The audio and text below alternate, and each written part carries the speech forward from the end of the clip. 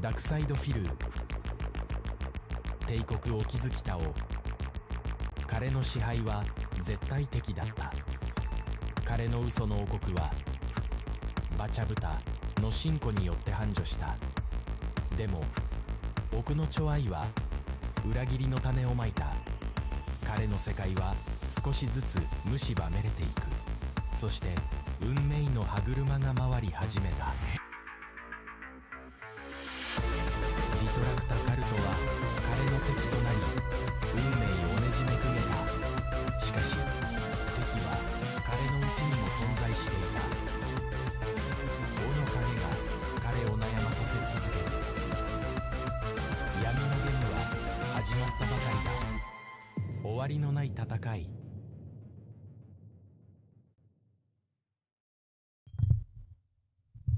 Hello, good afternoon, good evening, everyone. I'm Miss Misery. I am not going to be joined here by Mr. Merch today. Unfortunately, Papa Merch ain't doing so well, so he's visiting his family, spending some time like that. So I'm taking the show solo today. I'm holding down the fort here, the cult fort, making sure none of Phil's flying monkeys tries to infiltrate, right? So yeah, thanks for being here today. And also, I got a cold last week, and it's never gone away. So today I'm going to also cut the stream a little bit short. I know sometimes we say that a lot. We're going to do a short stream today. And it ends up being still like 5 hours long. I'm going to try not to do that today either. So just altogether not so good, not so good. But you know what I guess is good is some of you associate the number 420 with this day in a very special way. So if you do, light them up, because we're going down. We're going down into the Snortex vortex. We're still planning to do this the same way, going over the last 2 weeks, but I don't have as many clips today. I put together the show. And before we get started, I wanted to say a very special thank you. Channel handle number 133, becoming a member, a misery broker for 11 months now. It's actually pretty crazy. Let me see here. On screen chat not rolling. Oh no, it is. Why is that not happening? It ended with tip. Why? I don't know why. Let me refresh that real quick and then we'll get started here. So yeah, 2 weeks ago it was actually Phil's birthday, April 6th. And if you were here with us last week, we did the Snortex Vortex thing, and then we did an extra long stream where we joined in with Phil's live birthday party. And so we kind of sort of covered that like second half of the day, but yeah, Alex, you broke it. And Jordan Fadeaway, thank you for becoming a misery broker. Again, 11 months. Incredible, people, incredible. I'm trying to fix our chat right now. Let's see here. Refresh, please. Excuse me. Can we? No? Can we? Yes. Birthday week. You're right, PhoneTube. He had it on Easter Sunday. He had his birthday animations on Easter Sunday. It wasn't his birthday, and he totally overrode Jesus on that one. Very bad. I guess my chat is broke. Let's try one more time. Do this, and do that, and this, that, and the other. Let's go. It's still stuck on tip. Why? Shit. Okay. Geo18 for 10 months of misery broker. You folks, you stop it. Chat. Let's just roll the clip. We're going to start with his birthday in the morning.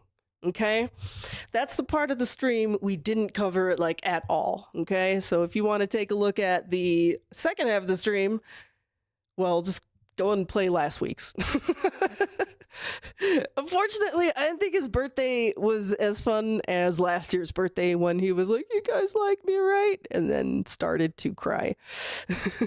And channel handle 133 for the 199. Thank you so much.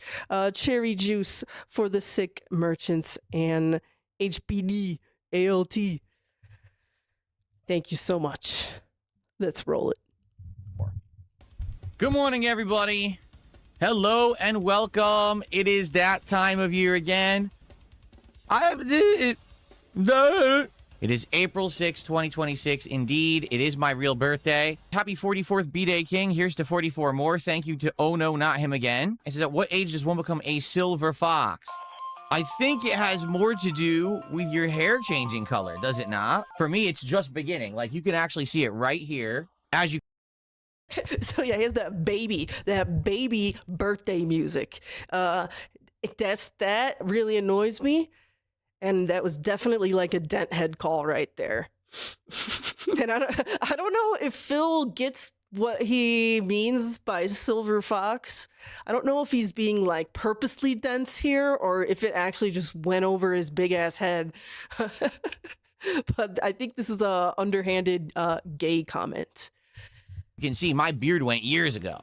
My beard has been gray or silver, whatever you want to call it, for many years. And that's all I really care about. You know, I was thinking about it. I don't think I'm going to get I don't think that I'm going to get cake today. No! I am shooketh. And I know some people are going to be like, wait, you're not going to get cake on your birthday? What? Well...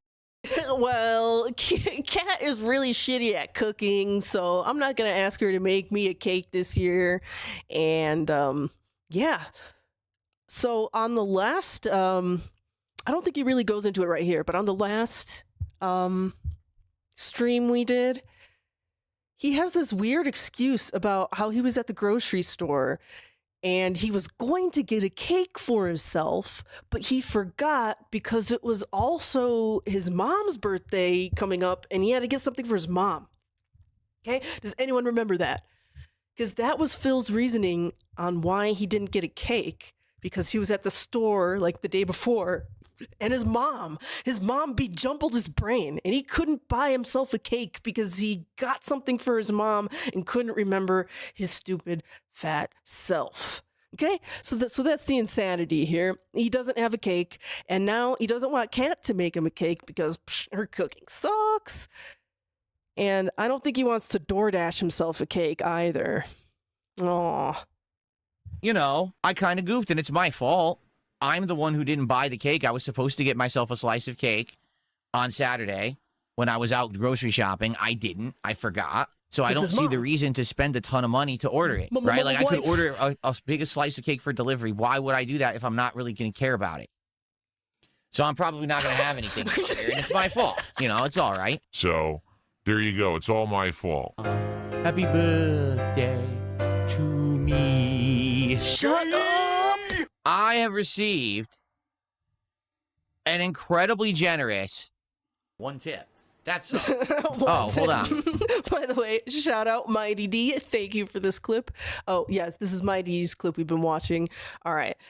Oh, you know what I forgot this whole time? Playback speed 1.25. We do 1.25 in this house. Cha-cha-cha. Happy birthday, Phil. Will you say your present today is a deeper appreciation for your wife and Jasper, the gift that keeps on giving? No. I'm not going to lie. Things were pretty rough for a long time there. For many years. Life was not going well for me. What's the cologne of choice today? Of course I'm wearing Dior Sauvage. Waste Cash for WWE Man Real. I thought you were the fake Waste Cash for WWE Man account. Have I gotten any presents? No. No. Do you want to know what my present was? Do you want to know the truth? This is not me bitching. I'm just telling you what's going on. So my wife and I placed a large order on Amazon on Sunday for Okay, here we go. We're going to dissect this one. It's the day before his birthday. His wife has not gotten him anything. His friends don't exist. But if he had one, he didn't get anything from his friend either. His parents I don't know, kind of hard to believe that his parents didn't give him something for his birthday, because he seems like that kind of guy. I'm a little surprised about that one, but sure, let's play along. His parents didn't get him anything this year. I don't know. So for his birthday, they're going to place an order on Amazon on Easter Sunday night. Okay? Delivery. Oh, my wife and I placed a large order on A large order? Amazon on Sunday for delivery yesterday morning. Tons of For delivery yesterday morning. Whew, okay. What kind of stuff? stuff that we need for the house. Tons of stuff we need protein in the house. snacks. Like a Protein humongous order we snacks. placed. A We humongous wanted this stuff order. yesterday. It was supposed to show. So once again, it doesn't even sound like he's getting anything fun for his birthday. He's getting protein snacks and stuff for the house. What the fuck? House. Protein snacks. Like a humongous order we placed that we wanted this stuff yesterday. It was supposed to show up yesterday morning. Yesterday morning comes, it's not here. So of course I contact Amazon customer support. I get contacted. So he does this weird wipe forehead thing. And yeah, so he orders stuff for his house and snacks. And he tries to overnight it. And he's doing this on Easter Sunday. And he wants that shit to show up on Monday? What the fuck? Is he out of his mind? Someone in India. In some kind Oh, wait a second. I missed that. Now he's shitting on India. Here. So of course I contact Amazon customer support. I get Oh, wait, what was that? He says, I contact, and he does that like hand thing. Is that like the universal signal for contacting? Whoosh. contacted with someone in India. Okay. in There's always those damn foreigners and Phil. some kind of a chat room farm, because you know they're all sitting in a room in India on PCs talking. A chat room farm. Sitting in a room on PCs in India. Okay. So, I mean, it is true. It's a bunch of people in India sitting on PCs in a room. That is true. But, like, if that was in America, there would be a bunch of Americans sitting on PCs in a room. like, he made it sound so sinister. A bunch of Indians being Indian on computers in a room in India, chatting with me in a chatbot farm in India, sitting in a room. To people, right? This is probably the 5th time in 2026 that I ordered something from Fifth Amazon time. and it doesn't show up on time. And Dude, we're only 4 months into the year, and we got 5 failures. 4 months into the year. Holy shit! half the time the packages never show up at all. Can you do Half the time the packages never show up. How many? Dude, is there a insider Amazon worker that's just like smashing his packages? There's a porch pirate that lives nearby taking his packages. Colt, are you guys doing this? something for me? And they say, No. so what do you mean no? No. The package is only missing now, but it No. could show up. And if it's missing for a day and a half, then we can initiate either a replacement or a refund. And I said, that doesn't help me. I need the items. That's why I ordered them. And I need them now. That's why I ordered them overnight. Well, we can't do anything to help you. Oh, Well, can you direct me to someone who can help me? Because if you have no power to help me, I don't know why you're employed, right? If you don't do anything, then why do you work there? as I'm typing the story to Dan of what's going on, Dan says, oh, I'm going to direct you to someone else who can help you, and directs me to someone else named Sean. All right, listen, I Dan, want to help you, but Sean, we don't have power to. bro. Our hands are tied. We're actually forced to not help you. Like, no exaggeration, we actually can't. We are forced to not help you. For the love of God. Oh no, I broke the chat even more. Shit. All right. This is getting ridiculous. Here. This should work. This should work now. Here. Okay, here we go. I think chat is back. Chat is back. Whew.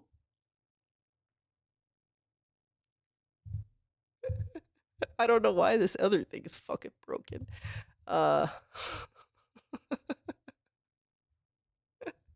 Help. Okay, we're just not gonna do that part today. Shit. How are you helping me by telling me I have to wait a day and a half because you lost the package? And of course, they have no answer for that. There's been 5 other times that this exact thing has happened and the package never showed up and I had to get a replacement or a refund. I said, why don't you just do it now? It's not coming. This is ridiculous. What kind of, what kind of delivery service are you running here? And what kind of a business do you operate? So Oh my goodness. So yeah, they're trying to tell him, you ordered this last night and you want it to show up in the morning. You haven't given enough time to even be lost yet. It feels like, but just give it to me now. It's not here right now, so just give me the refund right now. What kind of business are you running? Like, isn't that insane? He orders something on Easter Sunday. Now keep in mind, these places, like, people take off for Easter Sunday, and there's usually, like, it's a holiday for a lot of people. Yeah, Amazon warehouse is a little bit less staffed on Easter Sunday. There's a little bit less Amazon Flex delivery drivers doing stuff on Easter Sunday and Monday, okay? So your stuff's not going to get there fast enough.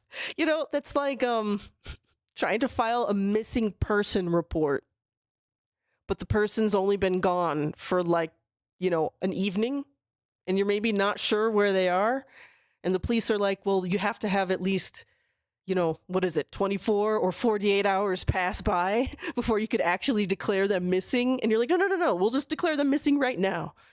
That's what he's trying to do with his packages. He wants that refund money and he wants it now. Also, I think it's hilarious that so many of his packages don't actually show up. I think he's lying about that though. But that is kind of funny if it is true. I wake up this morning, guess what? The package isn't here. So you can't get angry at the people who work in customer support. They're just people sitting in a room in India. Once again, this morning, I had to be, chatting with India again and told them the situation. Said, okay, well now, because 2 days have passed and your package is still missing, now we can order you the replacement. I said, okay, so it'll be here today, right? Oh no, it can't come today. The earliest it can come is tomorrow morning. I said, but what? Why couldn't you just get it to me yesterday when I needed it? Oh, sorry, we couldn't. Does he not know how shipping and logistics work? It has to get to the warehouse, and then from the warehouse, sorted, get put on a truck, and they have to plan all that stuff out and make sure it's on your route.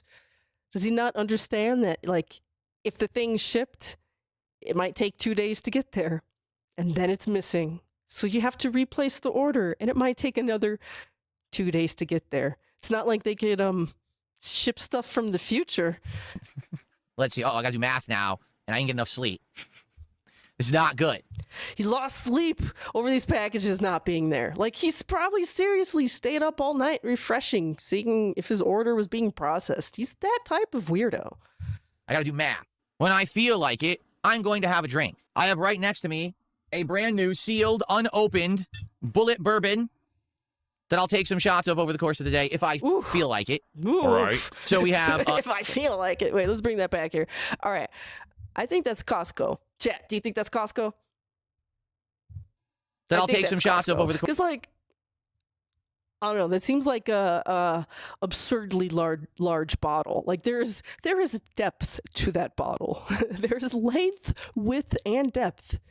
Well, you could measure that with a Best Buy receipt. Course of the day if I feel like it. All right. So we have Kelly with a HUF 400 super chat. What in the heck is an HUF?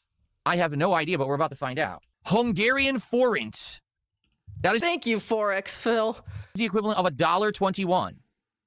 There you go. How much do you make a day these days on average? Well, All right. This is another fun one because you got to think about this a little bit deeper, okay? for my first initial question or answer is it's none of your business what I make. It's my money, not yours. For my first initial question, how much do I make? That's just being honest. Like, it doesn't matter. Why would you care? And why do you need to know? That's answer number one. Answer number two. I don't know. Yo, it is April 6th. It is April 6th on this date. How do you not know how much money you've made in a year? And it's about to be tax time, dude. April 6th. How many days away from tax time was that? April 6th? 1. So basically like 8 days. You should have your stuff submitted on the 14th, right? You are like a week away from tax time, and you say you don't even know how much you make. What the hell? Bumdale, you weren't banned from Kick for spamming. You're a troll account and you're a jerk, and that's why I'm banning you from YouTube as well. Happy birthday. Oh, happy birthday to me. Excuse me. Banned for spamming. What an idiot. So the agenda today is some liquor when I feel appropriate. Well, at some point, I'm going to have food. What food? Well, I don't want to spoil yet. And to be honest, I haven't 100% locked in. When my wife gets home from work later, we're going to order. When my wife, you heard that right? Let's go back. I don't want to spoil yet. And to be honest, I haven't 100% locked in. When my wife gets home from work later, we're going to order. And It's going to be something good. It's not. My wife has nothing to do with my streams. My wife is not involved with my streams, but I have to wait for my wife to get home from work so we could talk about what kind of food we're going to order. So she will be influencing my stream. Going to be health food. Like I told my wife, listen, we eat healthy like every day. No, I don't. You know, I work out. No, you I just don't. worked out last night. You I didn't. want to eat something unhealthy for my birthday. Sure you so do. we're going to order something unhealthy for Every my day. birthday to eat. Do Okay. it. they're claiming the replacement shipped. Is that true? I'm looking right now, actually. Oh my God. Some of it shipped, some of it didn't. What a mess. Oh my God. Some of it shipped, some of it didn't. What a mess. I'm just so disgusted. They can't give me my random shit from the warehouse on a moment's notice. What kind of business are they running here? This is so stupid, man. Oh, hell. They screw it up so bad with these orders. I don't want to look at this anymore. This is gonna piss me off. I don't want to look at it. I'm seriously closing it. I don't want to look at it again. It's been crazy because I know people are like, well, what about Asmon Gold and this and that? I don't know. And to be frank with you, I don't really care. Like, I don't have any guests coming on the show or anything. That's not what this was supposed to be about. All right, I'm gonna skip past this Asmon part because we all know Asmon doesn't show up, and yeah. So, to be honest with you, it doesn't really matter to me. He's not going to be on camera. He doesn't even know how to do it. He doesn't even know how to be on camera on Discord. So it's What? gonna be like, I'll get a still frame of him. What are you talking about? I don't even understand what that means. He doesn't even know how to be on camera on Discord? I really don't know what that means. Pingling says, Wings said he'd come on for your birthday. Wings is constantly now saying nasty things about me. He's so upset about my April Fool's special about him, which, number one, was not totally serious, to be honest. Number two, I already had a discussion with him about behind the scenes, and he seemed fine. And now it seems like every stream for the last 2-3 days, he just keeps getting baited by people to say bad things about me. He looks like, what was that? Zordon from the Power Rangers? Yeah. But once again, Phil has to always bring up other people. Other people. You know, he's trying to drive that wedge between Wings and his mods and his fans and his chat and his other people. Because he's some kind of strange cult leader, I guess? I don't really want to listen to drama about this. I don't think he wants to come on my birthday stream. I never talk bad about him, ever.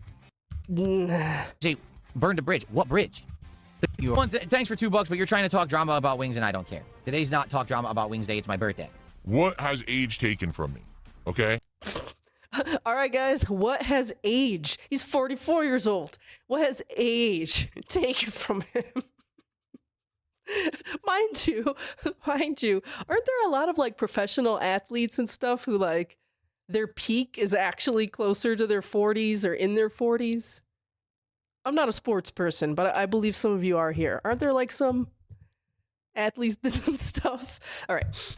Not my looks. I never looked good.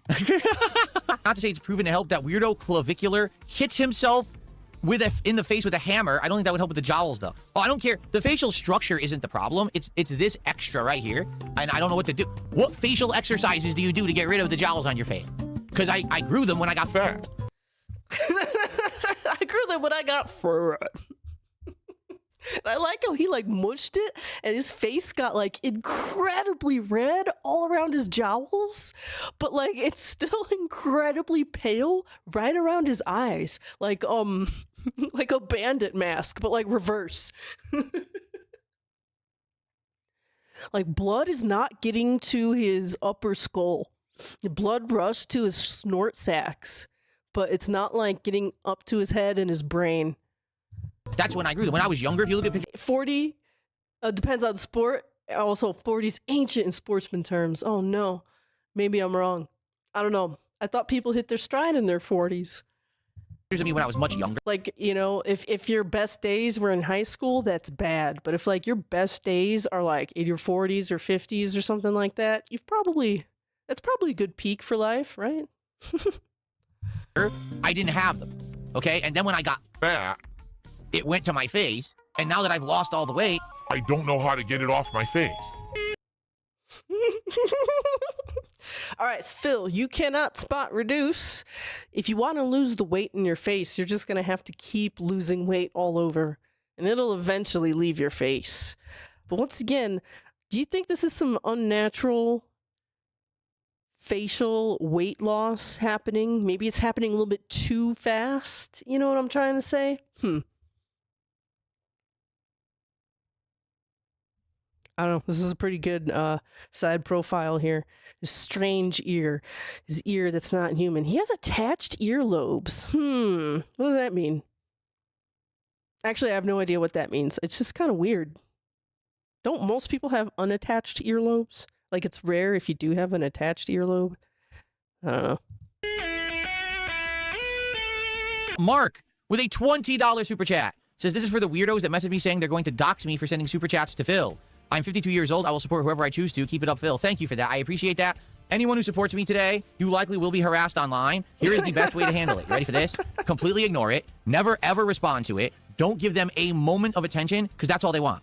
They want your attention, and if you even respond in any way, shape, or form, they will act like they got what they wanted. You ignore those morons. If they are harassing you somewhere, you block them, and you pay no heed and no attention, and they will go away. Period. Today is my birthday. The King's birthday. If ever there was a day, today on Kick, you guys got to send moral support right now. I want to see the Kick chat absolutely flooded with moral support messages right now. Oh, no. I don't know what that means. No, I don't know. Can someone explain it? So Greed Goblin says, do you laugh when you hear LTJ refer to you and others as Ice Warden? Also, do you have an idea what that means? I have absolutely no clue because I have an intelligence level above like 65. Above like 65. Oh my god, I would hope you would have an intelligence level above 65. You're probably a warm 75. You know what? That's what it is. The heat in his room is actually his intelligence level at any given moment. So when he's like, oh, my room's getting hot, it's 88 degrees, because he has the IQ of 88 at that very moment. And he's like, ooh, it's really hot in here, it's 90. Like, that's when he's actually firing on all cylinders. He's got 90 IQ at that moment. But, you know, most of the time, he likes a nice, cool 65, you know, mouth drooler level. That's the new Phil lore. The temperature in his room is also tied to his current IQ. So I don't know. Like, when you're smarter, you don't understand what dumb people say because you can't comprehend the drool speak, as they call it. I have no fucking clue what he's talking about. I just ignore it. I just ignore it. I just ignore it. So what does it actually mean? Can someone explain it? I just ignore it. Can anyone explain it? I would love to hear what this term means. I don't even want to say it for fear that it's something horrendously bad that I would never want to say. I don't even know what it means. Big ups on that edit right there. Piping hot. As I said many times, and I will repeat myself, absolutely positively nothing that Review Tech USA does concerns me because he's an insignificant human. Like, literally nothing he does affects me or should affect anyone of any significance. So I don't care what he says, does, or, you know, he's just worthless. There's no reason for me to ever even look into what he's doing anymore. I just don't care. Thanks for $2.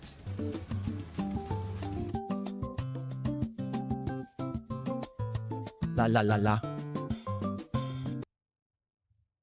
Makes me want to off myself. All right.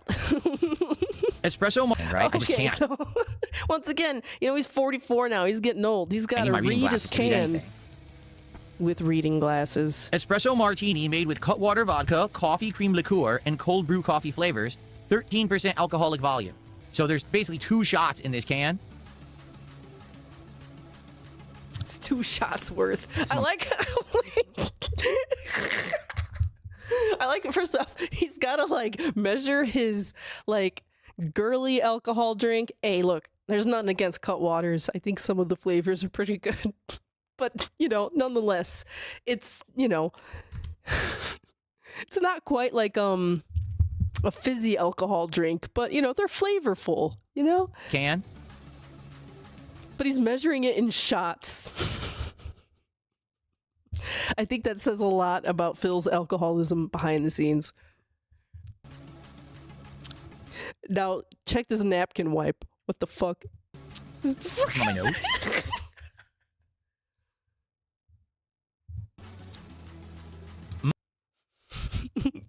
Phil's a human being with human reflexes, human-like movements. Ooh. True Dark Link with a $2 super chat says, taking a shot for you, Phil. Happy B-Day, my G. Thank you so much, True Dark Link.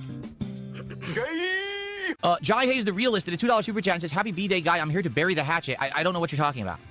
All right, Jai Hayes, that was the vape dent who keeps donating to Phil, who had the unfortunate daughter who had passed away, but he's like using her life insurance money to donate to Phil. I don't know what you're talking about. Bury the hatchet? By the way, this is a brand new account, so it's not... Oh, see, look at that. Phil immediately clicked on that account to go and sniff out, was that the real Jai Hayes? Nope, it's not. Actually, Jai Hayes, it's somebody else. Yeah, it's a brand new account. Here we go again. This is again. Fake Jai Hayes says I banned him. I never banned him, as I've proven multiple times. So even if this is the real Jai Hayes, he's just an idiot. But it's not. It's probably a troll impersonating him. It's delicious. I love this thing. Do you have a super high tolerance or something? That's a shit ton of alcohol. What? This? What? This?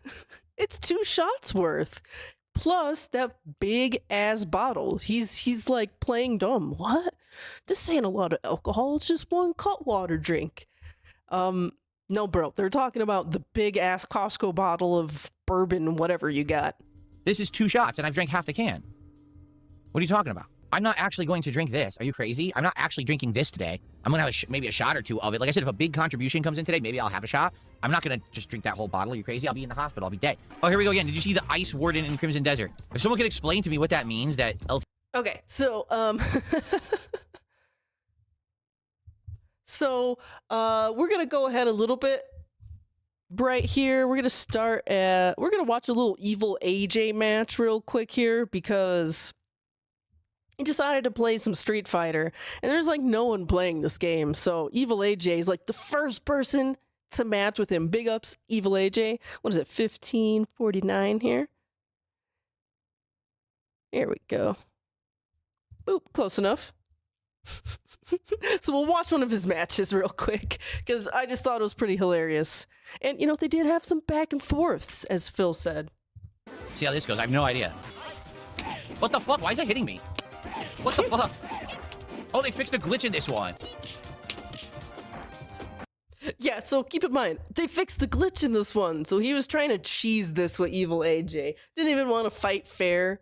You know, he's trying to do some kind of glitch. I'm not like a fighting game person really, so I don't know exactly what kind of Blanca, whatever glitch he's trying to do. But here, we're going to watch this match real quick. They fixed the glitch in this one. I can't charge super. What the hell? Why? What the fuck? Whoa, Oh, she's mashing. fucked. She's fucked up. She won't crouch. Hopefully it's not Evil AJ. It's Evil AJ. I literally just said I'm not going to... Big ups, Evil AJ.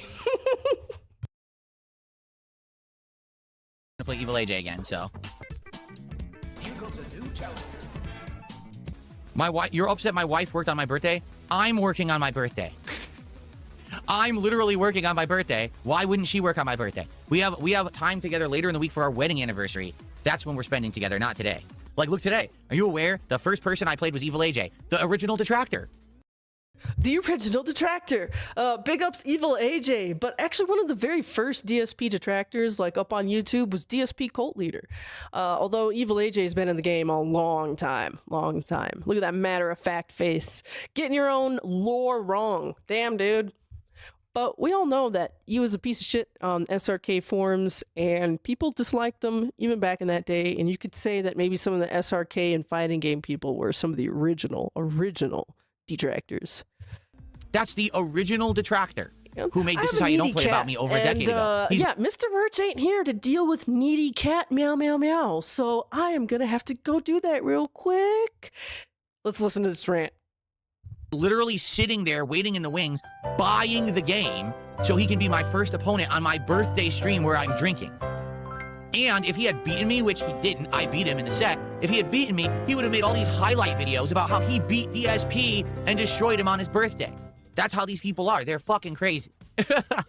Jonathan P. Fister who did a super chat and also said something ridiculous that I'm never going to read. And he also did it in a currency I don't even recognize. What in the holy hell is czar? But what is to make fun of is when they say stuff like I'm poor and shit. It's like, what are you talking about? What evidence exactly do you have that DSP is poor? You must be blind. Thank you, Willow. Thanks for saying happy birthday. I'm waiting for my wife to arrive home. I don't think she is yet. Let me double check. I didn't hear her come in.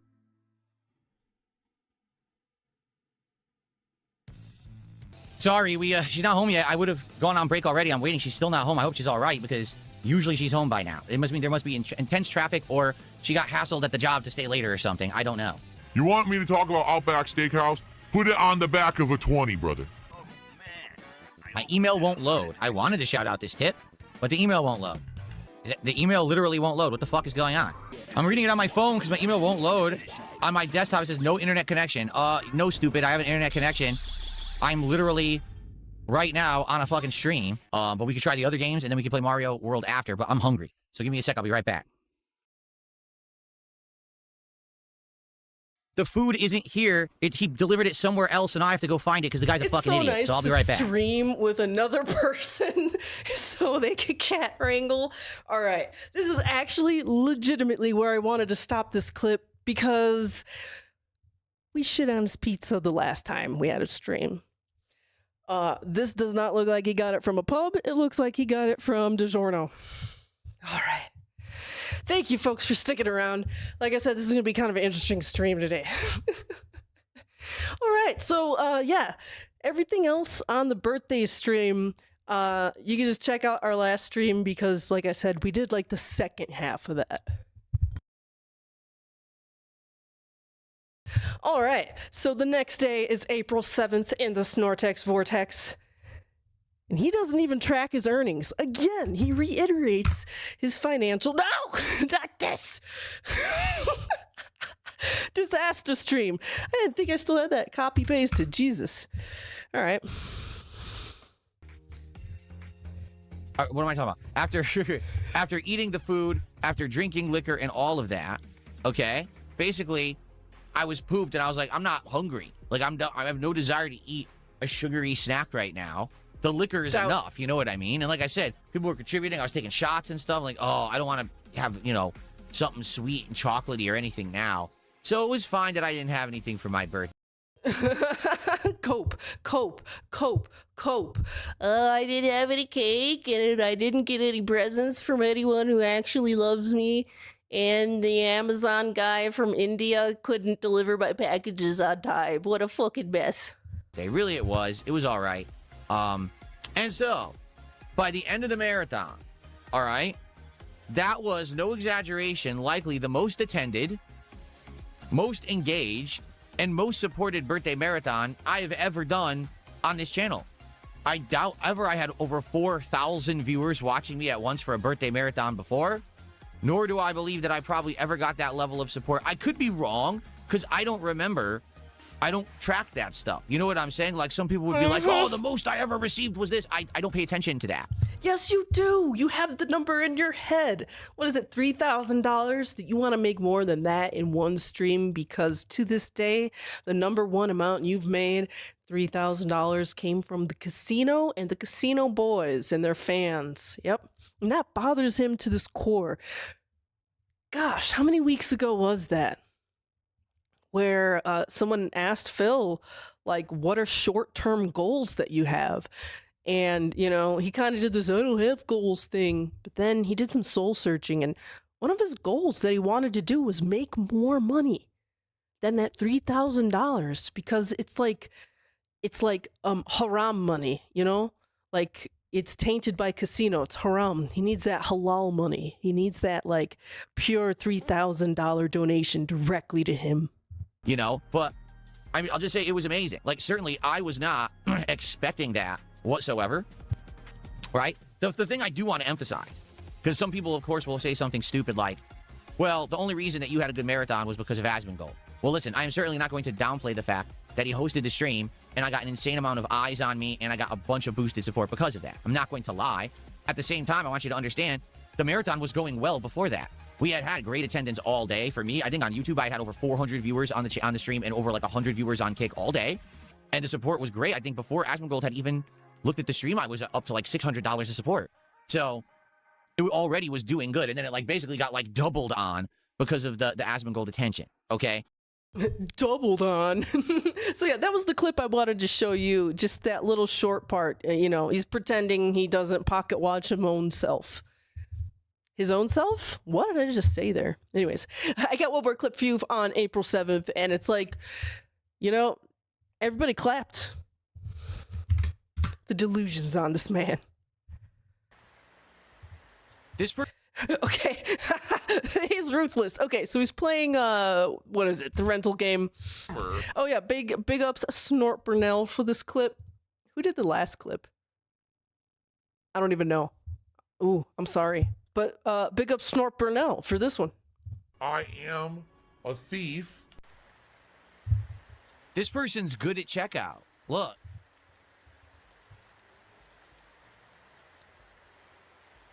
Watch this. I fired her ass. I fired her ass because she took a sick day. All right. Phil fired a worker for taking a sick day. Sir, your place is going to get shut down for violating labor laws. Yeah, guess what? In the state of Washington, you are granted guaranteed protected sick days that you can, gain while working. And it is against the law for your employer to retaliate against you for taking a sick day that you have earned. Did you know that, Phil? Mr. Labor Law Violator. Man, once again, like watching RimWorld and how he doesn't know how to manage people and things, this is a great example of him just not knowing how to manage people. Thank God he lost his office job. Imagine middle management Phil. Terrible. All right, now I'm going to hire this person who's good at checkout. Imagine you have your trained employee. Now, I've never played this game. I don't know if you just like click hire and then they just work, or if there's like a training period with these people. But like in real life, think about it. Your good employee took a sick day and you'd rather just fire them, and you have to retrain and rehire a whole new person, get them in on payroll. You know, there's always going to be... He's a terrible manager. Terrible. There you go. I'm going to have her assigned to checkout. Look at that. Yo, that is dirty. That is dirty. He oh, you want a knows sick it. day, huh? Yeah, you could take a sick day. You could stay to be sick forever. For all I care. I fired you. Wow. That is evil. That was absolutely evil behavior on my behalf right there. Dude, if Phil could run a sweatshop, he would. Wow. If you guys are enjoying Retro Rewind and you want to see me continue to play the game and, max it till the end, which is level 20, please support the stream tonight. Let's go. Thank you, guys. Oh my God, he's drinking Hulk Hogan's piss. Please support the stream if you haven't. Right now, support is pretty good. It'd be great if we get some more by the end of the night. Let's go. Here we go. Let's go. Speaking of which, let's get some support tonight. We're still here for about another half an hour or so with Retro Rewind. If you haven't supported yet, please consider doing so. Let's get some support for this awesome game to keep it going in the rotation, right? Give me your money. I received a $1 tip. Do you ever wonder if someone thought you're strange for wearing a Hawaiian shirt in public? No. No, no one's ever thought I was strange for wearing a Hawaiian shirt in public. I've been complimented on the shirt. I've been complimented on the shirt. Actually, walking through my own neighborhood. My neighbors. Walking through my own neighborhood. Hey, Phil, nice shirt you got there. Oh, he's going on a walk with his wife again. Hey, Phil, nice shirt.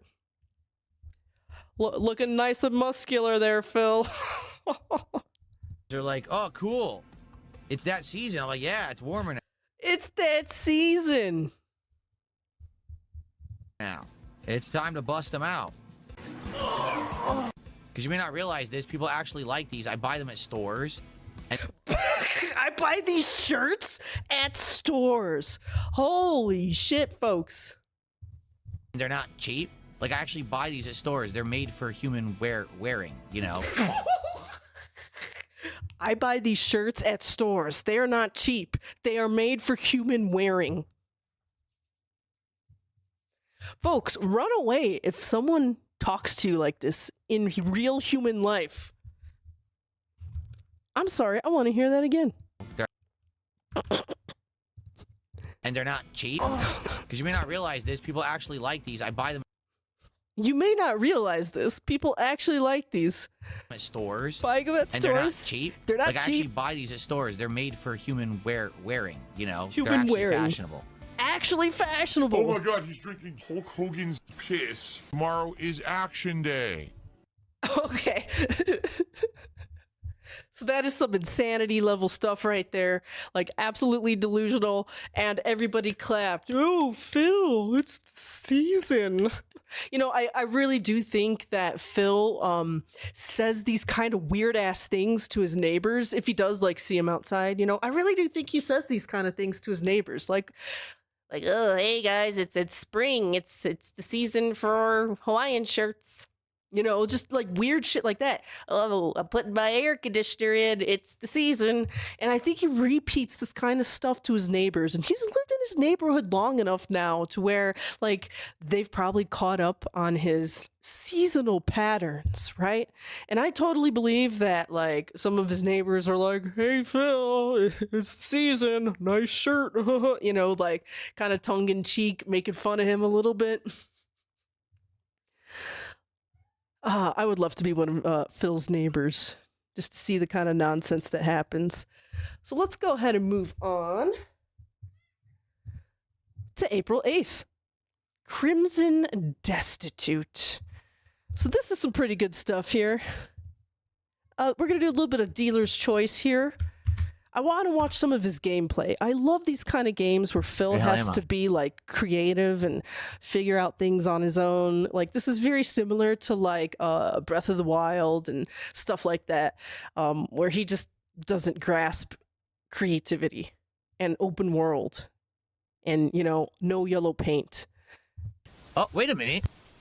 I'm closer. Get your face out of my ass. Wait, I mean, get your ass out of my face. Then, shall we begin? No one cares. Just do the experiment. So, Stop blabbing. Doodle-doo. Once again, another thing, I don't know how you would figure it out by yourself, because if you guys didn't tell me to use Force Palm, I never probably would have even tried it. Okay, did you just see that puzzle? That looked pretty easy. Like, you would take big block and like push it in big shape that looks like big block fits in it. Like that puzzle is like elementary school. But there you go. Thanks for telling me. I like how you have to do this I all by meow, yourself. meow. No one says a word to you about doing Look it. at it. They didn't bother giving the orc dialogue to tell you to do this. So it's showing the palm strike icon. How do I get over there to palm strike it? Ride the air current at the middle of the experiment dome with light and approach Tenebrum? What the fuck are you talking about? How would you do that? Like this? Yeah. That was it? How exciting. could you go and investigate? No. A contribution shop. Thank you so much. Gifted 5 memberships to the community on YouTube. All right. You know what? Speaking of gifting 5 memberships, do I have 5 to give away? I'm not sure if I do. Let's see here. Nah. You know what? I think we're messing up chat again. I think chat. No, I didn't. Okay. Let's see here. You know what? I'm not sure if I have 5 to give away because we've already streamed multiple times this month. Dang it. Ah. All right. Forget I said anything.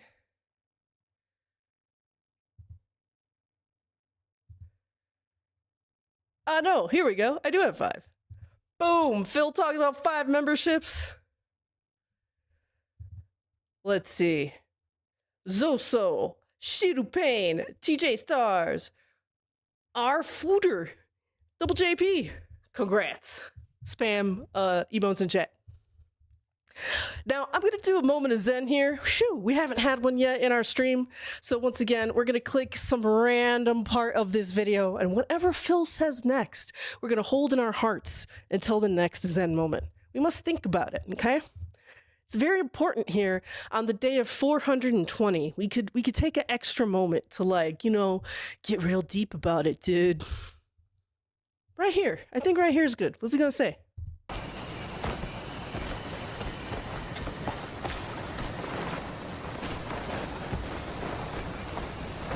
Come on. I can't. All I want to do is drop down here. I'll never touch it again. No, that was terrible. But you know what is not terrible? Alex AAA sending 10 memberships. Thank you so much. So say thank you. And Mind of the North Star. And Infoxic Grain 89 Scarlet Monkey 042 Jesse Cat Garlic Call Rest of Floorboard Chat .j the cuck. And hey Bree. Okay, that was a really bad moment of Zen. I'm gonna redo that one. We're gonna pick another one here.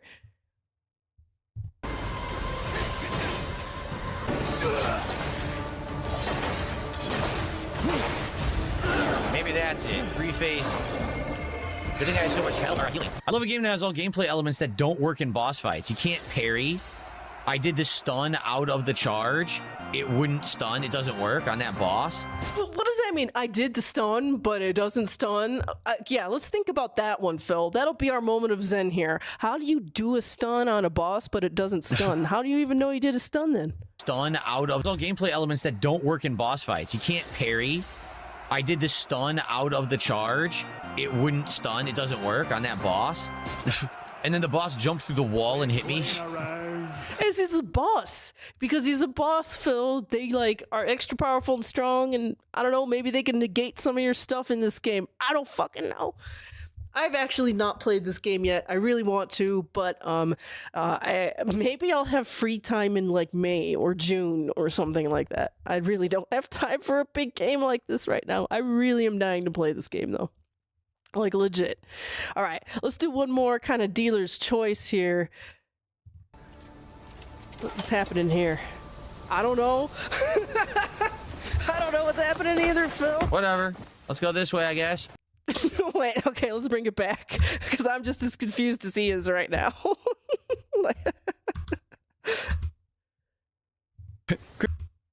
Let's keep going. How much more can they throw at me in this game? You know? So, let's keep going. All right, here we go. Welcome back to Crimson Desert, everyone. I thought I didn't start recording there. All right. I didn't want my horse. Hey, Neuros, wow, dude, you certainly didn't have to do that. And I'm Neuros, obviously, thank you so much for $100 super chat. That is amazing, and I really appreciate that. Thank you for the support for Crimson Desert today. You've been hugely supportive. Thank you so very much. Everyone applaud. Okay, that seems a little bit weird. Thank you very much. I don't know. That seemed a little sus to me. Or maybe, like, Phil knows who this is behind the scenes, and he's a little bit angry that the game is still being supported by said person. Thank you, Sinai Mizros. Anyone who likes Crimson Desert should be very grateful to Sinai Mizros, who just did a ginormous contribution to the game here today. No. Look, I legit can't interact with them. They won't let me talk. Look. Oh, this is what he's talking about. How stupid. Whatever. I went back for all of that. This is not worth it. Forget it. Let's go to the witch. Don't question it. Like I said, this game, I really feel like they threw so much into the game. None of it's really polished, you know? There's a question mark. There's people talk to them. You can't talk to them. Then why are they even on the map? If you can't talk to people, why are they even there? Oh. Huh? Fuck. Ah, thorns on my balls. Ah! Oh, I landed right on the balls. Oh. Ghosties! Go!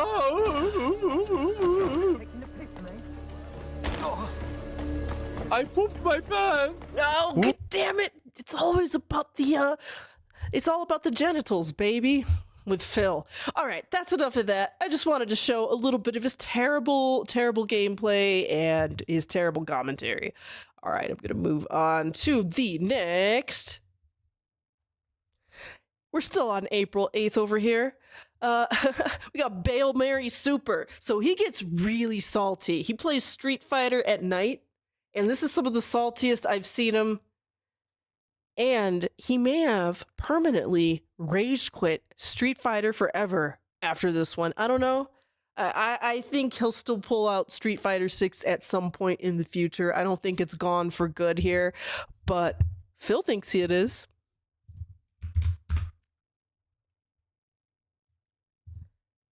We've been a half an hour since we got any support on the stream.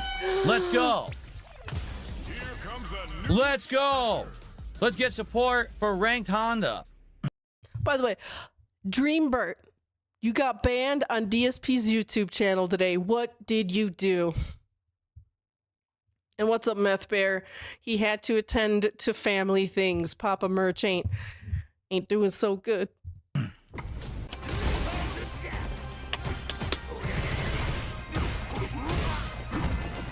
Get him block.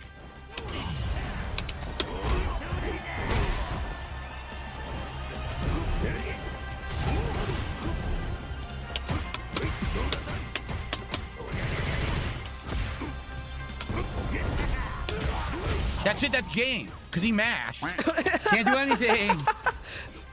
Can't do anything. It's all guaranteed hits. I can't do anything. I like how Phil calls game on himself when he had like 3 or like I don't know, maybe like a quarter of health left or a third of health left. Like, okay, let's go back real quick. His health bar was almost as much as the Akuma's when he calls game. Okay, they're pretty equal right here. Okay.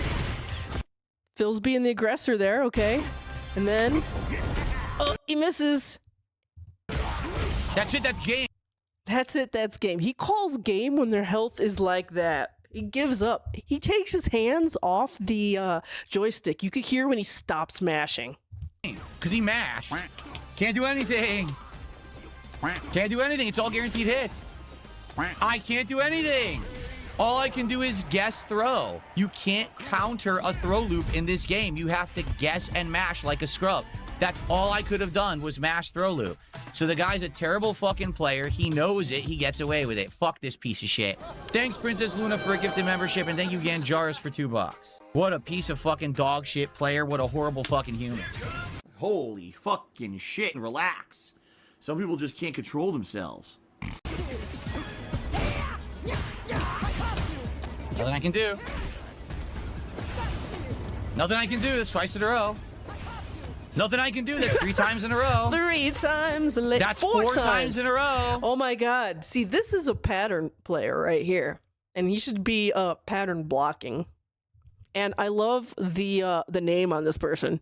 It's time for men.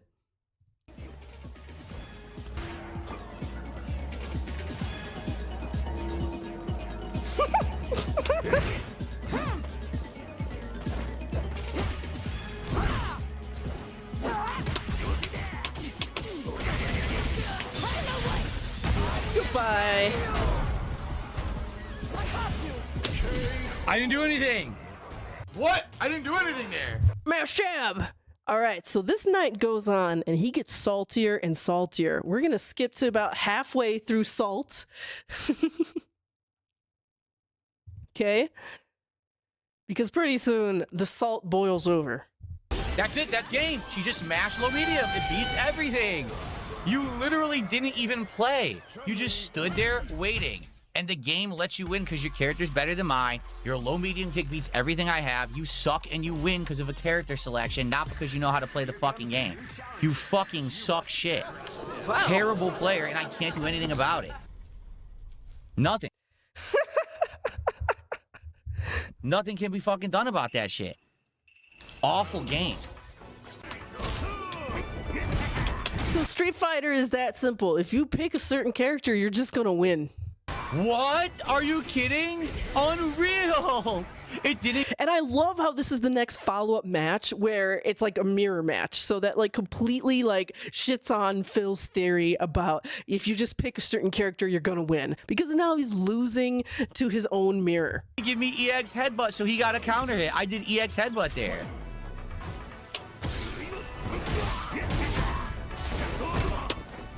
Fuck this fucking game. I hate it. It's so bad.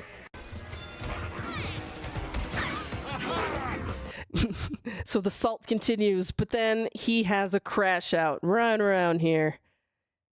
We're going to start watching some of his last matches. Now, folks, these could be some of his last matches in Street Fighter ever, because he quit, apparently.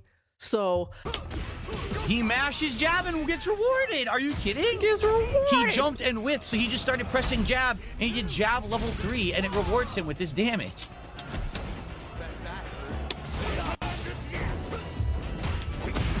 Why? Why is he being rewarded for pressing a button again?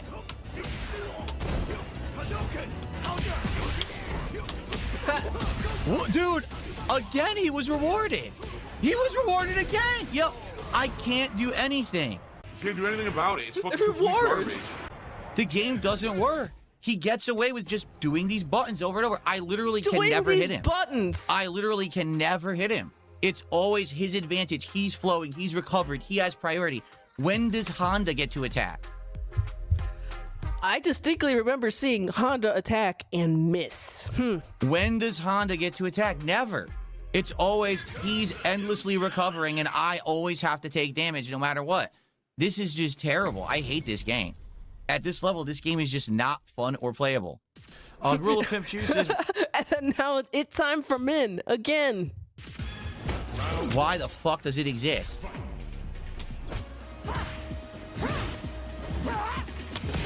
I did a move. It didn't give it to me, so it gave me hers, and mine never came out. It gave me hers. What? Can't do anything. What does that mean? It gave me her move? What? Did the game confuse the Fuck moves this over game. It's the not worth internet? playing anymore. Really, I just don't want to play it. It's not fun. Uh-oh. I want to have fun when I play a fucking game. There's no fun to this game. Just have fun. Just like chill, Phil. Put some eye drops in your eyes. I pressed my button. Did you see an attack? Did you see an attack?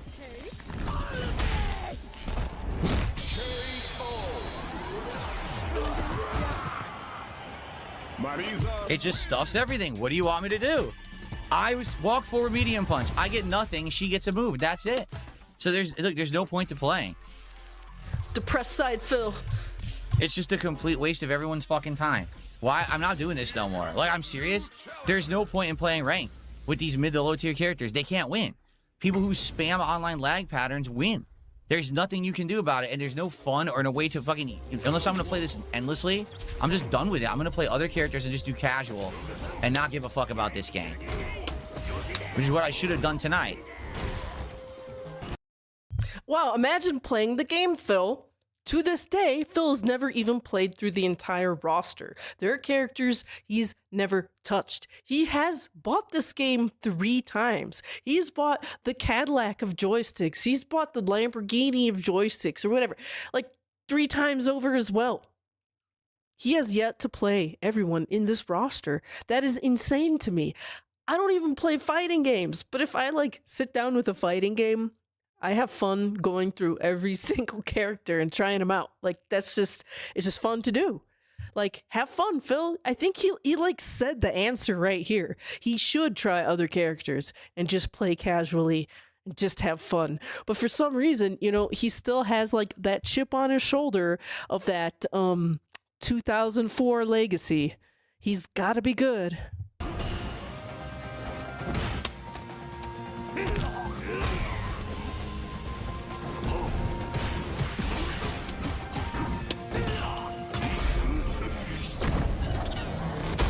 Can't do anything. I'm frozen. I'm stuck in a cutscene, guys. Huh? I jumped out of its way.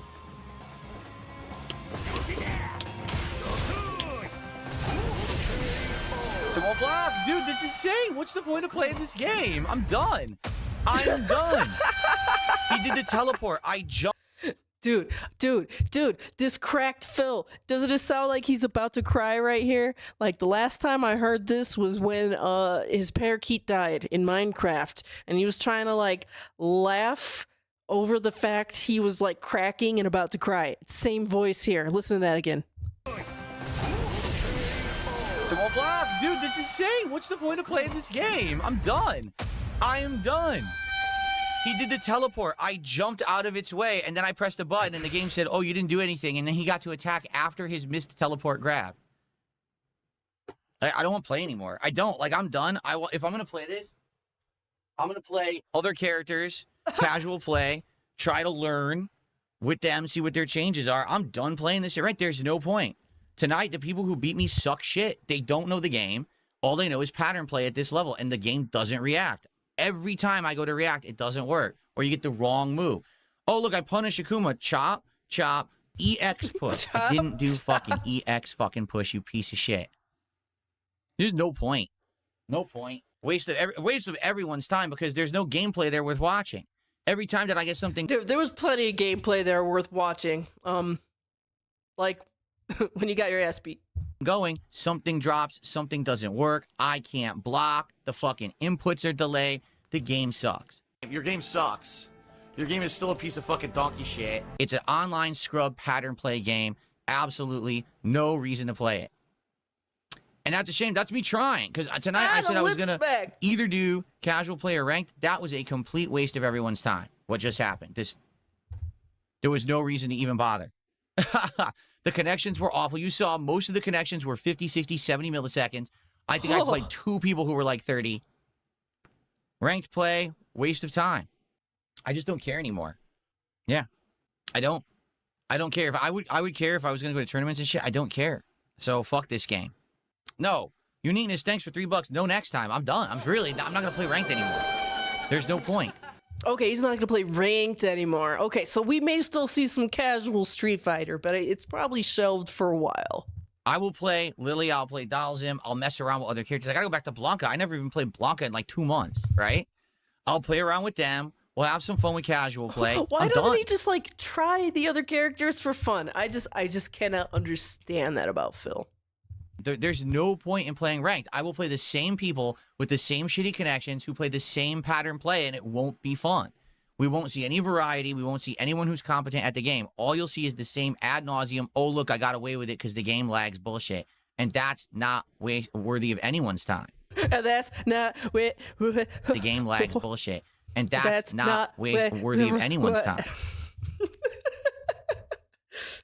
All right. That's basically the end here of this clip. Will we ever see Street Fighter again? I don't know. But we're going to move on. He ends the day on this sour note. Also, what was his money amount here? Did he even make top super chat $9.99? King's tax $117. A terrible night. Moving on to April 9th in the Snortex Vortex. A beta male plays a beta. So he goes on from the Street Fighter Salt to then do the Invincible beta. Awful. You can tag off of anything.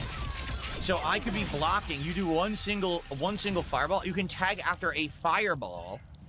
And it actively rushes your teammate to the other person. This game is really terrible. I can't believe it's that bad. Like, here's the thing, okay? In Marvel vs. Capcom, you can tag only in certain situations, okay? In this game, you do an attack, you can immediately cancel anything into a tag. That's what they were doing. It didn't have to actually hit. Like, I thought, oh, okay, if it hits, by the way, you can't stop the matchmaking in this game, so fuck this. So, this is the... You can't even stop the matchmaking in this game. Guys, this game is not like Marvel vs. Capcom. Dumbest fighting game I've ever played in my life. You can literally tag at any moment. That's garbage. So that means never can you actually play a fighting game because at any moment there could be a tag coming in. Then you have to do the mini game where you hit medium punch and heavy attack together to stop it. So at any moment you have to interrupt the fighting game to do the puzzle interruption. The puzzle interruption. Blocking is a puzzle interruption now, folks. And oh, by the way, what's up, Disco Final Boss and Rybread82? You know, I actually haven't been doing shout outs and saying hi to you people lately. I'm really sorry. I'm really sorry. It's not even puzzle interruption. It's almost like a quick time event. It's almost like a quick time event, folks. Blocking is a puzzle interaction, almost like a quick time event.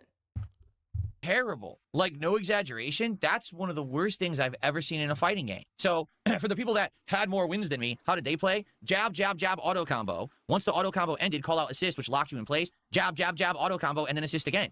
That was the entirety of the game. There was nothing else to it. It was just auto combos, assist, auto combo, assist. I tried doing push block. It didn't work at all. You would get dash, you get other things instead of the push block. Now you can also do the assist reversal, which I tried doing a few times in that match. So, and by the way, the connections are awful, and the matchmaking was atrocious. It didn't work. I couldn't even get enough ranked match. I mean, how many matches did I play today? Like 15 to 20? Yet it says I only played like 2 ranked, and then it would erase it, then say you won 2 again, then it would erase it again. So the game is awful. Like, I'm not kidding. That's one of the worst fighting games I've ever played in my life. The combos are incredibly simplistic. Just dial a combo, button mashing. That's legitimately awful. I'm never playing that again. So, dude, imagine this. You, like, rage quit Street Fighter in the night. You go to sleep, and then in the morning, you play some beta for a new fighting game, and you rage quit that, too. I think that's probably the fastest back-to-back fighting game rage quits I've ever seen Phil do. And I need to shout out NWO News. Pretend your chat popped up there. I broke it earlier. Ha ha. NWO News, thank you for the 5. Is it just me, or is Phil hyperfixating on how to lose instead of how to win? He's like the Rain Man of getting felted in real time. That's an interesting way of thinking about it. Yeah. He has to, I think he's also trying to compare it to, obviously, old school Street Fighter and old school Marvel vs. Capcom, because that's the only thing he could, like, anchor it to in his head, and he's not able to, like, really learn new fighting game mechanics. It's the definition of you can't teach an old pig new tricks. Oink oink. I'm serious. I'm never playing Invincible Versus ever again. That was, I'm so glad there was a fucking beta, because if I bought that and I played it, I would have been like, what the fuck, $50 down the drain. That is terrible. Seriously, I will not waste time on this again. And you guys outright said it. You said, well, that was boring, because it is. Yeah, fuck this. I'm never playing that again. Legit, one of the worst fucking fighting games I've ever played in my life. Overly simplistic. The whole game's a tag out mini game. It's garbage. Don't a mini game. Seriously. Okay, blocking someone's tag a new character is a mini game. It's a quick time event. It's a puzzle. Folks. You want to play a good fighting game? Don't play that. That's awful. Well, that's unfortunate, and that's... Well, then what? What's a good fighting game we should play, Phil? Street Fighter 6? Disappointing. Yeah, that's unfortunate and disappointing. It sucks. Wow. All right, guys. Wow. Well, that's it. Invincible Versus, a fail. An epic fail of a fucking beta. Playing it for 3 hours shows that the matchmaking is terrible, the online connections suck, the gameplay is overly simplistic, and the whole game's a minigame. A tag minigame. Fuck this game. I'm not playing it again. The whole game is a minigame, a tag minigame. All right, so, like, within a 12-hour span, we have 2 different fighting games, rage quit. That's amazing, right? All right, we're going to move on to our next clip here. Whoa, it's a little bit louder. So he plays some of that new Pokemon, too. Okay? And he can't even rage quit Pokemon the proper way. My attack fell. I don't even know what upper hand does. So, let's go for Earthquake again. It's super effective! Yeah!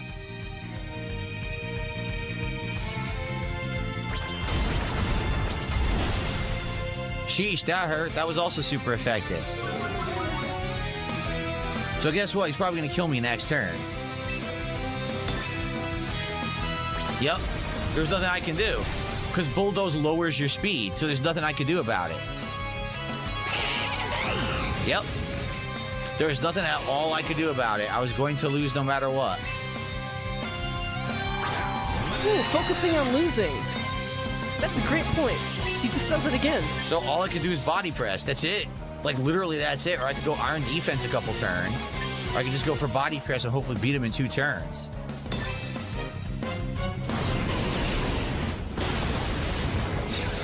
Super effective, right? Yep. So he had all the weaknesses. I didn't have any. There's nothing I could do about it.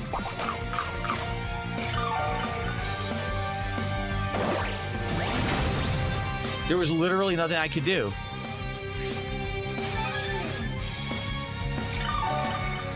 I'm dead. So here's what you do. You ready? Here's what you do. Ready? Oh, dashboard, no! Phil, no! You quit a children's Yeah. game. That's what you do. You're- All right, now you're let's a go great play. streamer. Let's try again. Yeah. You're so cool. I'm so proud of you, You Phil. win. Yes, I'm a winner. Good shit. Good shit. That's how it's done, baby. Pokemon Champion League. Wait a minute. No! No, don't do that! Oh, no! No, don't do that! No! No, you can't do it to me! You can't do it to me! Ah! Oh, get felted, Phil. You can't even rage quit a game right. Oh, that's great. Well, hey, now you know you can't cheat. There's no way to Oh, cheat. cheat It just keeps ass playing the Phil. game and it would have just done a timeout. You would have lost. All right. Right? That's good to Get know. You felted. needed to know how to do Felted. it. You can't cheat. You can't cheat this game. Yeah, you can't cheat in a children's Pokemon game. You can't felt a child by quitting to the dashboard, Phil. All right, let's try again. That was great. That was absolutely great that you just lose. Damn. I don't know. I thought that one was pretty funny. Not gonna lie. All right. And I do have an extra little clip here from April 9th. We're just gonna watch it casually here.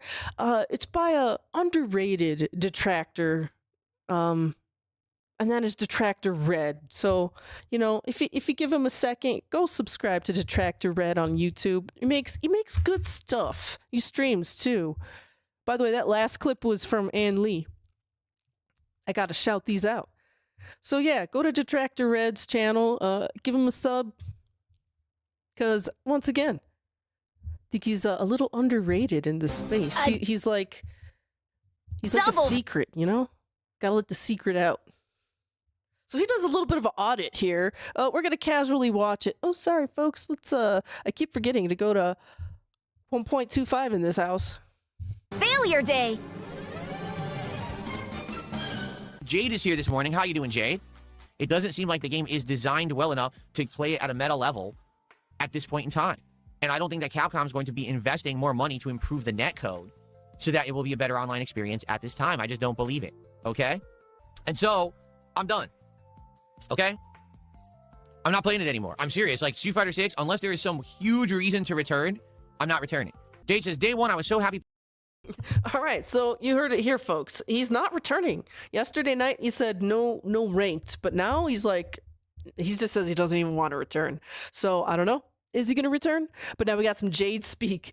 Now this is where I think Jade's mom is coming in and typing for him, because this is way too complex for Jade, because he's usually be like, let's see. In day one, I was so happy Street Fighter 6 is first I play easy to me, easy controls, but in online, not easy to me. I always play offline, easy to me. I really think he's like getting his mom or something to help him type. Maybe he has a new like AI, like voice to AI typing thing right here. And this is actually how he sounds like when he's speaking. Because like this is a little bit more complex for Jade. You know what? Maybe he's learning. Good job, Jade. Playing Street Fighter 6, at first it was easy for me to play it because it had the easier controls. But online play just isn't that easy to me, and I always play offline. Yeah. Yeah. Oh, by the way, I wanted to go back. Who said that? Who said that earlier? Dreambert, if you're still here. Yeah, why the hell would you complain about Jade? You know he's got like super protection status. Like Phil has a special translator in his head, and he always knows what Jade is thinking, and he thinks about Jade when he plays games and Jade isn't there, you know? And he ignores him on his birthday. So yeah, of course he would get banned. What's funny, someone says so much lip smacking. I'm not lip slapping at all. You're either hearing shit or you're misinterpreting other sounds as lip smacking. You're misinterpreting other sounds as my lip slapping. No, you're not hearing me lip smack. Your ears are delusional. You have delusional ass eardrums. Misinterpreting other noises. Folks, he is telling you what you are hearing. He's trying to change your mind. He's trying to change comes in denim to here comes the nana. He is trying to change what you hear.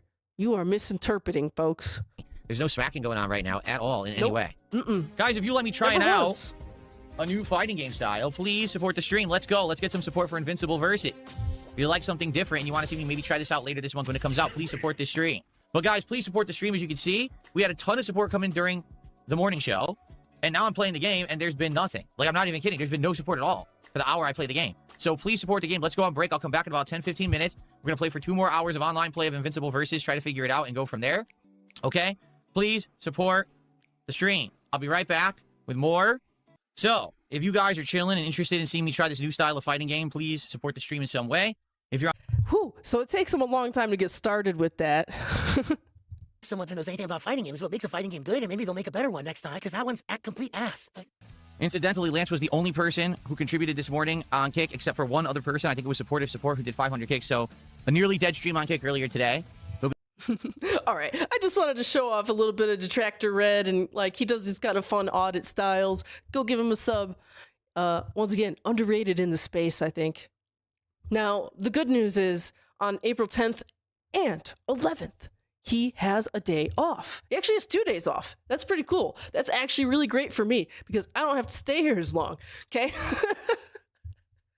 So we're going to move on to the 12th, where he talks about his wife, okay? And, like, that's kind of one of my little, like, personal specialties here is when he, like, slips in his little relationship talk and more about his personal life and stuff, because I just think it's fascinating to me how this delusional man operates with this strange woman. Okay? Woman to woman. I don't know how many girls are out there listening right now, but woman to woman. If you're out there, like, seeing Kat and seeing how her personality is on the stream and how she talks and how she interacts with Phil. If you were to, like, run into Kat in the public, let's just say you didn't know who she was, but you ran into a person like Kat in public and you met her, do you think you would be her friend? I don't think so. Anyways, Phil really loves his wife. Sorry, I got a little carried away there.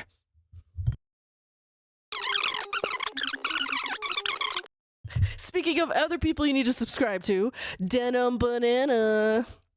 Go ahead and give Denim Banana a sub.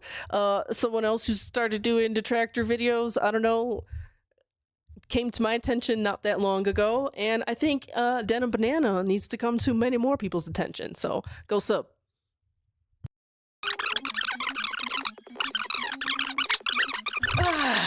Yes. Yes. Intriguing. Hope you had a great wedding anniversary. Let's just talk about it, shall we? Let's talk about the 2 days off that I just had. Woo! All right, Phil. I hope you had sex. So, this was a good couple of days off, all right, to be honest. And here's why. 2 days. Because it was 2 days off. Because there was it was one day 2 days. I didn't even know he was going to say that. Damn it. I was able to solely focus on spending time with my wife, which doesn't get to happen often. It doesn't. You know, usually when I have a day off, it's a hybrid of half the day I'm running out and doing errands and stuff, and then hybrid. It's a hybrid day.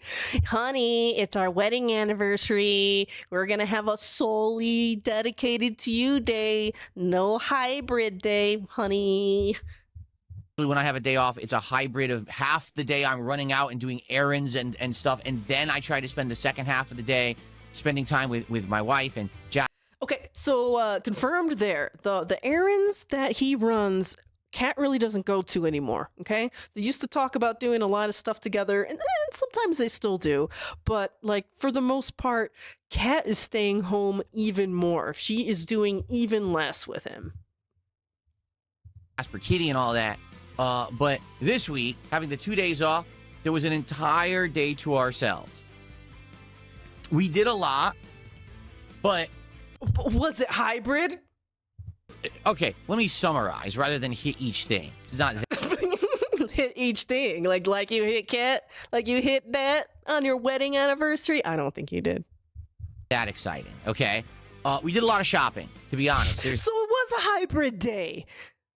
There's a lot of things we were backed up on and things that we wanted to get for around the house. So errands. You ran errands. You went and did errands. You had a hybrid day. it was not solely cat. It was shopping for necessities. Also, what happened to that Amazon order with all the stuff you needed for your house? Are you telling me you tried to overnight twice things to your house that you needed, and then you had to go out shopping to get things that you needed? For ourselves, and it was time to just go out and do some stuff like that. We actually did some shopping for furniture and things like that for the house because, as I've told you, this year our goal is to refresh the house. Okay, the house is stinky, needs refreshing. Actually use the rooms that aren't being used to clean. Okay, use the rooms that aren't being used. Rooms. All right? We know that Phil has that office that was like originally Pandalee's soap making room, and then it turned into Kat's awkward office, you know, the one with the little tiny monitor and stuff like that. Then we heard when the PC saga began that he wanted to get Kat's old PC from that office, but it was so filled with stuff he couldn't get the PC.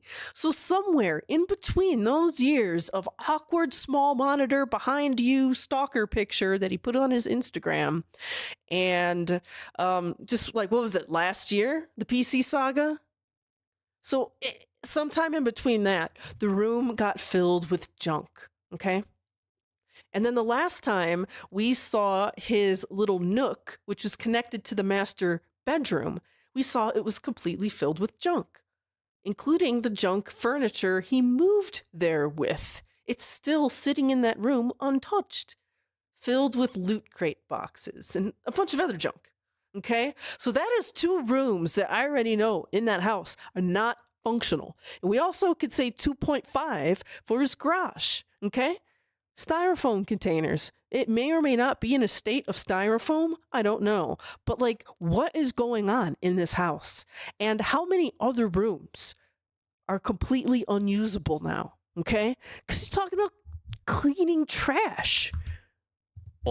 Is to refresh the house, to actually use the rooms that aren't being used, to clean out certain areas and redesign them so we have functional areas that we're using for everything.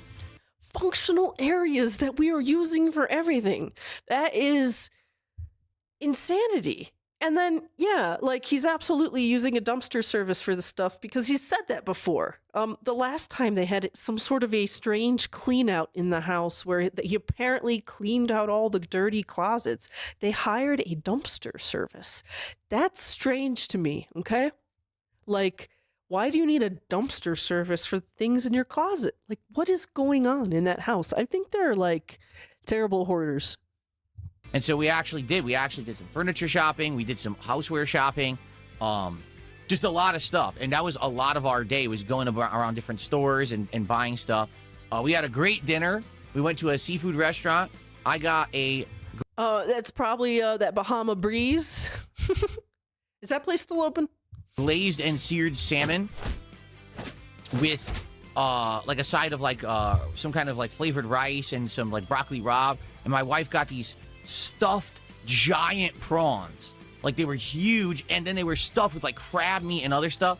Really, really, really good anniversary dinner. And then we came home and relaxed. Now here's the other good half of it. We had a whole day out. Oh, dude, so they had a bunch of like, clams and seafoods and stuff, like aphrodisiacs, right? Do you think they did it? Very, very busy. Okay, a lot of shopping, a lot of stuff.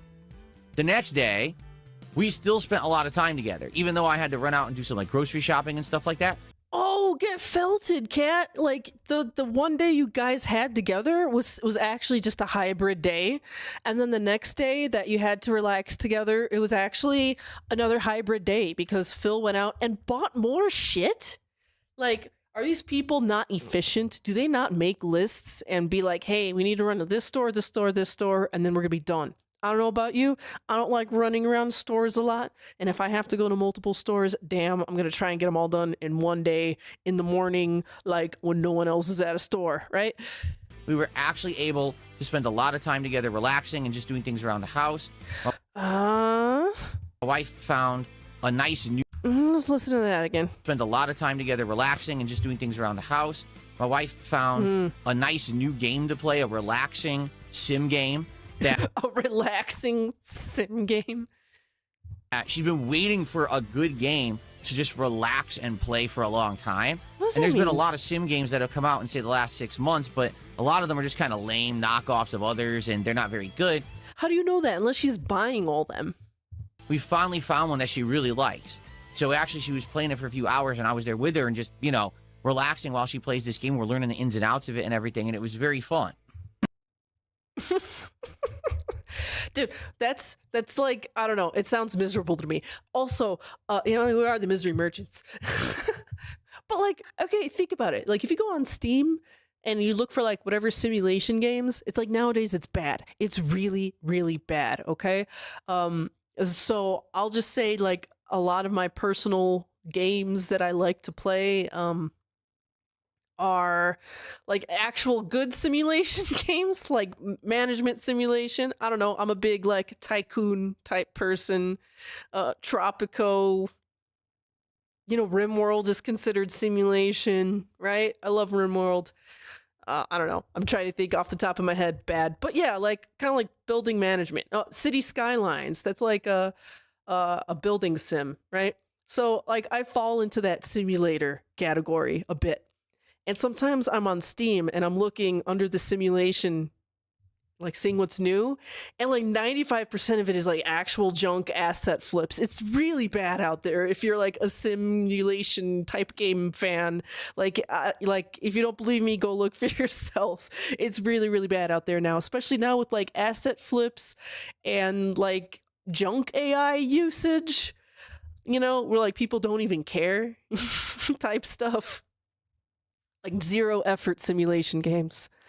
And they're probably spending money, you know, $5 here, $10 there, $2 here and there for these junk ass games. And she's just consuming junk. But now it's okay. She's found a relaxing one. Okay. It's chill now. It's okay. And it's really cool because when she is like zoning out, probably on a big ladder of Xannies or something, a full bar. She's zoinked, right? Phil could sit behind her and do his pulls, right? She's none the wiser. So, it was a great 2 days. It was refreshing. Okay, it was. Usually, I'm all stressed out on my days off because I'm running around doing stuff, but actually it felt different this time. It actually felt like it was a good couple of days where it was 2 days. Spent a lot of time together and it was meaningful. I was like, yes, finally to get that. It's a good feeling. Oh, to get that. Guys, did he have sex confirmed? He said he got that. I even worked out. Oh my God. During my days off, which I sometimes usually try not to do, but I was like, you know what? I'm going to work out and I felt good. I feel strong. I feel energetic. I'm ready to hit the ground running positively this week, as people are already saying in the chat. Oh, he seems very energetic and positive today. I am happy. I'm in a good mood. I'm ready to be back and have a good time with all of you. I'm not sure what to do. I know what the next 3 days are. Like the next 3 days are locked, but I'm not sure what to do Wednesday, Thursday. Should it be, Dragon Quest and Pokemon? Should it be Dragon Quest and Crimson? All right, so he deliberates that. We're gonna skip ahead. I have another time here. 20 minutes. Something like that. Close enough. Blah, blah, blah. Why Pokemon dueling can be its whole other thing outside of the single player nature of Pokemon and how big that's grown. The dueling actually can get pretty addictive. And over the course of 2 hours of just doing these online duels, I actually was having a lot of fun. Yeah, I had so much fun. I rage quit a children's game. And then he couldn't even do that properly. That's fun. You know, when I have fun, I rage quit games.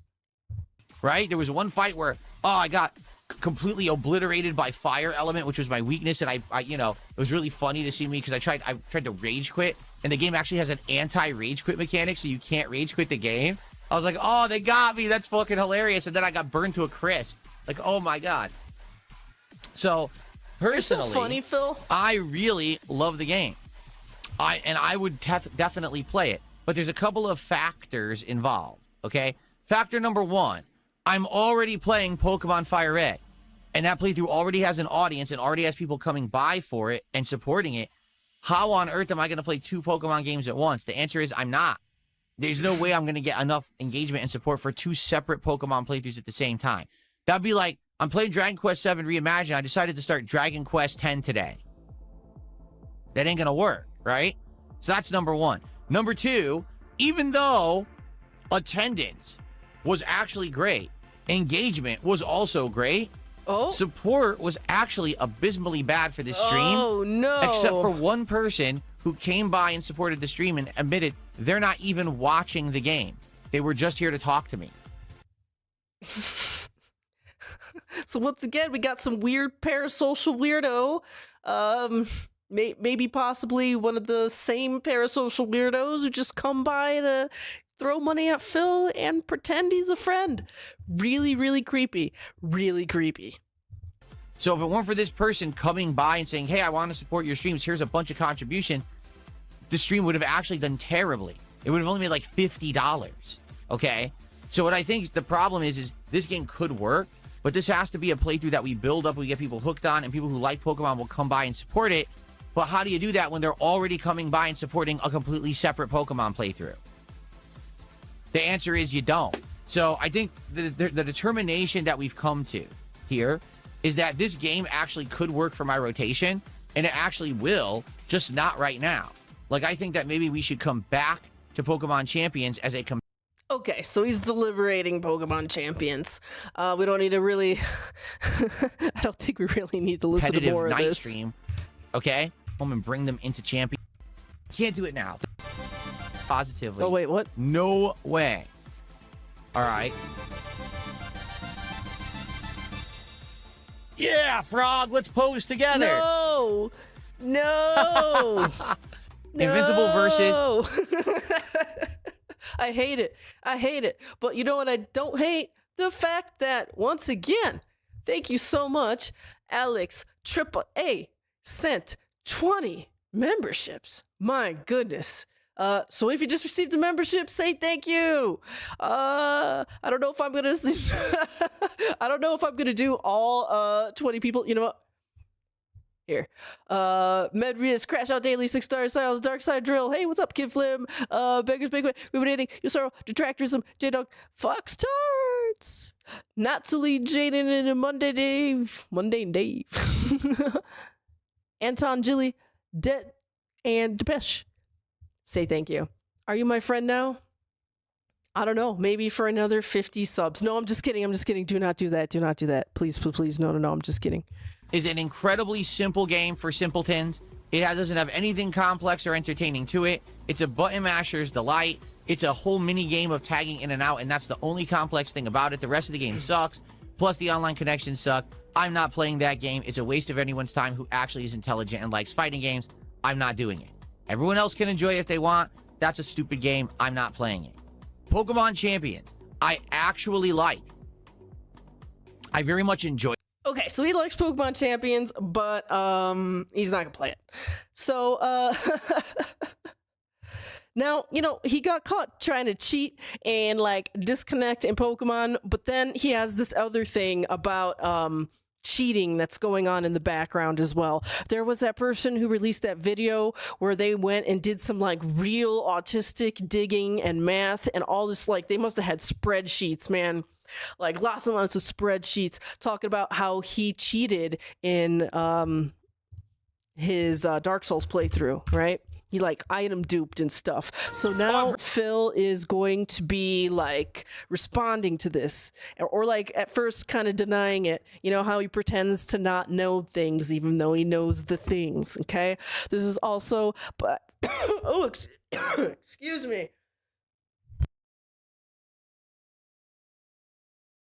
Ooh, sorry about that. This is also by someone you should subscribe to. Underrated here. We got Sasquatch Afterbirth. They need more subs. Go sub to them. We're having like a sub special today, okay? So we're playing clips from some of the big dogs, the regulars, and I'm trying to find some new Detractor clippers. They're out there. They're out there. So go sub to them. Show them some love. Heard about this. Family Style Lasagna did a $2 super chat. He says there's a documentary exposing you for cheating in Demon Souls. Demon Souls, not Dark Souls, derp. Funny part is, I didn't cheat in Demon Souls.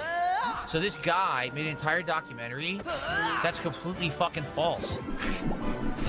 Dude, mathematically proven that he has cheated, okay? There's like no doubt.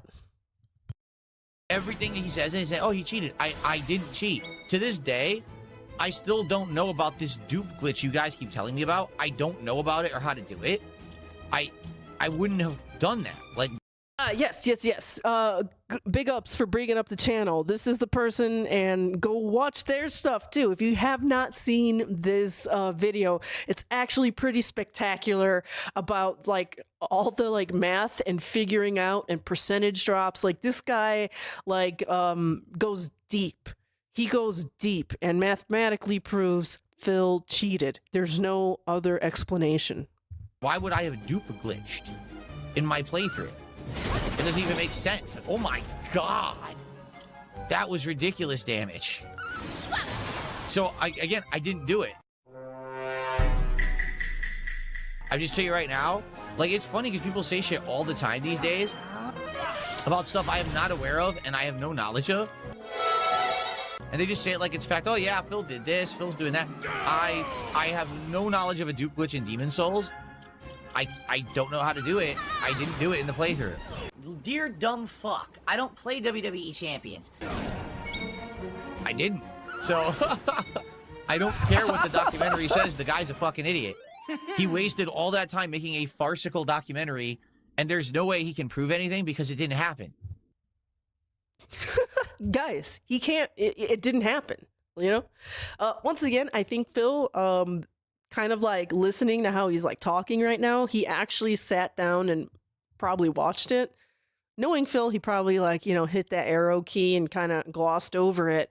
But like, it is a lengthy video, and like Phil's not wrong. The guy goes to great lengths, but he proves that Phil has cheated, and he did in fact cheat.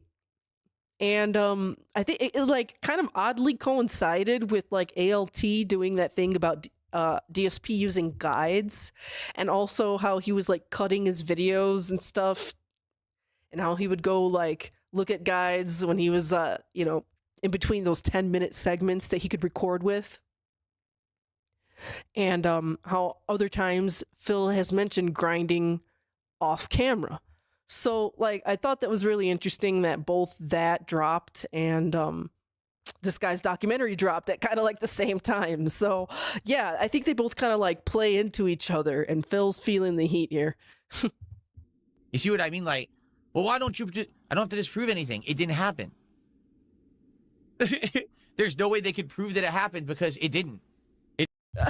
I like how he does like the almost like stereotypical cartoon being guilty sign, you know, like letting the heat out through the collar of your shirt, through the neck of your shirt. You saw that little tick, right? There's no way they could prove that it happened because it didn't. Heat. Yep. It's factually wrong. Mm-hmm. So I don't care. Ew. Bubba the Bubba says, well, they kind Ew. Well, you know, I'm probably snorting over here too, so I can't say you too much. Yeah. Oh, he rants a little bit more about it. Let's continue. of do prove it. No, you just said it. They kinda. They kinda. Oh no, lag. But yeah, they kinda prove it. So, you know, Phil's gone to can't prove it at all, didn't happen, to now kinda? Yeah, right? Kinda. No, that means they didn't prove it.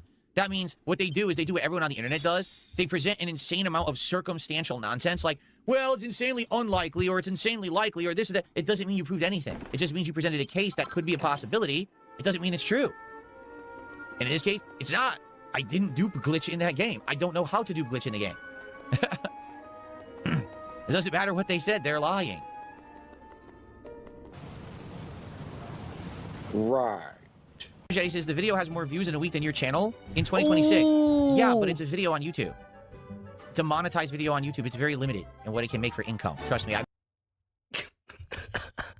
Dude, what kind of like justification is this? Hold up. Right. Like, my brain is having trouble here. Hang on. Jay says the video has more views in a week than your channel in 20.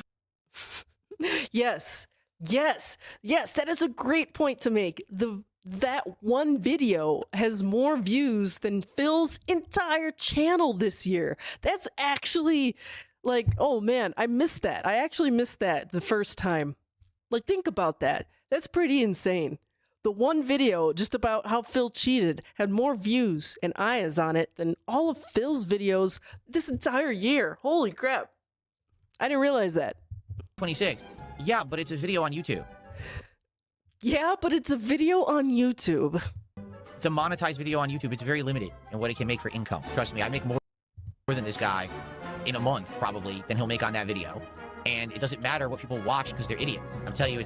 Dude, like, it's like Phil is nervous about the money aspect. He doesn't even care about the cheating anymore. He's like, he's not live streaming. He doesn't have whale dents donating to me. He's just making monetized YouTube video money.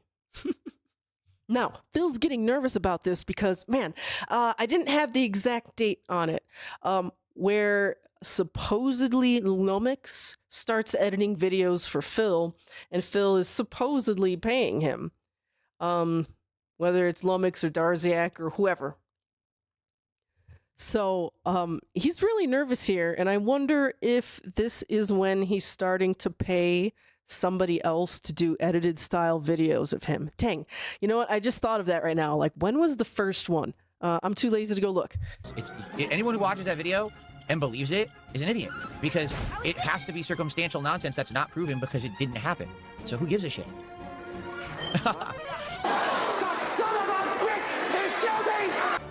All right. Yeah, I mean, that's what I mean. These people on the internet who live eternally on the internet, all they do is they think that things on the internet, these like drama things, are meaningful and it's worth their time. It's not. So someone made a documentary about my Demon Souls playthrough from over a decade ago.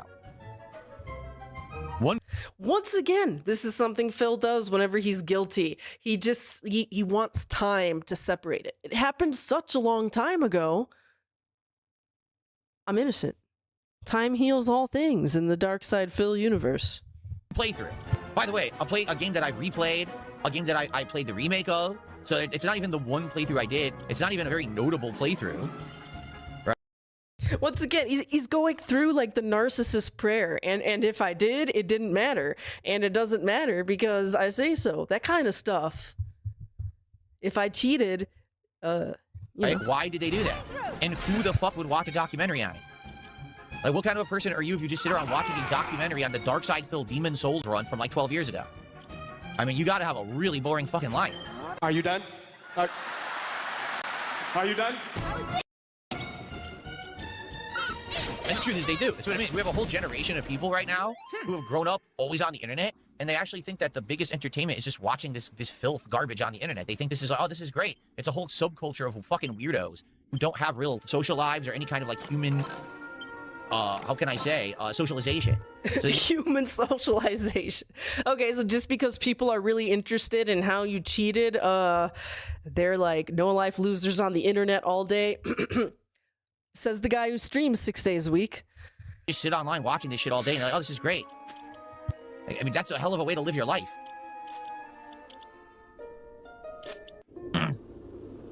Yes, but Huntley Pokemon, here's the thing. He says, I mean, isn't that the entire fun about the internet? Something like your Demon Souls playthrough a decade ago lasts forever. Yes, but here's the thing. My Demon Souls playthrough from a decade ago actually happened. It's not fabricated. You know, like you can watch it right now in its entirety and see the playthrough. It's real. I don't understand. I don't believe some insane conspiracy theory from, you know, some idiot who literally made it up just for the sake of getting views and money on the internet for something that's incredibly insignificant and doesn't matter anyway. And then tons of idiots watch it and waste their time on something that's completely worthless. Wouldn't you like content that's like real? It doesn't bother Phil at all. Maybe some people don't care about it. Maybe you just, as long as it's content, that's all you care about, right? But it's literally lies. It's just they completely made up. It's not content, it's lies. Like, let's be honest. People could probably make entire videos about how people could have possibly been a murderer. Just could have possibly. Not that they actually were, and there's no actual evidence of it, but you know, there's a realm of possibility it could have happened. They could. I mean, there's like plenty of YouTube videos like about true crime that's never been solved. Do that? And yeah, that at the end of his voice, he's guilty. This is the point I tell you guys, none of this shit affects me. None of it affects me. Any of this nonsense. Dude, this video is like 12 minutes long. None of this affects him. And it doesn't affect him. He's gonna go on for 12 minutes about how it doesn't affect him. He didn't cheat. It didn't happen. Never affects me. And if it did, then why would it matter? Why would you care? I'm always good. I don't have to worry about that stupid video. I'm always good. None of it affects me. Any of this nonsense never affects me. I'm always good. I don't have to worry about that stupid video. I'm always good. Quote of the century here. DSP says, I'm always good. It's never going to do anything to affect me, my business, or, you know, my viewers. We're all good. You guys are the ones who always bring this nonsense up. Like, oh, it's another one. Another stupid fucking thing. He's good. There's just too many dumb people. That's just the problem. There's increasing levels of just incredibly stupid people on Earth. And all they want to do is sit on the internet and fuck around, waste their lives away with garbage. They don't have anything meaningful going on. They don't care. They just resign themselves to just this meaningless existence. It doesn't bother him. All right, well, thank you. We're going to go on to our next clip here. All right, Dementia Dave. Okay, this is going to be a little bit of clicking around here, but he plays RimWorld. Or should I say he forgets RimWorld? Bucks, I don't know what you mean about a quartering fight. I know what's going on with the quartering and the casino because someone told me about it this morning on the podcast, but I don't know what you mean about the quartering fight. Can you explain? Oh, okay, yeah. So before we get into a little bit of RimWorld here, this is like the first time the quartering is like really brought up, and Phil is like, you know, he's doing that thing where he's like, I don't know what you guys are talking about, even though I know what you're talking about. So this is how he's playing it at first. Explain what you're talking about. Ooh. Let's do the frog flex, everyone. The frog flex here on stream. There we go. So CC with the $2 super chat says, hey, Phil, can we play Street Fighter 6? Lol. Joseph just dropped a whopping 20 memberships on the community. All right. So yeah, keep in mind that was his one of his first reactions to the quartering drama was doing that I don't know kind of stuff, but one of my flying monkeys filled me in. I'm part of it, but like the question you're asking, I can't answer because I don't know. Okay. So now we're going to move into some of the RimWorld stuff, and let's move past this. And I just think it's funny because it's like he completely forgets how to even play RimWorld. To verify. Cool. Because now I can count it properly. Thank you, Joseph. A whopping 20 memberships. Oh, yeah. Once again, auditing. I don't remember anything. Yeah. So yeah, great edit here. I don't remember anything. Like, I suppose we could actually use some of this as already pre-established walls, so we could just, like, build walls that connect here, so we don't have to use too many resources, but I don't know. This is... I don't remember how you initially store it. We can't store anything. Like, is any of this even considered our inventory? No, right? By the way, here's his crap. Look at all his crap. Blood feed, coagulate, implant, genes. What? I don't know what any of this means. I have no clue what to do. There's our food and resources. There's our weapon. Who's our better fighter? I can't do anything. I'm useless. Oh, man. So at this point in his stream, he has about at least 50 hours of gameplay. Let's see here. I actually kind of caught a little bit of his RimWorld stream last night. I'm not going to spoil anything for you in case you didn't see it yet. But anyways, when he was on the Steam menu, it said like 54 point something hours played. So at this point, he's 50 hours in the game. Like, it's unbelievable how much crap he doesn't remember, or like he can't even think through again. Anyways, April 13th, the Crashout continues. So yeah, this thing that doesn't bother him, It bothers him. He has to go to sleep on it, and next day he's ready to run his mouth about cheating. This is really bothering him, folks. Big up Streamology 101 for some of these clips. If it's gonna load, come on there. Oh my God. Here we go. And yeah, it's kind of like, I don't know, cramming for a test where like, and stuff like that, where it's like you could kind of sort of remember it like right there in the moment. But then like if you have to really think about that information later on in time, you can't recall it. So, and here's the thing. I know it's not true, just like a million things have been said about me that aren't true. Okay? I know it's not true. So it doesn't matter what circumstantial nonsense some idiot put together in a video. It's still not true. It may have had a chance of being true. You may find some weird multi-dimensional possibility that it could have been true in a multiverse, but it's not true in this universe. So I don't care. Dude, Phil is lying in other dimensions. He is multi-dimensionally lying to us.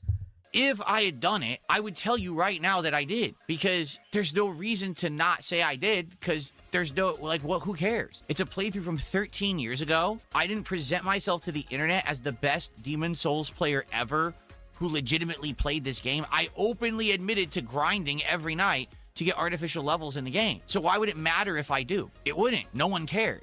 It's not a big deal. So I would just tell you right now if I did it. There's no reason for me to not say to you, oh, I do. But I didn't do. I'm a thief. I'm a scammer. I'm a liar. This is a great time to pause and read the narcissist prayer. In case you're not aware, this is the actual narcissist prayer. Here's something. It's telling me, thanks, random AI answer. It's by Dania Craig. Oh. So it outlines the internal logic of a narcissist when confronted with their behavior. And it goes like this. That it didn't happen. And if it did, it wasn't that bad. And if it did, it's not a big deal. And if I did, it's not my fault. And if it did, I didn't mean it that way. And if it did, you deserve it. Actually, I think that's a different version of it. I think I've heard a different one before.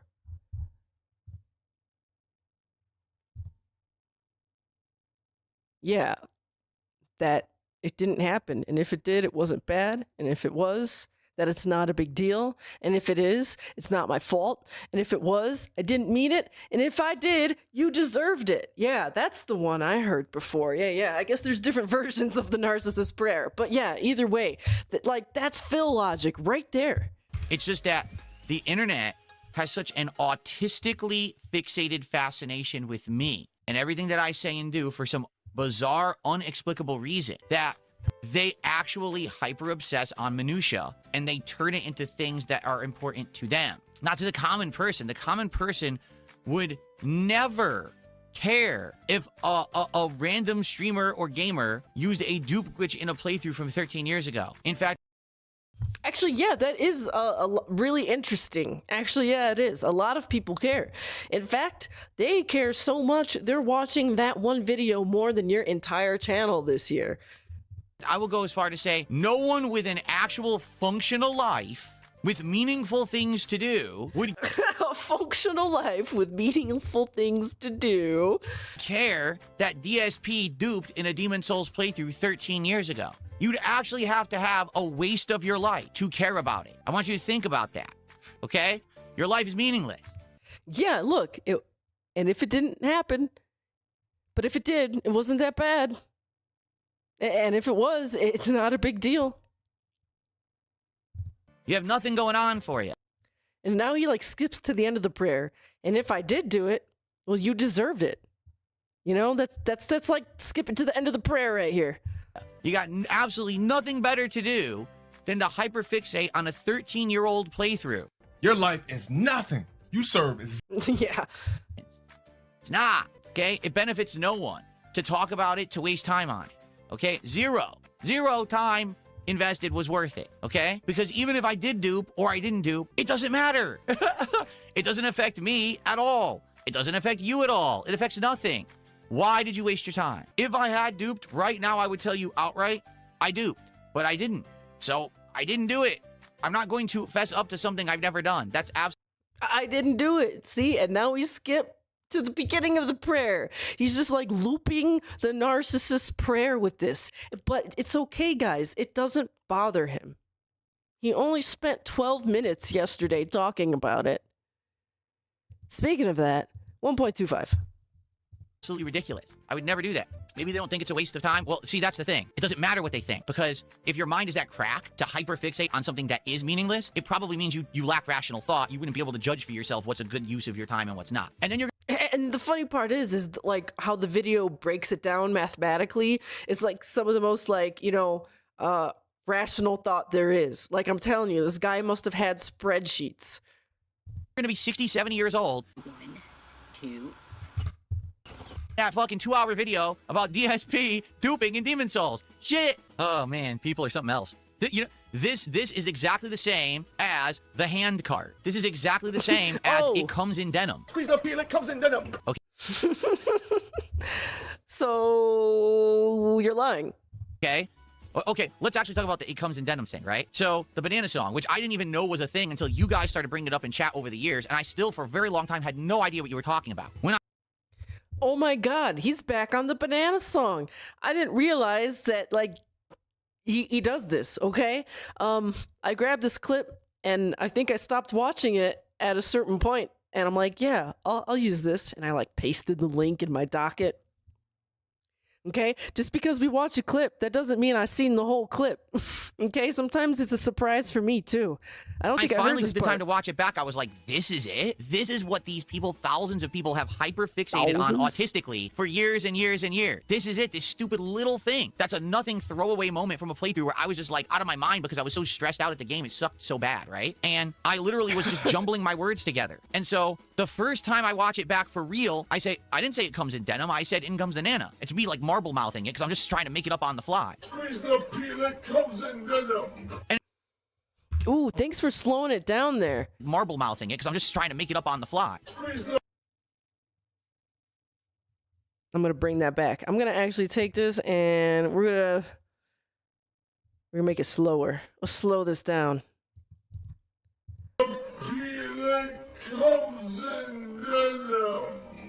Denim.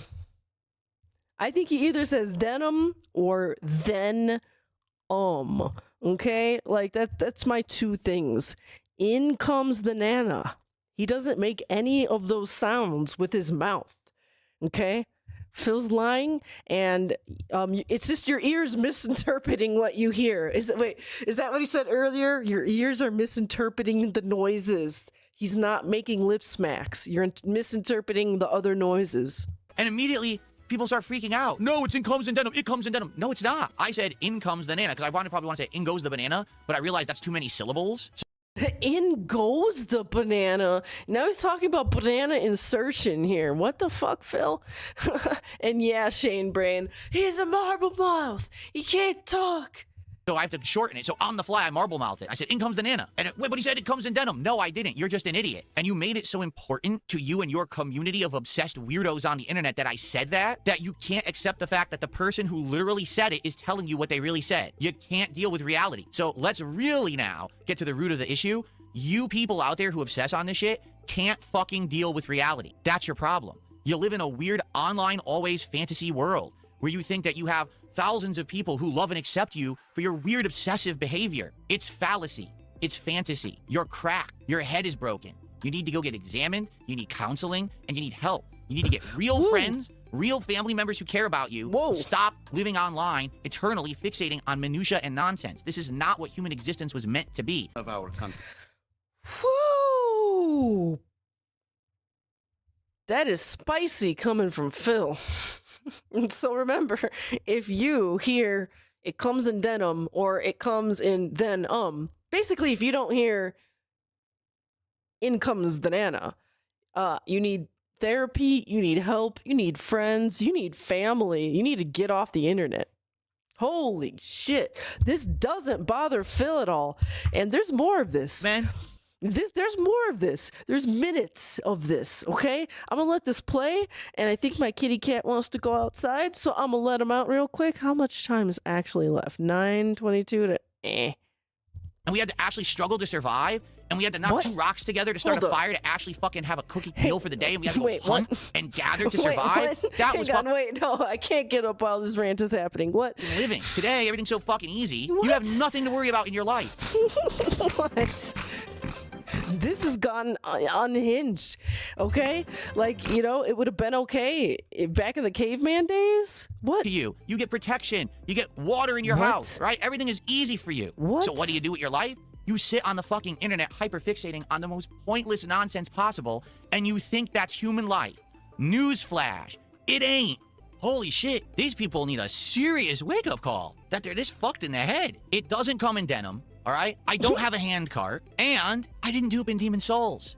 Oh my God. And he doesn't play WWE Champions anymore, and his life is happy, his wife's not fat.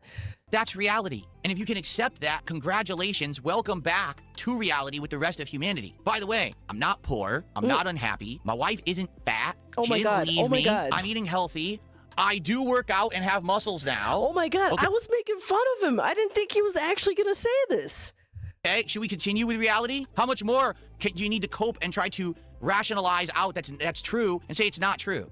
Shall we continue? I mean, I could do it all day, but you're going to be crying in bed. You go, oh, I can't handle it. Oh, holy shit. You guys are something else. Phil is... Holy moly. Whoo. That was unhinged. And I almost got up and, like... walked away from the computer during that. And I was just kidding. Like, I seriously did not hear the end of this clip. I was just kidding when I said, I'm happy. My wife's not fat. Like, I'm speechless. I am absolutely speechless. And you know what happens when I am speechless and I'm feeling overwhelmed? I eat my emotions. Now, this is where I'm going to get up. We're back, and we've been searching for some new things to do that I've never tried before. Because, in truth, usually when I'm trying something for the very first time, it's way more entertaining or interesting than me just going back to, say, a fast food chain that I've been to a million times for some new thing that really isn't new and ends up being underwhelming. And so today, I decided to go to a sandwich chain, which in my entire life, I have only gone to maybe 2 or 3 times. Okay? And the last time that I've been to Potbelly was probably over 5-6 years ago. If I remember correctly, it was pre-COVID, okay? So, what is Potbelly? Well, as you can see, it says Sandwich Works. They make sandwiches, similar to, say, Quiznos, or Jersey Mike's, or Firehouse Subs. Different stuff, depending on, what you want. People seem to like different things from there. When I was talking about this with the audience, everyone seemed to have a different opinion about what I should try. So I opted to try one sandwich, which you guys had recommended, and then I tried a wrap. So we're going to try a sandwich and a wrap today, okay? However, I'll be honest here. When I was ordering, the prices were far from appealing, okay? Oh, my. First off, sadly, this place is pretty far away. They're about a half an hour drive. So it took a while for this to get here. Ew. So I get the feeling that the sandwich that I ordered probably will not be warm now that I'm about to eat it for this taste test. Just being honest, having a place that far away, you're probably not going to get warm food, okay? But in addition, the sizing. By default, when you go to order from this place, they just default to the small sandwich, which they call the skinny sandwich. And the small, I'm not kidding you, the cheapest small is around $12 delivered. For a small, okay? Delivered. That's insane. Why is it so expensive? Because you're going to get delivered from a place that's 30 minutes away. The medium or regular size is around $16. And if you go for the big giant size, it's over $20. Okay? So being that I was going to try 2 things here today, I said, here's what I'll do. I'll just get the small sandwich, but then I'll just order the full-size wrap. Well, guess how much the full-size wrap is? Over $16 delivered. So, to forewarn you, if you're going to get Potbelly, you might not want to get it delivered. It seems like it is way overpriced for delivery, and if you're not going to get it warm, like I know I didn't, it's probably not going to be nearly worth the money that you're paying for, okay? Now, so, I'm going to warn you folks, if you're like me and you overpay for a bunch of cold sandwiches, don't.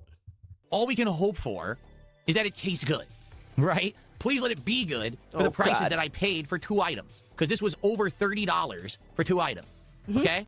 Get felted, Phil. So let's take a look at his sandwiches real quick as I attempt to give my cat a little more attention here. Not even half a sandwich anywhere else. Like, no exaggeration. I think if I went to Subway, I think the sandwich would be bigger than this if I got the small. This might be the smallest small that I've ever seen at a sandwich shop. Okay? And you might say, well, it's 6-inch. Well, yeah, but take a look at how skinny it is. This sandwich is so small, I can put my fingers together around the bread. Look. My fingers are touching. What kind of bread is this? How much did they even put on it? You know? So just at first glance, before we've even unwrapped or looked at the sandwich, this looks like a humongous ripoff. All right? So what sandwich did I get? They call it the pizza sandwich. You might say, well, what is that? It's supposed to have meatballs, an Italian, like an Italian ham, and I think pepperoni, melted provolone, and marinara sauce. How they fit that on this insanely tiny sandwich, I have no idea. No lie.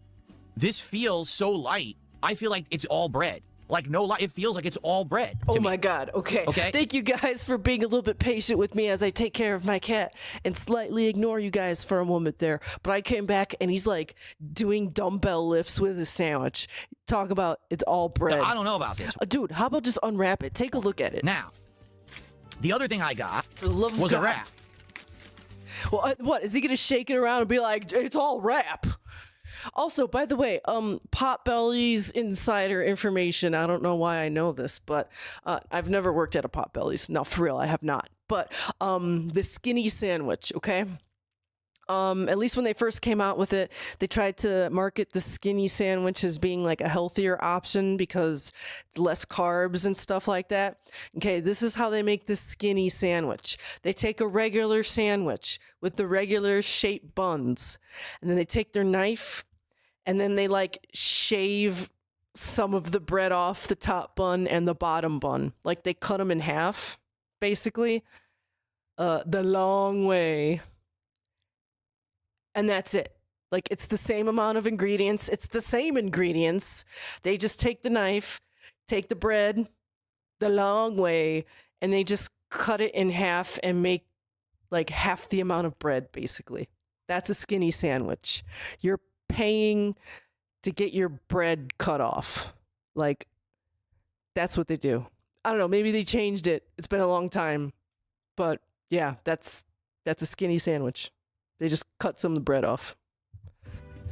Okay.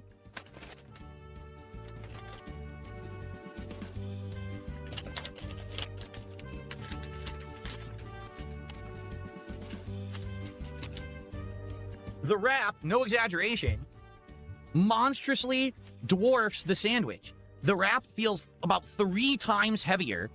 But, like, is it like 3 times the amount of bread heavier than the sandwich? It really does. It feels like it's substantial. It feels like it's filling because of its weight. And it feels like they loaded it. Because remember, this is a tortilla or whatever filled with ingredients. That feels pretty good. For a wrap, that feels heavy. Now, for $16, probably not. But at least if I eat this, I'm going to be full. This is like a joke. This is like a snack, a piece of bread on the side that you would have as an extra with your entree. So I don't know about this. Seriously. So Phil likes them big. Phil likes it girthy. Phil likes them 16 inches long or whatever the hell. All right, I'm going to click play. Once again, I'm so sorry. Man, my cat, I got to go let him out. How about this? Let's actually try the wrap first. So what is this wrap? This is the chicken avocado wrap, which apparently is supposed to have grilled chicken, lettuce, tomato, I think it has some cheese, some sauce, and I think avocado in there. Okay, so it's supposed to be, yeah, right, healthier. Yeah, right. It's not healthy, just for the record. It's not going to be healthy, but I'm just curious what it looks like here. So here it is. Wow, that is not evenly cut whatsoever. What kind of a cut is this? What the? Do you call that cut? Look at this. They cut it so that's completely lopsided. I guess I'm supposed to, like, tear it apart. I get like this.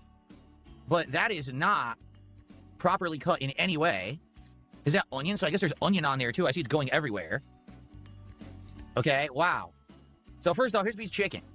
That does not look very good. That looks like refrigerated frozen chicken, doesn't it? That doesn't look very fresh. Let's give that a taste first. Devour. Okay, I'm back. He's eating it. He's eating it. It's actually salty. Huh. All he could taste is salt. I have zero interest in watching any more of him eat. Thank you for watching this clip when I go take care of my cat. I'm going to do a moment of Zen here, and we're going to move on. What does he got to say? Moment of Zen here. Inhale, snort, exhale. Inhale, custom cigarette, exhale. Let's meditate. For it all, it's all just meat. So I'm tasting salty and spicy pepperoni. I'm tasting moist mushroom, and I'm tasting the meatball, which tastes good. The meatball's the best thing by far about this sandwich. I still don't think I've gotten any cheese, and I'm halfway in. And no marinara. And I think they were supposed to have that. They said Italian ham, which is called capricola or whatever. I don't taste that at all. It might be capricola. Yeah, okay, real authentic, Phil. All right, thank you for that moment of Zen. Great. Now we're gonna move on to April 14th. Donald Dave. Oh boy.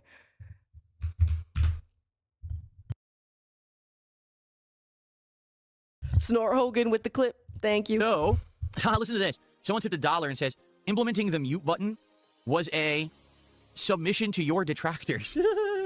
What silly bait. What silly dilly bait to say something silly like that. You think that a quality of life improvement is submitting to detractors? You acted like that for years, Phil. You would ban anyone who suggested that you move your fucking stupid big ass head away from the microphone when you burp and snort, or hit the mute button, or turn your volume down, anything. These people would get banned for that. No, I don't believe that, to be honest with you. What I think is that over the years, there have been many things that have been suggested of me, or like, hey, here's the thing that you could do to improve. And then there's been things that have been demanded of me, right? And it all really depends on how you go about it. Honestly, a drop button where you can drop things like coughing, clearing of the throat, snorting, sneezing, etc. is a great idea. It really is. It's just that until recently, when I got this Roland Bridgecast audio interface, I didn't have an easy means to implement a drop button. Okay, like I had a touchpad on the top of my microphone for a year, and how do you do that easily? You can't. You're like trying to fumble to touch it or whatever. You can't even do it quickly. Okay, before that, there was no way to easily mute the microphone. Because remember, I didn't even have a Stream Deck or anything. It wouldn't work with my old PC setup. So it wasn't until just recently that I was actually able to implement these positive changes. Okay, yeah, did you hear that? The technology for muting snorts and burps didn't even exist up until just like right now, okay? There's no way Phil could have actually muted his mic. You know, touch. No, that doesn't work. You know, maybe a hotkey in OBS? No. The technology didn't exist, guys. But now it's 2026. The Roland Bridgecast exists, and now we could stop the snorting and the lip smacking, but your ears are misinterpreting that. Very glad that I have. And, you know, yeah, that's the truth is these things have been suggestions for improvement, but it's all about how you suggest it, right? Someone who comes to me and says, hey, just so you know, I really think something that could really be implemented well in your setup would be a drop button. So that way, if something happens, you gotta make a bodily function or whatever, no one has to be grossed out by it. I agree. I just never had the means to do it. So I would explain that rationally to certain people and they'd be like, oh, okay, got it. But there is no rational explanation for it. And Phil's old enough to remember the meme about leaning away from the mic when you inhale, right? Chocolate rain. I'm sure Phil loved that meme. And yes. There's lots of ways to do this. But of course, you know, Tony Stark built it in a goddamn cave with a box full of scraps. It didn't work. The technology didn't exist until 2026. Come on, be rational, guys. Then the detractor would go heavy and, oh, it's because he's lazy, it's because he's this, he's that. And that's not the case. And, you know, a lot of the times over the years, I've rationalized things. I remember many, many years ago, people would say this to me. And I would say, well, actually, Howard Stern belches on the mic all the time. Go listen to his show, and he explodes with loud belches, right? So that's okay, because if he can do it, and he's like the big radio broadcaster on Earth, then I could do it too, right? Now, that's stupid. That's very stupid. But that's the kind of stuff that I used to say to justify my setup, when in reality, it was just, I just didn't have a good enough setup. Now, no, you use that to justify your setup. I'm sorry, you use that to justify being lazy. You use that to justify banning people for suggest you be professional. Imagine that. I do. So now that I can do it, now that I've properly got the equipment and I can do this stuff, I will do it. Okay? So no troll bait there. I didn't concede to detractors. It was always a good suggestion. I just didn't have a good means to do it. But now I do. So there you have it, right? Cool. As long as you... Oh, I just thought. Do you remember bottle crunches? Remember when he would be too lazy to, like, mute his mic for a big-ass loud crunch in your headphones? The only thing he would do would be like, hey, guys, I'm about to do a bottle crunch. And then, right there in the microphone, like, he would give you, like, 0 heads up. You remember that? Yeah. They didn't have the technology to mute that, so Phil was forced to crunch a bottle in the microphone and give you no warning. Guys, keep coming by, keep hanging out, keep engaging, and keep supporting Crimson Desert. I'll keep it in the rotation, all right? It may not be the major focus, especially with these new games coming out that, I'll be honest, I am more interested in than Crimson Desert continuing. All right, so now we are skipping a little bit to the next rant.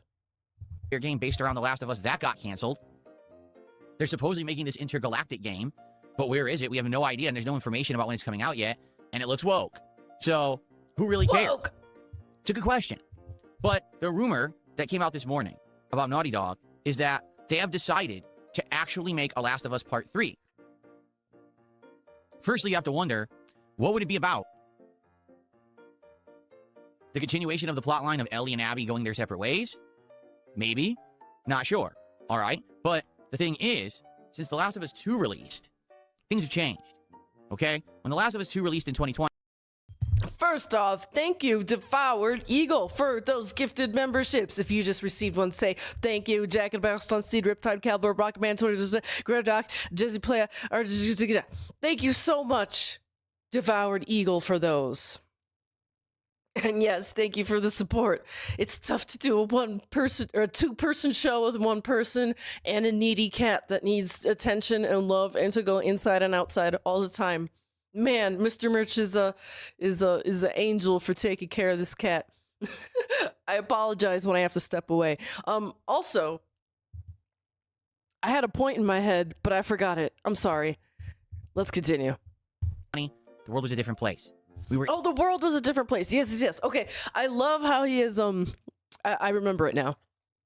I love how he's about to, like, do all these really bad takes, and it's, like, honky-tonk music in the background that's, like, mocking him.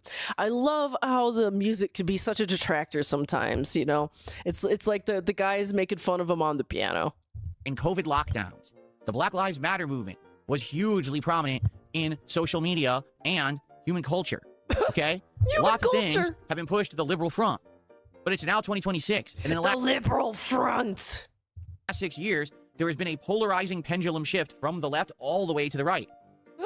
Meaning, games that attempt to be woke, like The Last of Us 2 most definitely attempted to do, aren't doing well anymore. In fact, they are failing. They are completely flopping. So, is Naughty Dog going to actually attempt this again? And are they thinking that by the time that they finish The Last of Us Part 3, that maybe the pendulum will be swinging back left? It very well could be, because these games don't get made overnight. It could be another 5 years for this game to come out, and by 2031, maybe everything will have swung back again, okay? But here's the funny part about all of this, all right? Oh, yeah? The piece that people seem to be stumbling over is that the leak or the news rumor is that The Last of Us 3 will be coming out. However, Naughty Dog does have 2 other projects that they're working on first that will come out before Last of Us 3.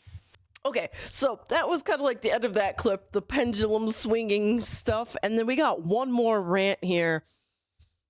And he goes off the rails on this one. Like, it's bad. It's like the Indian people on their PCs, in their chatbot farms, in rooms, next to each other, working. It gets pretty crazy here, folks. I need to make sure 1.35 is on. You know what? We're going to keep it on that because it is the unhingedness, okay? He goes on for quite a bit here. Yeah, interesting news. So, yeah, here's the thing, though. And here's what my belief is. Intergalactic, okay? When is it coming out? We don't know yet, right? It doesn't actually have a solid release date. But the thing is, times have changed, right? Gaming has changed. Culture has changed. People are not looking for woke games anymore. And the ones that are coming out, few and far between, they're not doing very well. They end up for a very small audience, and yes, they can usually find an audience, but they're not resonating with the mainstream gamers anymore. The mainstream gamers are making fun of these games online, tearing them a new butthole. And even those that manage to be successful, to some extent, are not reaching the levels of success as things before. For example, Ghost of Yokai. Or Yotai. Ghost of Yotai, right? Where wait, what game? Basically the same game as Ghost of Tsushima, only they swapped the protagonist to be a woman. And apparently, from what I understand, has a few things in it that are a little bit left-leaning, but not too many. But basically, it was an attempt to swap it out and do the same game twice, but now have it lean a little bit that way. And guess what? Did it do well? It did, but not as well as the first game. Didn't win awards.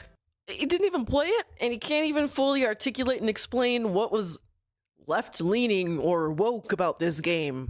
Not in the discussion anymore. Swept under the rug as if it never existed. That's what's happening with these kind of games. So, I'm curious, what's going to happen when this intergalactic game comes out? I mean, they're putting all their eggs in one basket right now.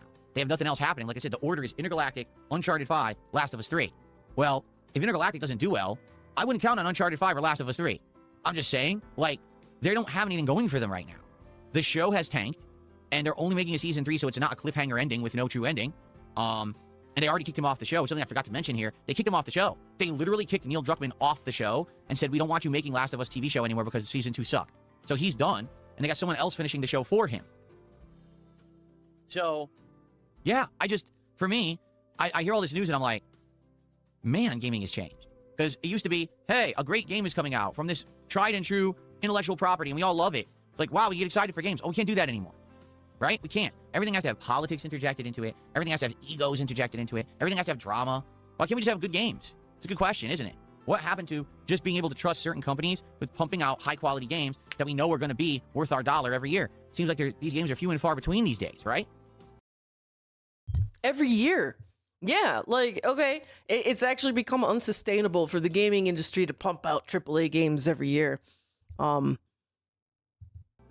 the very least, with a company like Capcom, the games that they're coming out with these days, such as Resident Evil Requiem, they seem to still be hitting it. You know what I'm saying? Like, they seem to be trustworthy. But I think Capcom... Trustworthy. These days is the exception to the rule. For every Capcom, right, we've got Bethesda, right, or BioWare. Companies that used to pump out great games, and now they're just pumping out schlock or crap. It's like, what happened? How the mighty have fallen. Just give me a good game. I used to be able to love everything they did, and now we can't do that anymore. So, I hear the news, oh, Naughty Dog's going to be making Last of Us 3, and I'm like, oh, Last of Us 3 after 2, I don't know. Oh, by the way, that's after Uncharted 5. I'm like, Uncharted 5? No. What's so bad about Uncharted 5? Why do you gotta hold your snort sacks up? So that's really the only game news I have to talk about today. I figured, let's get the topic out there and discuss it for a little bit before we jump into other stuff and we chill for a bit, okay? So someone took $2 and said, I feel the pendulum has swung too far into the other side now, and it's gotten silly. It's not just woke games that are being rejected, but any game that stars a woman or a black person is instantly branded woke by outrage bait YouTubers, and then it's rejected even if it's good. I'm going...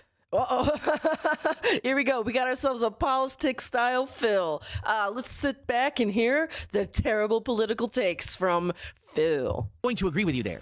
Because as I've told people, I'm not, like, conservative right, and I'm not, like, woke left. I'm more in the middle, and I just want to enjoy games. So for me, there's nothing I'm just worse in the middle, and I want to enjoy games. Centrist-style Phil, the everyday man, the populist, the guy who cares so much he don't even vote. And I'm going to start a game today, and immediately before I've even booted the game, I got people yelling at me in chat, oh, this game is woke, this game is crap, this game sucks, because... Wait, what are you talking about? Are you playing it yet? Like, have you even seen a moment of it? Or do you just believe everything you hear online because you like to join hate mobs to feel like you're a part of something, right? Can we just judge a game on its own merits? And, you know, for me, the game last year where that outright happened was South of Midnight, where I started playing the game, and yes, the protagonist was a young black woman. That's true, okay? And yes, it was set in, what, like the bayous of Louisiana, you know? So Creole and that kind of culture or whatever. Creole? And it was interesting art style. The gameplay felt to me more like a throwback to the PS2 era of platformers and combat games and stuff like that, like, you know, Ratchet & Clank and Jak and Daxter and stuff like that. I enjoyed the 2-3 hours of it that I played. The entire time I'm playing, the chat is screaming, this game is woke, this game is leftist, this game is liberal, this game is crap, stop playing it, we're not going to watch it, we're not going to support it, we reject it. And I'm like, we can't even just enjoy games anymore, huh? Everything has to be this agenda. Everything has to be one way or the other. Why? Why have we completely inundated and permeated life with politics and culture wars? Why can't we just enjoy fucking video games at face value? I just don't get it. It drives me bonkers. So I'm with you there. $2 tipper, anonymous tipper. I'm with you. I'm not saying that I am completely to the one side or the other side. I'm not saying, oh, you know, every game should not have any kind of, you know, topic that's discussing diversity or even liberal agendas and things like that. They're a part of life. The difference is doing it in a way... Liberal agendas are a part of life. That's reasonable, doing it in a way that's realistic, and doing it in a way that's not preachy and trying to shove something down your throat. I don't care if a character is gay, trans, black, or another minority. I don't care.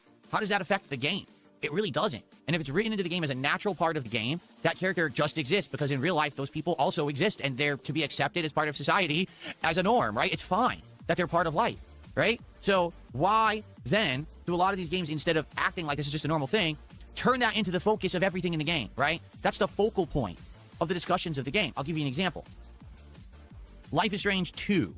Anyone remember that? A lot of people I think you made fun of that game and the girls in that game for being gay. Isn't that where the famous I'm gay comes from?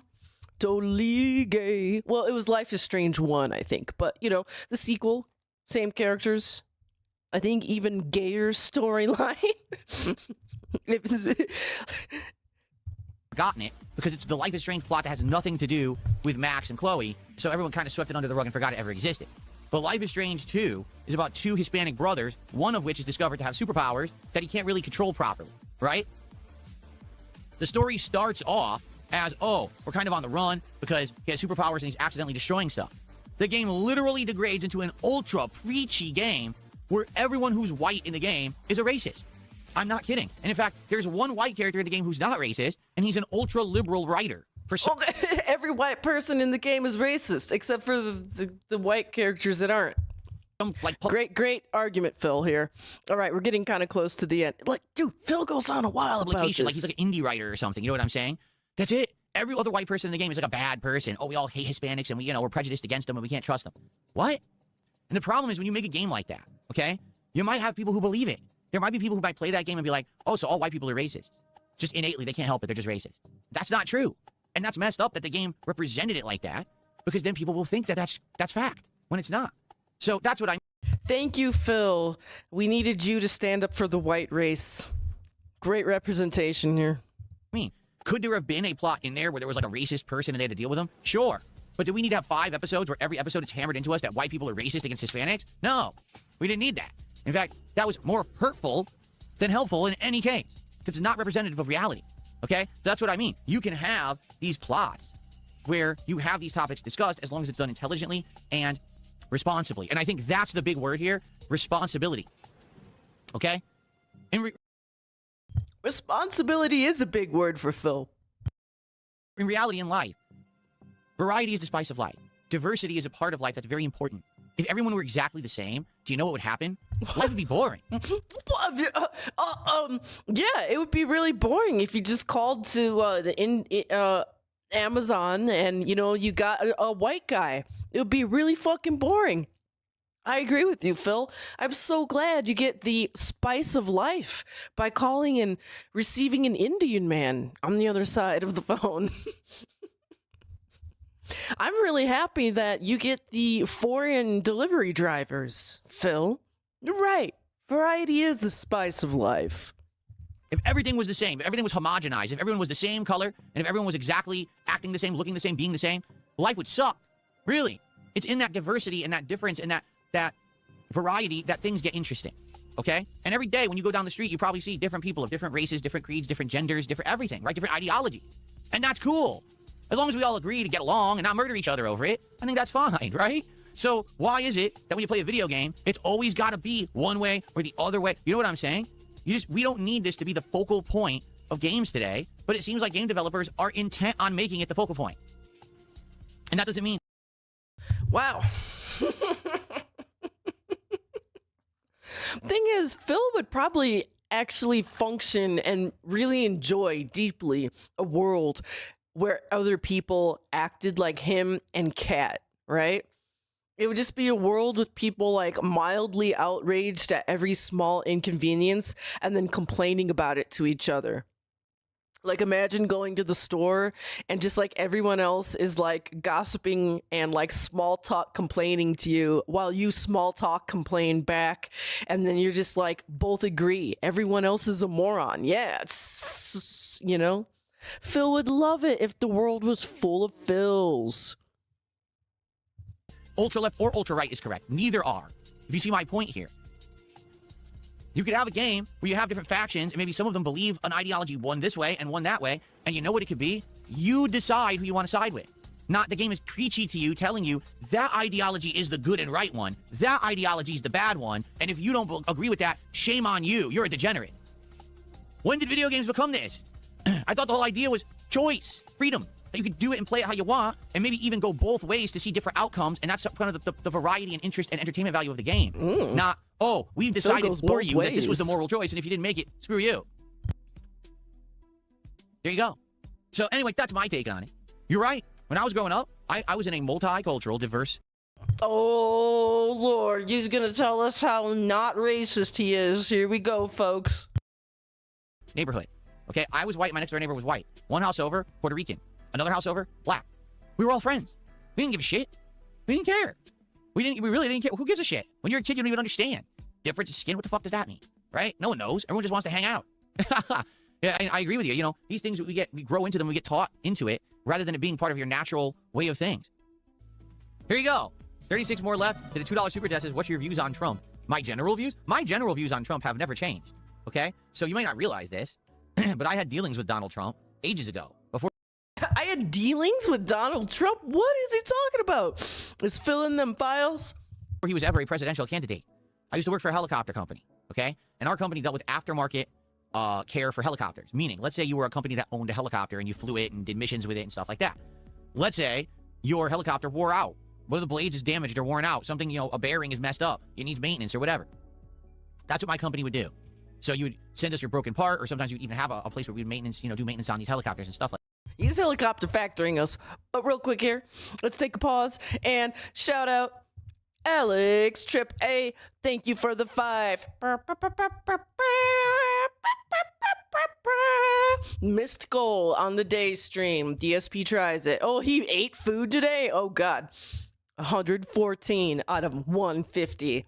That's good to know. That's good to know that he probably ate food he overpaid for and it was cold and soggy and he didn't like, and he's sad he didn't make the goal. That's very good news. Thank you for informing me. Like that. So Donald Trump's company had a helicopter that they flew all around New York City. Okay? They dealt with our company. All right? So here's how Donald Trump did business. He would demand, claiming that he was more important than everybody else and that he should get special treatment. All right? I should get the blade first before anybody else. Even though I'm 10th in line, I should be first in line because I'm Donald Trump. All right? That's how he acted. Then you would eventually give him what he wanted. He would get the part. He would get the maintenance. He would get whatever it is. And then he would fail to pay for it. He would be overdue 1 month, 2 months, 3 months, 6 months. He just wouldn't pay. So I like how Phil is like telling the story like he's actually like dealing with Donald Trump himself. Like Phil is over there cutting steals and wheels and deals with Trump himself. He's like on the phone with Trump trying to like, you know, make his demands and stuff. Then he says Trump doesn't pay. Which, I mean, like I said, Phil would love a world where other people were like Phil's. Not paying and then complaining. See what I mean? But what else also kind of like is funny is I know he didn't vote, but in the past he's basically said like wink wink he supports Trump because of the supposed tax breaks, right? I mean, he's pretty much more or less said that he's a Trump supporter, and apparently Kat is like religious now, so maybe she is too, like ultra conservative. I don't know. So I think Phil's kind of made it clear that like they enjoy Trump, but he's going on and complaining here about how he doesn't pay, which is very righteous considering Phil's credit card bills. To which case his account would actually go into default and we'd say, you know, we're not going to do business with you anymore because you're not paying us for the work we did. Then he would come back when he needed something and be like, our aircraft is AOG, aircraft on the ground, because we critically need a part. We can't fly. We need it immediately. And we'd be like, sorry, you didn't pay your bill. If you pay your bill, maybe we consider doing business with you. Then, because he needed something, he would pay the bill. And then we'd say, okay, now we'll do business with you again. And then again, he would demand, well, I'm the most important customer. I want it right away. Well, you're 10th in line again. No, I need it right now. That's how his company operated. Okay? Being that that's the only experience I've ever had with this man and his company, you would assume that's probably how... You said with this man. Like he's actually trying to sound like he was talking to Trump, and Trump was up there like a Tuscan Raider. Need the part. he's gone through his entire life. Okay? Does that sound like someone who you want to do business with? Or someone that you trust? Or someone that is competent to be a leader? Once again, Phil's like hinted so hard that like he and Kat are like, I guess they're non-voters, so it doesn't really matter who they support, but you know. Leader, right? I'm just saying, that's my one experience that I had with this guy. All right? Now, what is my opinion of him as president? I think some of the things that he's done I agree with, and I think some of the things he's done I completely disagree with. Oh right? my God, but this isn't a politics show, fence-sitter. so I'm not going to sit here and specifically address topics of what he's done, what he hasn't done, what he's done right, what he's done wrong. I don't think he's the worst president we've ever had, but I also certainly think he's far from the best president we've ever had. He lands somewhere in the middle. I will say this. At least he's a man of conviction. He believes certain things. He tries to get things done. He's not one of these lame ducks who just sits around and acts like he's a leader and does nothing. All right? But that could swing both ways, because if he goes too extreme, it could actually, you know, backlash against us as a country, which has actually happened in a few of the things he's done. Now the world looks at the United States in a much more negative way. All right? And that's not good. But at the same time, at least he did something.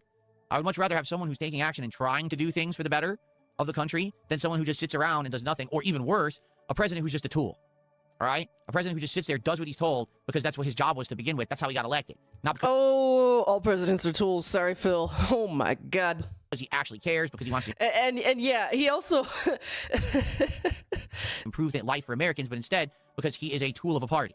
That has happened recently. We've had presidents like that. Okay? So I'm glad that has happened recently. He's not that, but at the same time, don't necessarily think that he's the smartest guy in the room, if you know what I mean. So, there you go. That was something else. That was absolutely something else. The amount of fence sitting, and even the Trump, he's done good, he's done bad. Trump is in the middle. Let's see here. Where am I? My docket. Help. Here. Death has found you. Okay, we got a little bit more Crimson Desert gameplay here. It is not playable. It's an unplayable combat engine.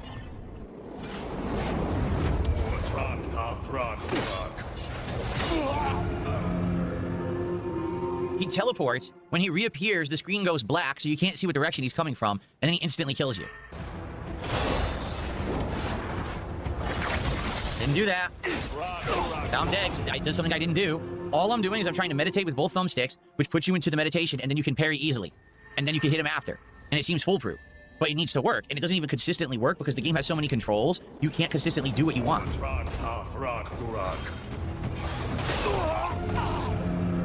I did it before, and it worked. This time it won't parry. Yeah, it's just trash. The game is fucking trash. I hate the combat of the game.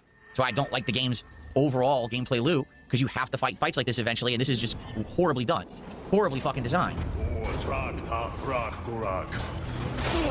It won't parry it. I've parried it before. It won't parry it now. On fight, he teleports behind me. You can't see him, and he instantly kills me. The game is fucking garbage. It really is. I'm telling you. The people who like this game a ton just like massive content, but they don't like good content or meaningful content. They just want a game with insane amounts of content. There's nothing about this game that stands out as best or better than any other game. Look at that. I can't even stop him from teleport slashing me. There's no way. So we're all right, let's do some dealer's choice here. Let me see. Ooh, she's like making a funny face here. Let's go there. It doesn't come out. Ooh. Then he does his attack. I dodge. The dodge doesn't work, and I die instantly. The game is terrible. Look what just happened. I had him dead to rights. I parried. I went to counter hit. He teleported out of the counter hit and got a free hit and insta-killed me. Yeah. Yeah, you're finished. I uninstall the games because the game is fucking terrible. Ooh. This combat is horrible. It's some of the worst I've ever experienced in any fucking video game. I'm not exaggerating there. Why did that insta-kill me? Because he hit you with the sword? I don't know.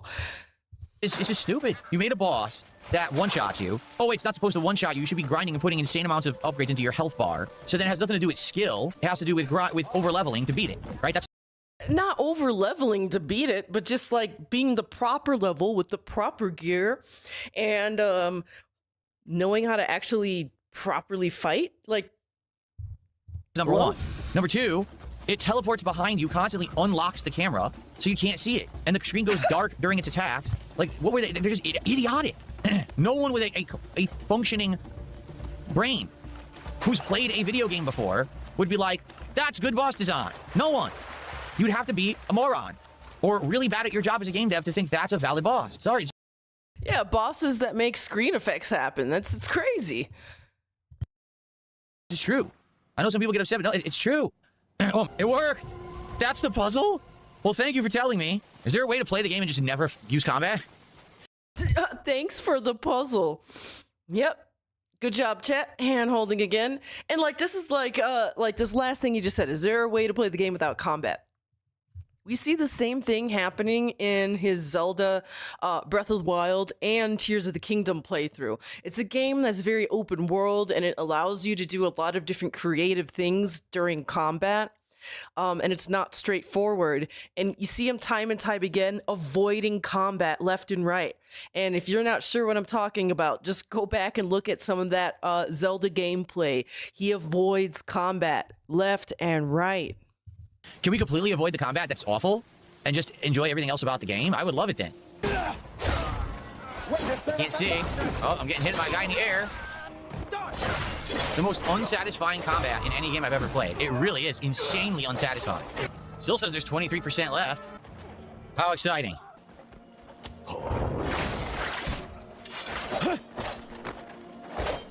I'm not doing that. This is so dumb. Here's what I'm doing. Ready? That's literally what I just input twice. But again, because the game has too many fucking controls that are all the same buttons, you end up getting the wrong input all the time. The game is insanely overly complex control scheme for no reason. Okay. And then another $2 super chat and said, why are you playing if you don't like it? Again, it's not that I don't like it. He's playing because there's one guy that keeps giving him a whole bunch of money. There are things about the game I actually really like. I just hate the combat. Like, seriously. Like the money. That's another $6 of support for you guys. Thank you, guys. It is my job to play and explore games. Even if they're ones that I don't necessarily think I'm going to like, I got to try them out and show them to the audience. It's kind of the idea of being a game creator. Is, you know, well, not a game creator, I mean, a game content creator, you know? Okay. All right, well, good stuff. Let's split the part here. We'll come back and play some more. Okay. I like that. Okay. That was about it for the 14th. We're going to move on here to the 15th. Phil chose a different path. Okay? I want you to know that. In life, there's choices. And Phil chose a different path. And I got a $2 tip. What would you say is your unique selling point as a content creator?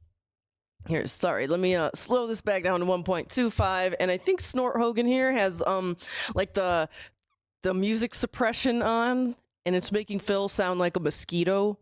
Did you like the niche you filled in online? Me, I mean, I'm one of a kind name. Really. Like, most people who make content these days have fallen into one of several different archetypes. Whether it's the, hey, I kiss every game's butt and say they're all good so I can get promotional opportunities and I shill products and I'm overly positive so that way I get stuff early and I get invited out to promo events and shit like that. That's definitely one archetype that people who do Let's Plays and stuff have fallen into.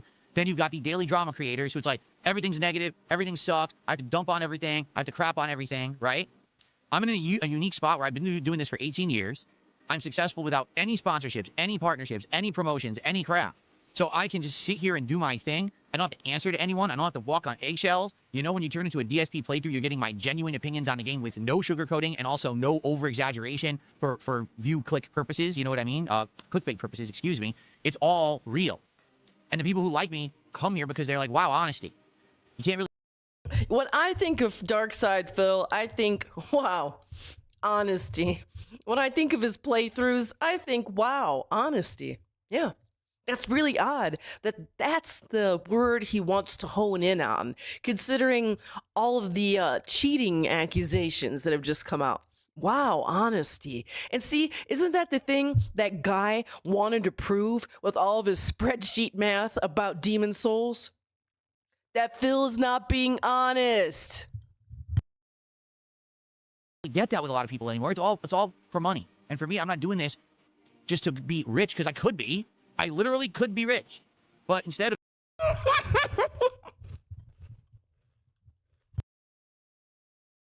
that, I choose the different path. And it's a tougher one, but it's one that I have passion for. That's righteous. Let's hear this again. And for me, I'm not doing this just to be rich, because I could be. I literally could be rich. But instead of that, I choose the different path. And it's a tougher one, but it's one that I have passion for. So I'm so glad he chose the path of non-riches, even though he will dangle the amount of money he makes in front of your face to insult you with. He makes more money than you. He spends more money on champions than you ever make. But also at the same time, he doesn't track what he makes. He doesn't even know what he makes. He also tells you he's not poor. He spends all of his money on tech gadgets and upgrades. And if he were poor, would he be able to do that? No. But he's not rich, guys. He chose the path. A different path. Of the path of poverty, I guess, and honesty. but instead of that, I choose the different path. And it's a tougher one, but it's one that I have passion for. He has a bigger cross to bear for us all. He died for our sins. So, yeah, being here for 18 years doing this and being able to do what I love and have people who trust me and come by and enjoy the content every day is a great feeling. And you know what else is a great feeling? When Meth Bear gives you, thank you for the $5. No riches, no bitches. Exactly. That's why he has Cat as a roommate. He ain't getting bitches. I don't even think he's getting any. It's a lot different from what most people do The only thing he gets is DoorDash. who try to do this kind of content full time, that's for sure. Do I really believe these things? Oh, not only do I believe them, they're true, and you're a fucking retard and you're banned. So get the fuck out of my chat. What's up, Chris? How you doing, man? Good morning.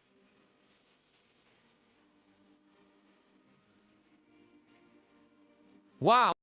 Ladies and gentlemen, I have just... Oh, that's a good time to pause the music. I have just received...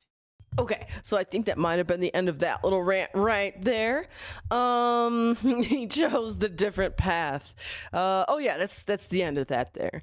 And then the next clip I have from the 15th is in defense of the Keno Casino.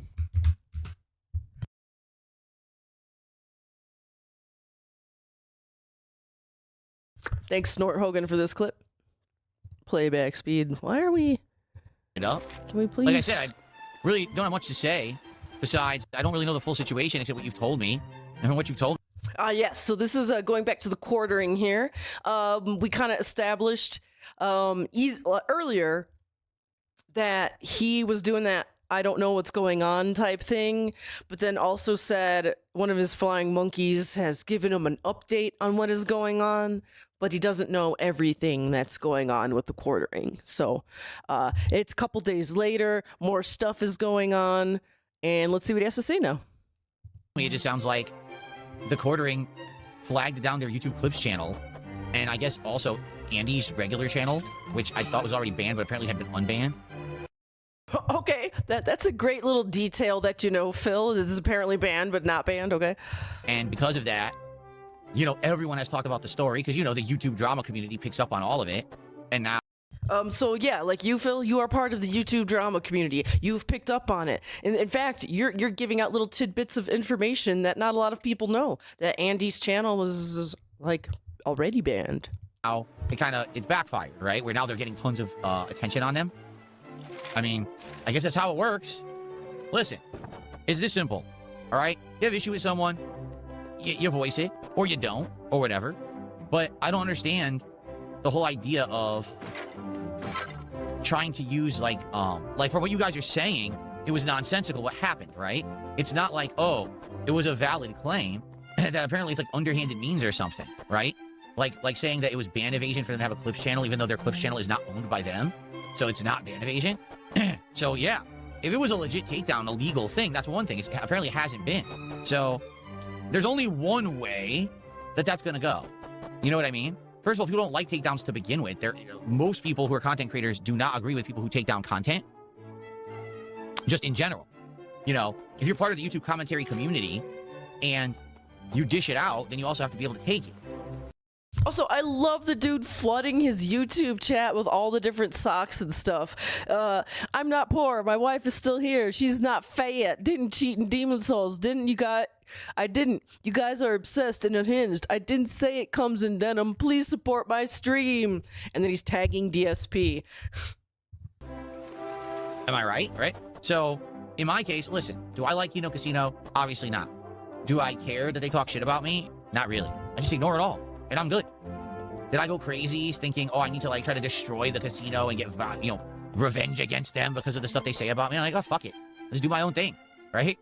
But I guess some people just, you know, they're not like that. They feel like they have to be in control and, I don't know, you know, do these things. Again, it was a legal thing. Like, if the casino had...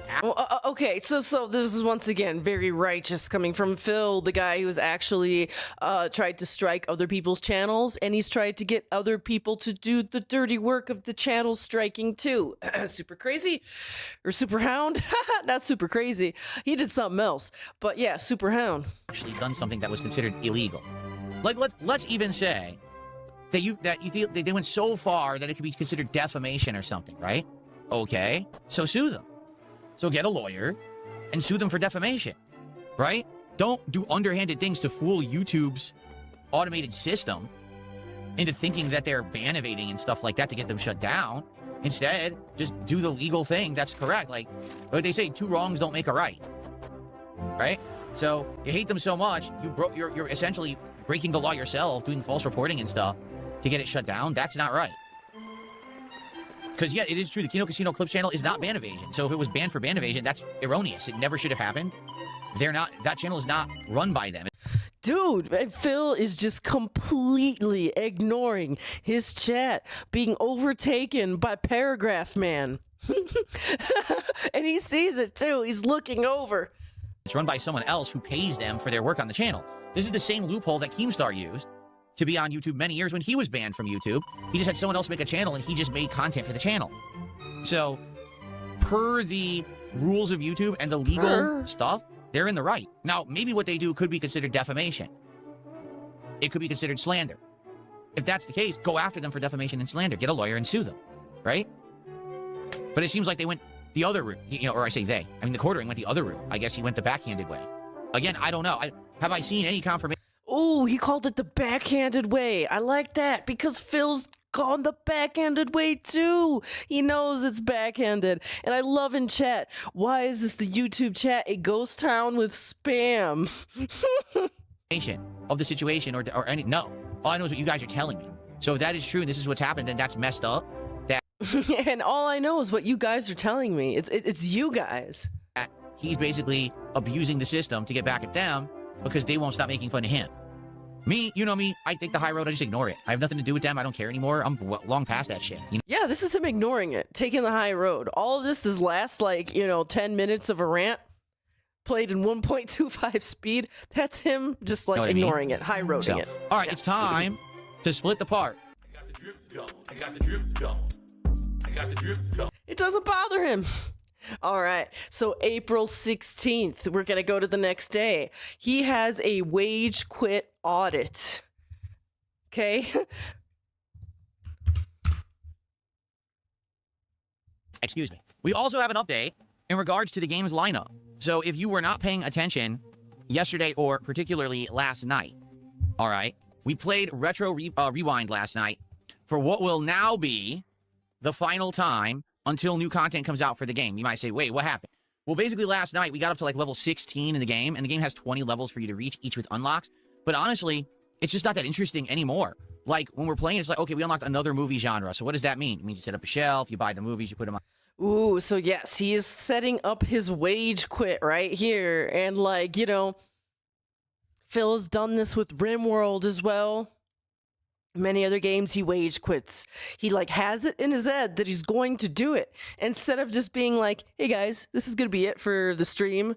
Or, I think this game has run its course and I'm just going to play something else now.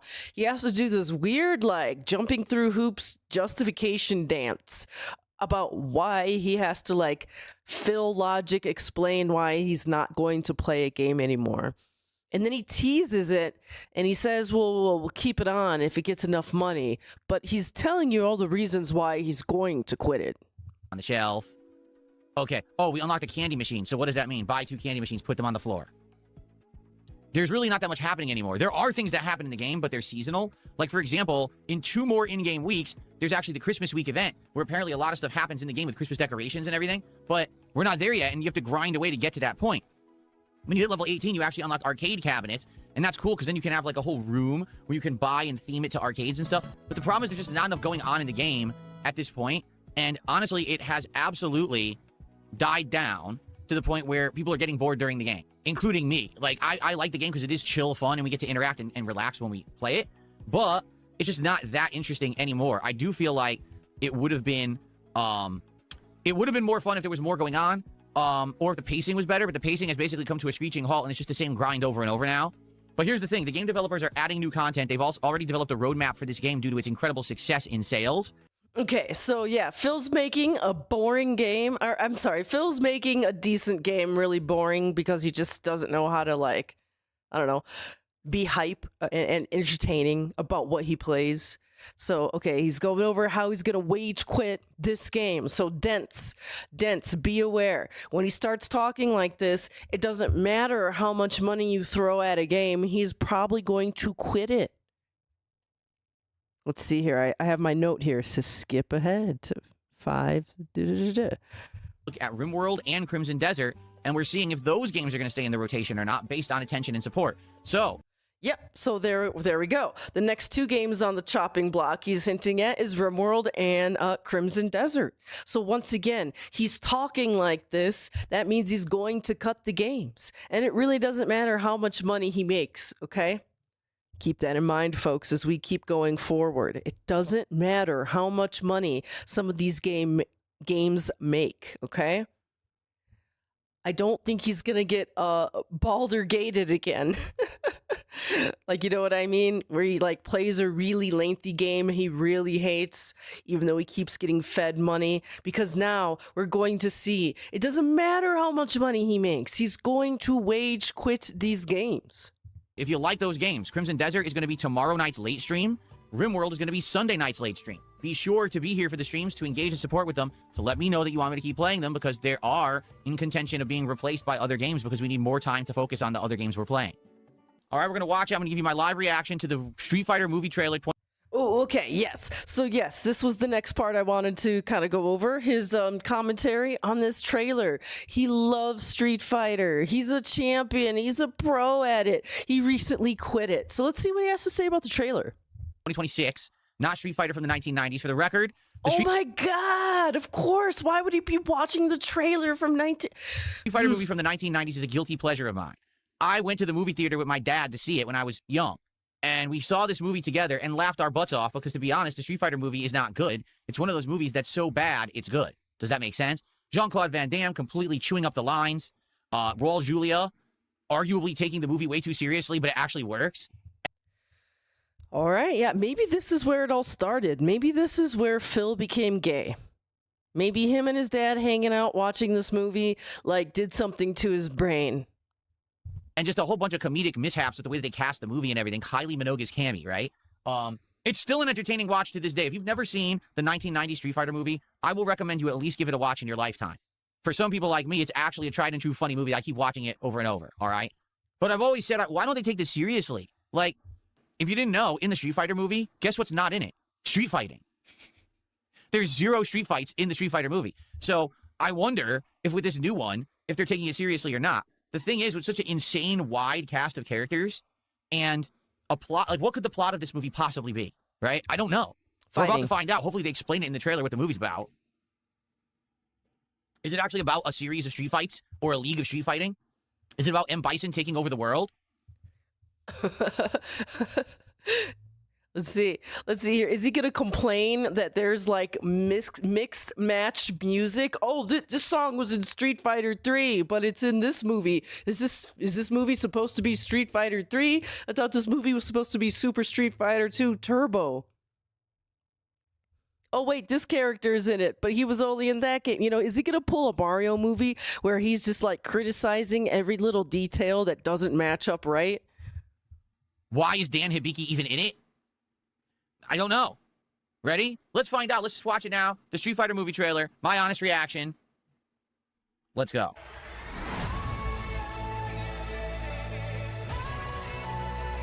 Okay. Yo, Dalsim is buff.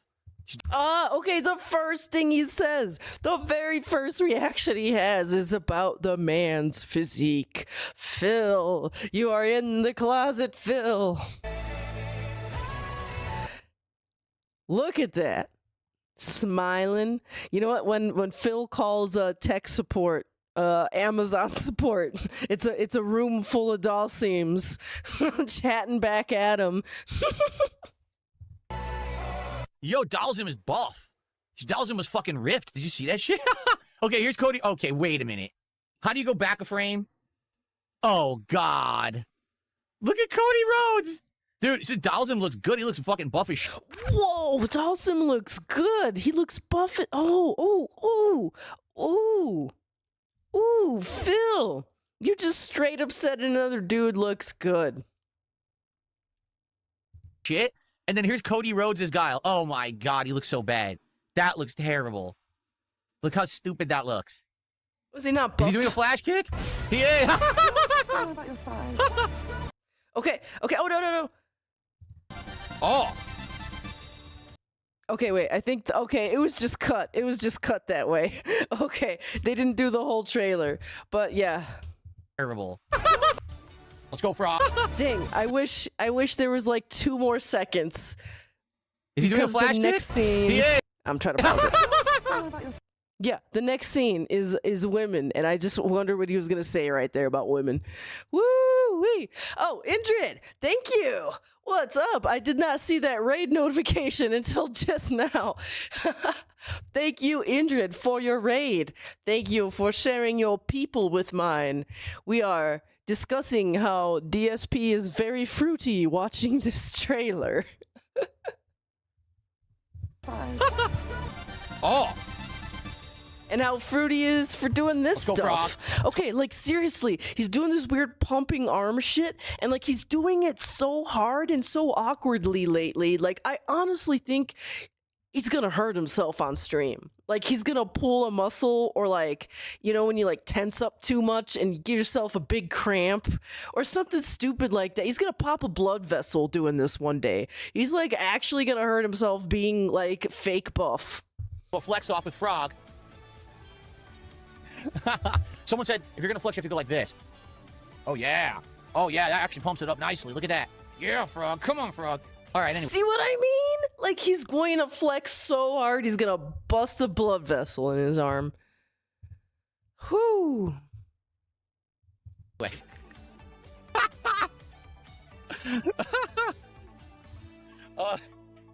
So, excuse me. Oh no, not him again. Did the $2 super chat says, can you check out an indie game called Karen on Steam? It's called Karen? Okay. Sorry, I'm just not up on all of the posing that I have to do with my muscles now. I'm not used to having muscles, so I don't know how to pose them properly. I'll have to learn the proper poses for you guys. Oh my God. Okay? That once again, being a little SLUT on the internet, I gotta properly pose and flex for you guys. Oh my God.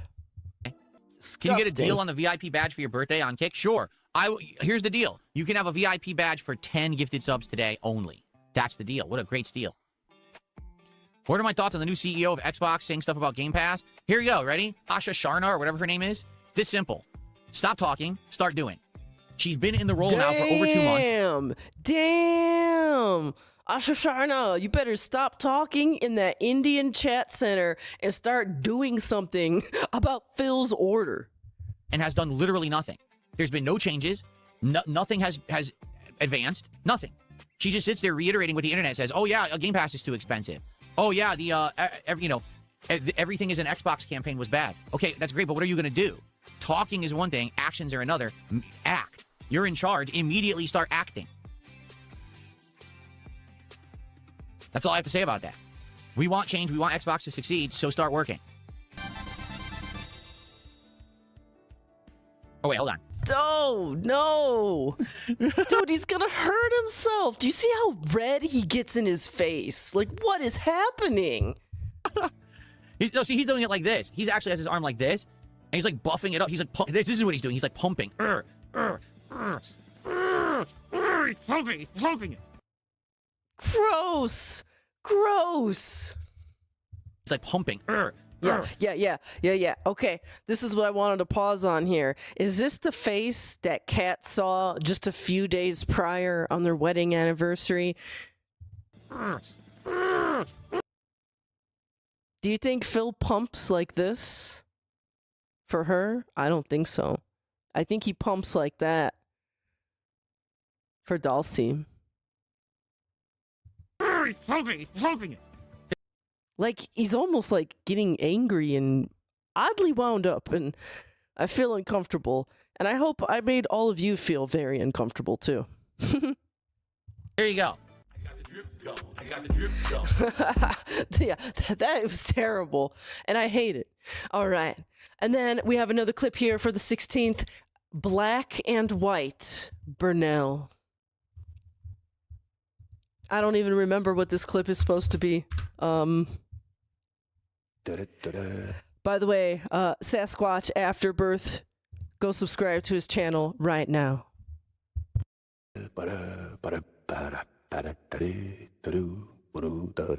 Oh, yes, Black and White Burnell. It's kind of like what the whole theme of the thumbnail and the stream title is about. He is starting to play Mouse. I almost called it Pig. Yeah, he's playing Mouse. P.I. Private Investigator Mouse.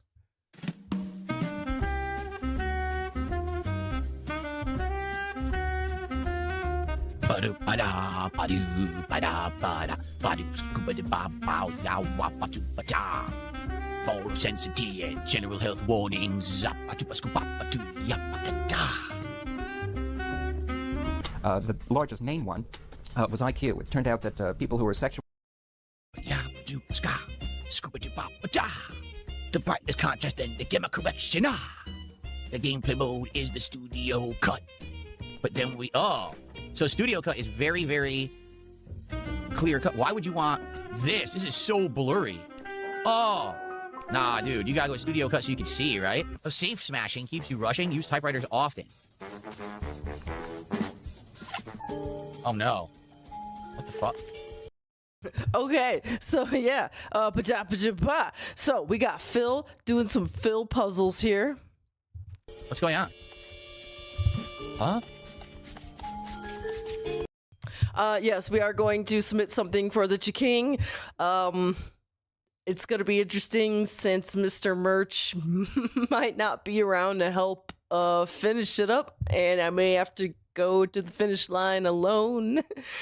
Now, Mr. Merch is definitely is working on the video, and I may have to just work on the song separately, considering all things happening right now. So we are planning on it, but I think this Chiking of the Ring is starting to get cursed for us. Like last year, it was we both got COVID right before the finals, and we barely finished our song. And this year, we have family style things happening right now. So, like, I think Chiking may just be straight cursed for us. Huh? They're not explaining anything. Oh, dude, I love how it's like he's being confused by lockpick mechanics in another game now. Yes. Oh, okay, watch. Okay.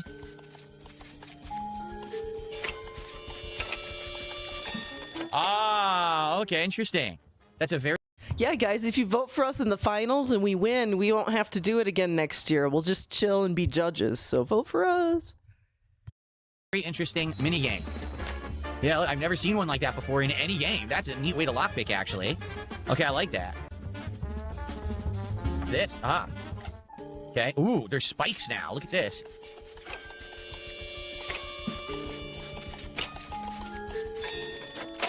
Money. Reminds me of Wolfenstein in a lot of ways. This. Oh man.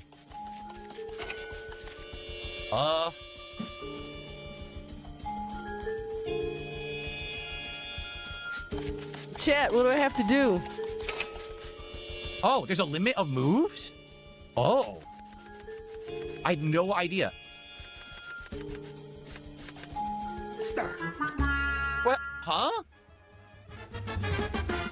Oh, yes. So, yeah, there's a timer and limit on moves, and Phil did not realize that, and now he's locked out of the safe forever. Oh, I didn't understand it, and now I can't do it? Oh, that's really lame. They should, at least the first time they introduced that mechanic, they should show you, okay, it's going to be tougher to do. Now I don't get to do it again? Oh, well. Imagine, he, like, goes to that safe, and there's, like, you know, a pop-up window. This one will be tougher to do. Press A to continue. That stinks. Oh, we'll make it to the end.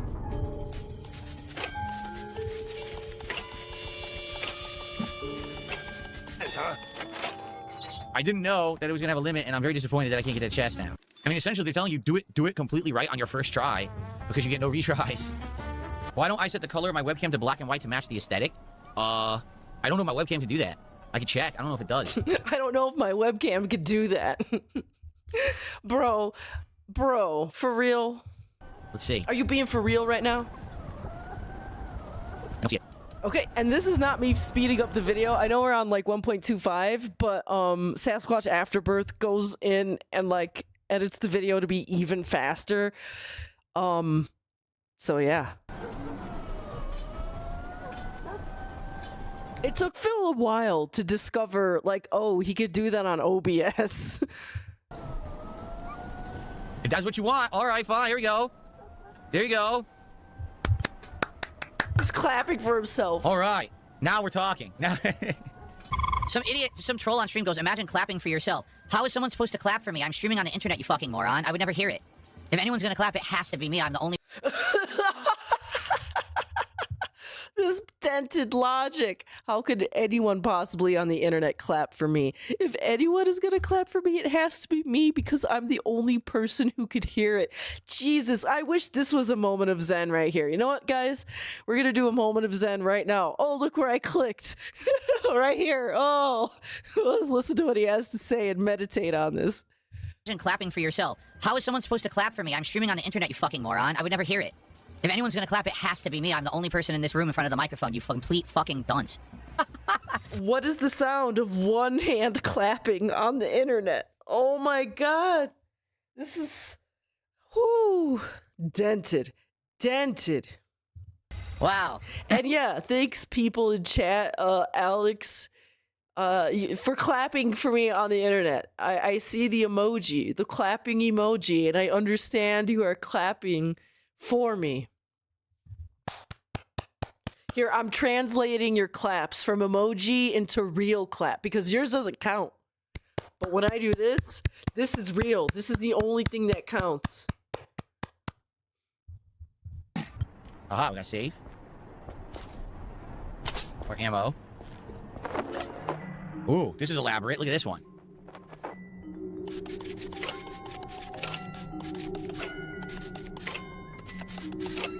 There you go. Not so hard. It's a live streamer. Speaking of which, if you're enjoying the stream, everyone, please support it. No, okay, we're gonna do one more moment of zen here before we move on. Here we go. It looks like he's doing something funny here. Look at that. Look at that. Do. Money. Yeah. So let's click right here. And what does he have to say? There, he likes to run around the house, which he's doing right now. What? Is he talking about Jasper? Oh, Super Jets' house, Jasper Kitty. Oh, he's great. He's great. I just saw him. He's downstairs and he's active. It's a nice day here today outside. We just went for a walk around the neighborhood and it's very nice here today. Nice springtime day. Good weather. Oh. And Jasper gets all excited when it is good weather. He likes to run around the house, which he's doing right now. So good stuff. Thank you, Stormflicker, for the support. Yeah, if you are enjoying this new release of... Wow, great to know about Jasper Kitty. He's active. He's very active. Please go play with your cat. I can't believe, like, he just... I don't know. I feel like Jasper deserves better. We're going to move on here to April 17th in the Snortex Vortex. A quarter for your thoughts. Okay, we're going to play a little short clip here, then move on to quite a long rant. So, you know, if you need your custom cigarettes, your snacks, your lickies, your chewies, your bathroom breaks, get them in now, because we're in for the long haul. 569 views in 10 hours, but that's only been 10 hours. So, as the highlight video on the channel, hopefully it would pick up some more attention, and people will give me their honest feedback on, do you like this actual style of video? Over the years, everyone has always said, Phil, why don't you do highlights? Why don't you do these montages? Why don't you do this stuff, right? So here it is. It's there. And by the way, how do you like that? How do you like? Oh, okay. There we go. I think I asked chat earlier when he started his like edited content, or, you know, Lummox's edited content, or Darziak's edited content. I remember asking that, and I guess it was around the 17th, or, you know, or the 16th. I'm guessing he uploaded it on the 16th, and he's talking about it on the 17th. Okay. There was some kind of point I was going to make about that, but I should have wrote it down because I forgot. Like that customized animation for Mouse PI for hire. Pretty cool, right? No. So, thank you guys for checking out the content yesterday. The streams went excellent. Hoping for another great solid day today. So let's get going. I'll be honest with you. I'm happy that they finally fixed it, because I've now streamed on Kick for nearly 2 years, right? I started in like the fall of 2024, and I hate to be, you know, transparent about it, but I will be. As people know, a lot of people who support my content get harassed. Just because you support DSP, people might come after your channel, your social media, nasty comments, you know, thumbs down bullshit, right? People have wanted to do anonymous gifting on Kick for years. But what's happened is when they try to do it, it reveals their real name when they do it. So there was no point in saying anonymous when in the pop-ups it would say, oh, here's the person who did it. They finally fixed it. So now as you can see, all that happens is it says that these people all got a sub for a month. And it hides the person's identity, so now you can safely do anonymous gifting, which is awesome. So thank you so much. Safely do anonymous gifting. To whoever that was, the 5 anonymous gifts are very appreciated. Can we get a RimWorld fails montage? Well, the villain, you know, we'll see. Like I said, I'm interested in doing so much new stuff. I'm listening to feedback. I'm trying to give you guys what you want. All right? I've gotten feedback that said we want some montage content rather than always watching the raw content. If you can do some like montage and things like that, then, you know, maybe more people would come to the channel and just watch the highlights, right? And then if they're interested, they'd go to the raw playthrough or whatever. So I'm giving it a try. We're going to see what happens. Okay, if people actually, you know, bite at this idea and will watch the content, then cool. But here's the truth. It's a lot of work. It's a lot of effort. And it's a lot of work. It's a lot of effort. Phil is not editing his own content. Okay, it's actually pretty much zero work for him and very little effort. What, he has to ask somebody? Maybe he has to set up a little contract or something.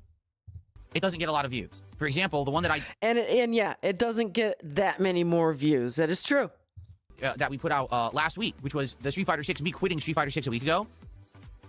Oh, okay. So it was a week prior. So it was the day after his birthday. He started putting out edited content. I think it was well done. Okay, it highlighted me completely crashing out, sucking at the game, and saying, I quit, I'm done with this crap. People who watched it liked it. It has a whopping 3,600 views in a week. Do you think that 3,600 views, but by the way, that resulted in about $9 of profit for me?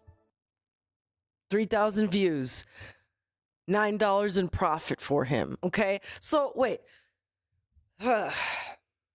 3,000 views on Phil's channel right now is actually a lot better than most of what he puts out.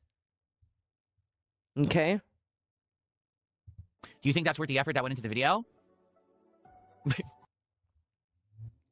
And now Phil's talking about effort. Once again, Phil's put zero effort into the work of this video. He's paying somebody else to do it. What do you think? No, that's the answer. No. But my hopes is that if I continue to make this style of content, that it would actually get some eyes on it. People would start to realize, oh, Phil's doing these highlights and he's doing these montages now. And they'll come by and start to watch those, and it'll get its own audience, as opposed to just people who are coming by to watch the raw gameplay, which is usual. Ladies and gentlemen, I just received another 5 gifted... All right, we're going to skip that part here. Yeah, so Phil wants to, I don't know, make edited clip style, almost like Detractor style content.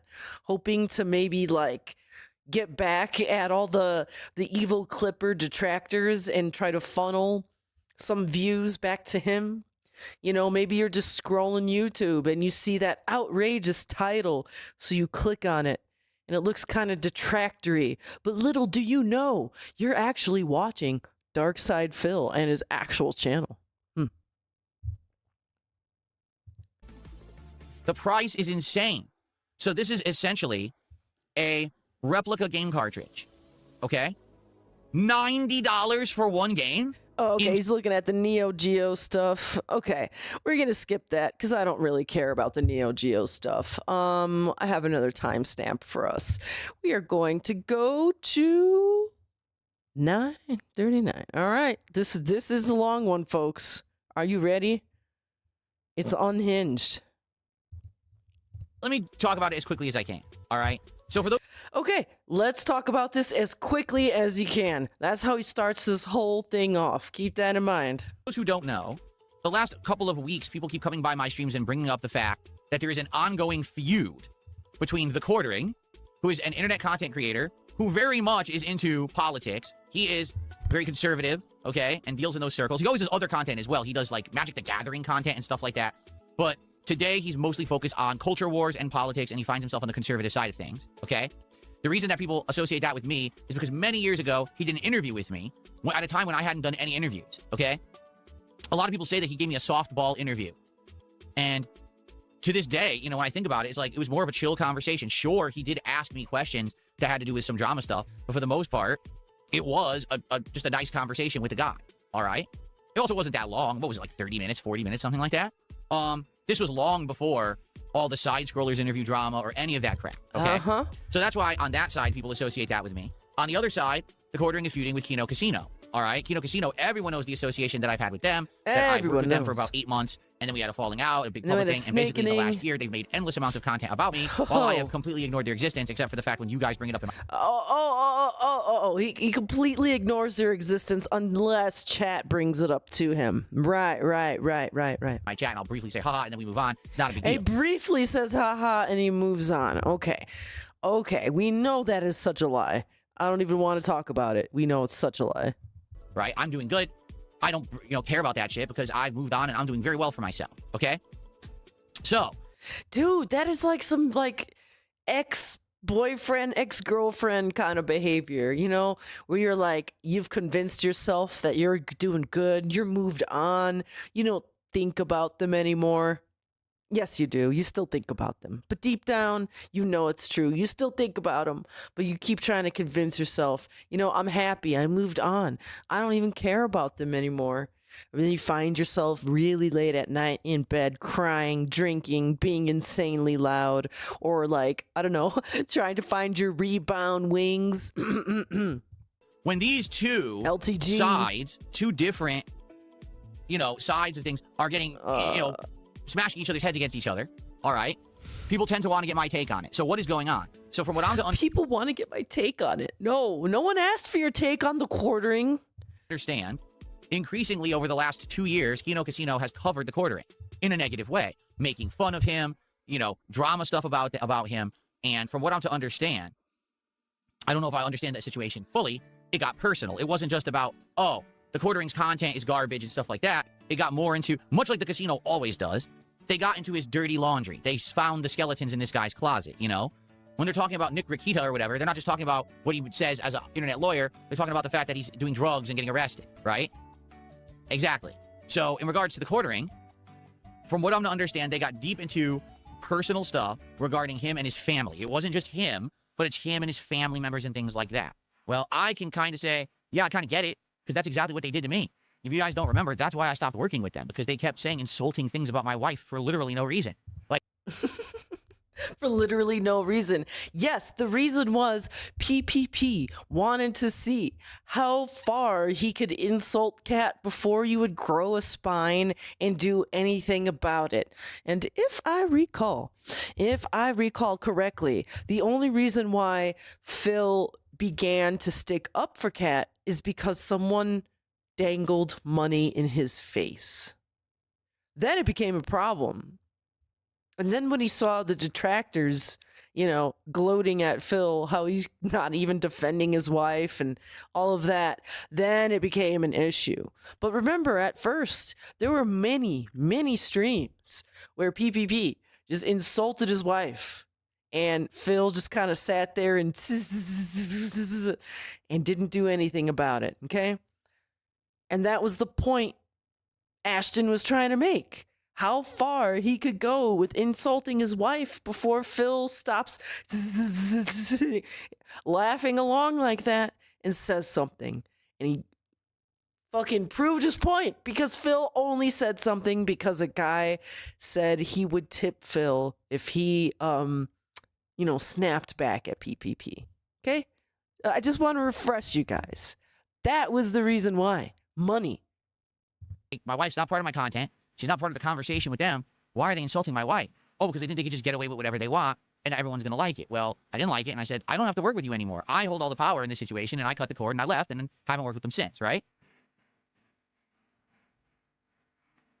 Well, the quartering basically said, I guess we're bound to understand publicly. He said publicly, listen, I am not going to let you guys do this to my family. It's one thing if you are insulting me, if you're insulting my business, and to be honest, I like you guys and I like watching your content. I even like you guys making fun of me. I think it's funny. I get it. Everyone gets a turn to be made fun of, right? But the fact that you are making it so public, this private stuff, this personal stuff, that is not part of my content, right? That's where I draw the line. Now, did he... like when you leaked your own private DMs to the public? Where was your line being drawn on that, Phil? You just say, well, I'm not going to talk with you guys or work with you or ignore you. No. He basically made very public threat. Well, I guess it wasn't public threats. It's so weird and convoluted. I'm still trying to wrap my head around the whole situation. From what I'm to understand, the quartering started talking to Josh Moon. I don't get that at all. Like, do you... Once again, the music in the background is being such a detractor right now. Doot, doot, doot, doot, doot. Make it a farce of this all. You guys remember Josh Moon, the guy who I did an appearance on Kino Casino with? He's the guy who owns Kiwi Farms. So maybe he talked to Josh Moon, I guess because the private stuff about his family was on Kiwi Farms or something. I don't know. I mean, I had the conversation with Josh Moon, and we got nowhere. Like, essentially, Josh is of the impression that everything and anything can be on Kiwi Farms, and there's no absolute, you know, limit to it whatsoever. He thinks that Kiwi Farms is the best website on the internet. He's nuts. I mean, to be frank with everyone, he's fucking nuts. Like, the guy has no moral compass whatsoever. And because of that, it's dangerous to have that kind of power in the hands of someone who has absolutely no morals or values and just thinks that everything is for the giggles, and, you know, it's messed up. Okay, just being honest. But I said as much, right? And at the time, we kind of agreed to disagree. Now, I said, listen, I don't hate the guy, but what am I going to do? I'm just not, again, just like with the casino, I'm not going to deal with him, I'm not going to talk about him or whatever, right? So that's where we left it. Like, I haven't talked to Josh Moon or said a word about him basically since. I don't really care. I have nothing to do with it. I'm moved on. I'm good, right? Here's the truth. If you're doing well for yourself, why do you care what other people say?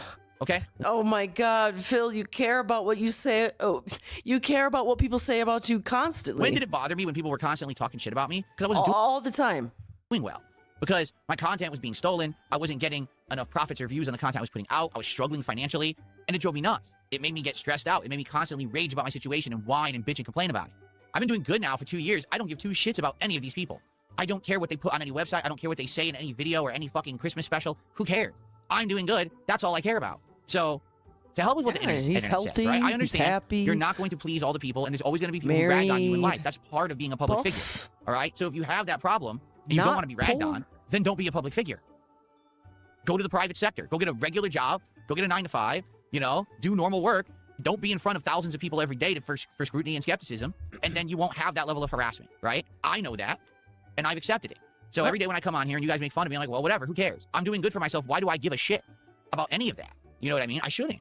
But I guess the quartering could not accept that, all right? And the quartering, I guess, in a conversation to Josh Moon, supposedly, what I heard, what chat told me, what was said behind the scenes, I guess, maybe. He's so, you know, he knows so much about this information, which, by the way, I've not been following this that much. Phil actually knows more about this stuff than I do. Said, listen, I've had enough. I'm not going to allow those guys to talk about my family anymore. They can talk about me, they can talk about my content, but they're not going to talk about my family. Therefore... but your wife, isn't the quartering's wife, like, part of the content in a way? If you know what I mean. I am now making basically this like ultimatum, all right, that they're going to take down any clips about my family. And if they don't, I'm going to use my contacts, my business contacts on the internet to take them down, to essentially take everything they own, okay? So he outright said that to Josh Moon. I don't know why he said it to Josh Moon and not the casino. Maybe he wasn't talking directly with them, and I guess Josh Moon was the intermediary or whatever, all right? So, of course, the casino laughed it off and said, what's he going to do, you know?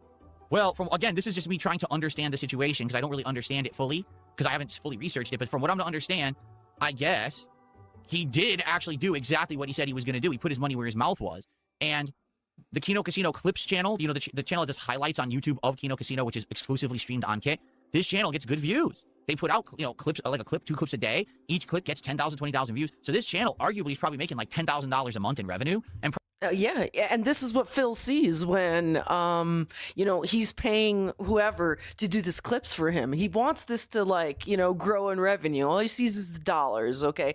Side note here.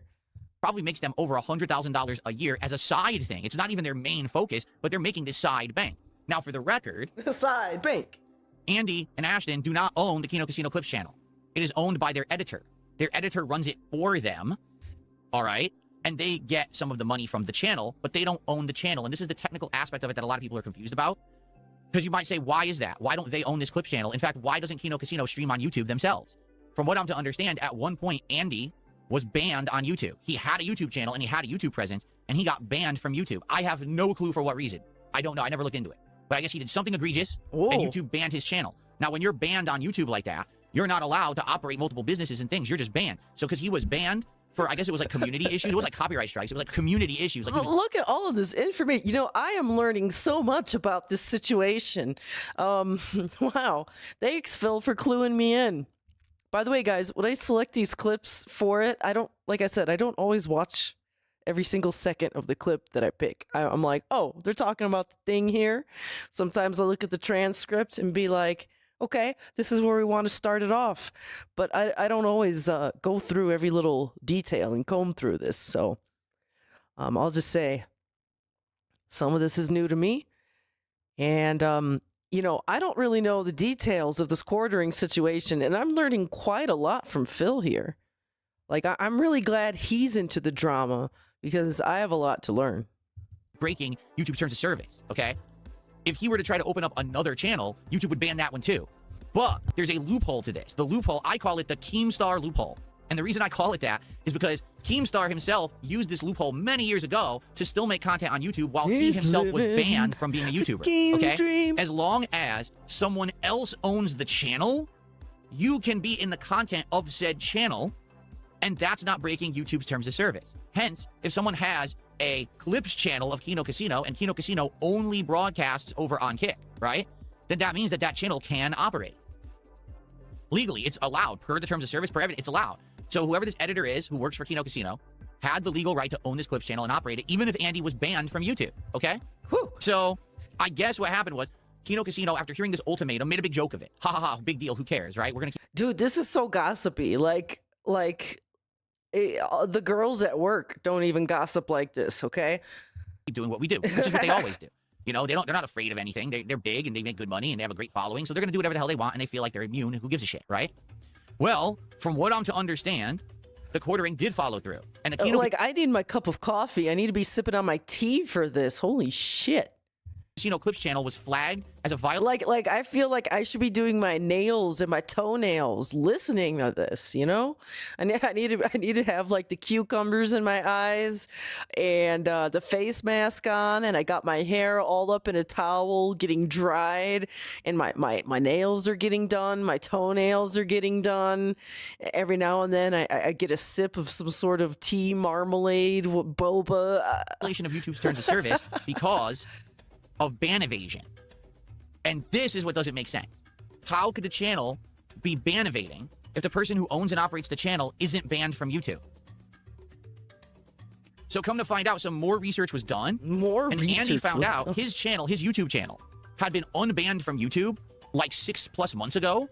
I guess he knew about it, but he didn't publicly talk about it because he had no plans to use the channel or anything. It just kind of sat there. The channel had been rebanned, and he didn't even know because he wasn't paying attention to it. And it got rebanned, and then after his channel got rebanned, oh my God, then the Clips channel got banned. Girl. So putting 2 and 2 together here, Girl, that's what it crazy. sounds like happened was, Oh my God, girl. someone, is it the Quarter Ring or someone else? Who knows?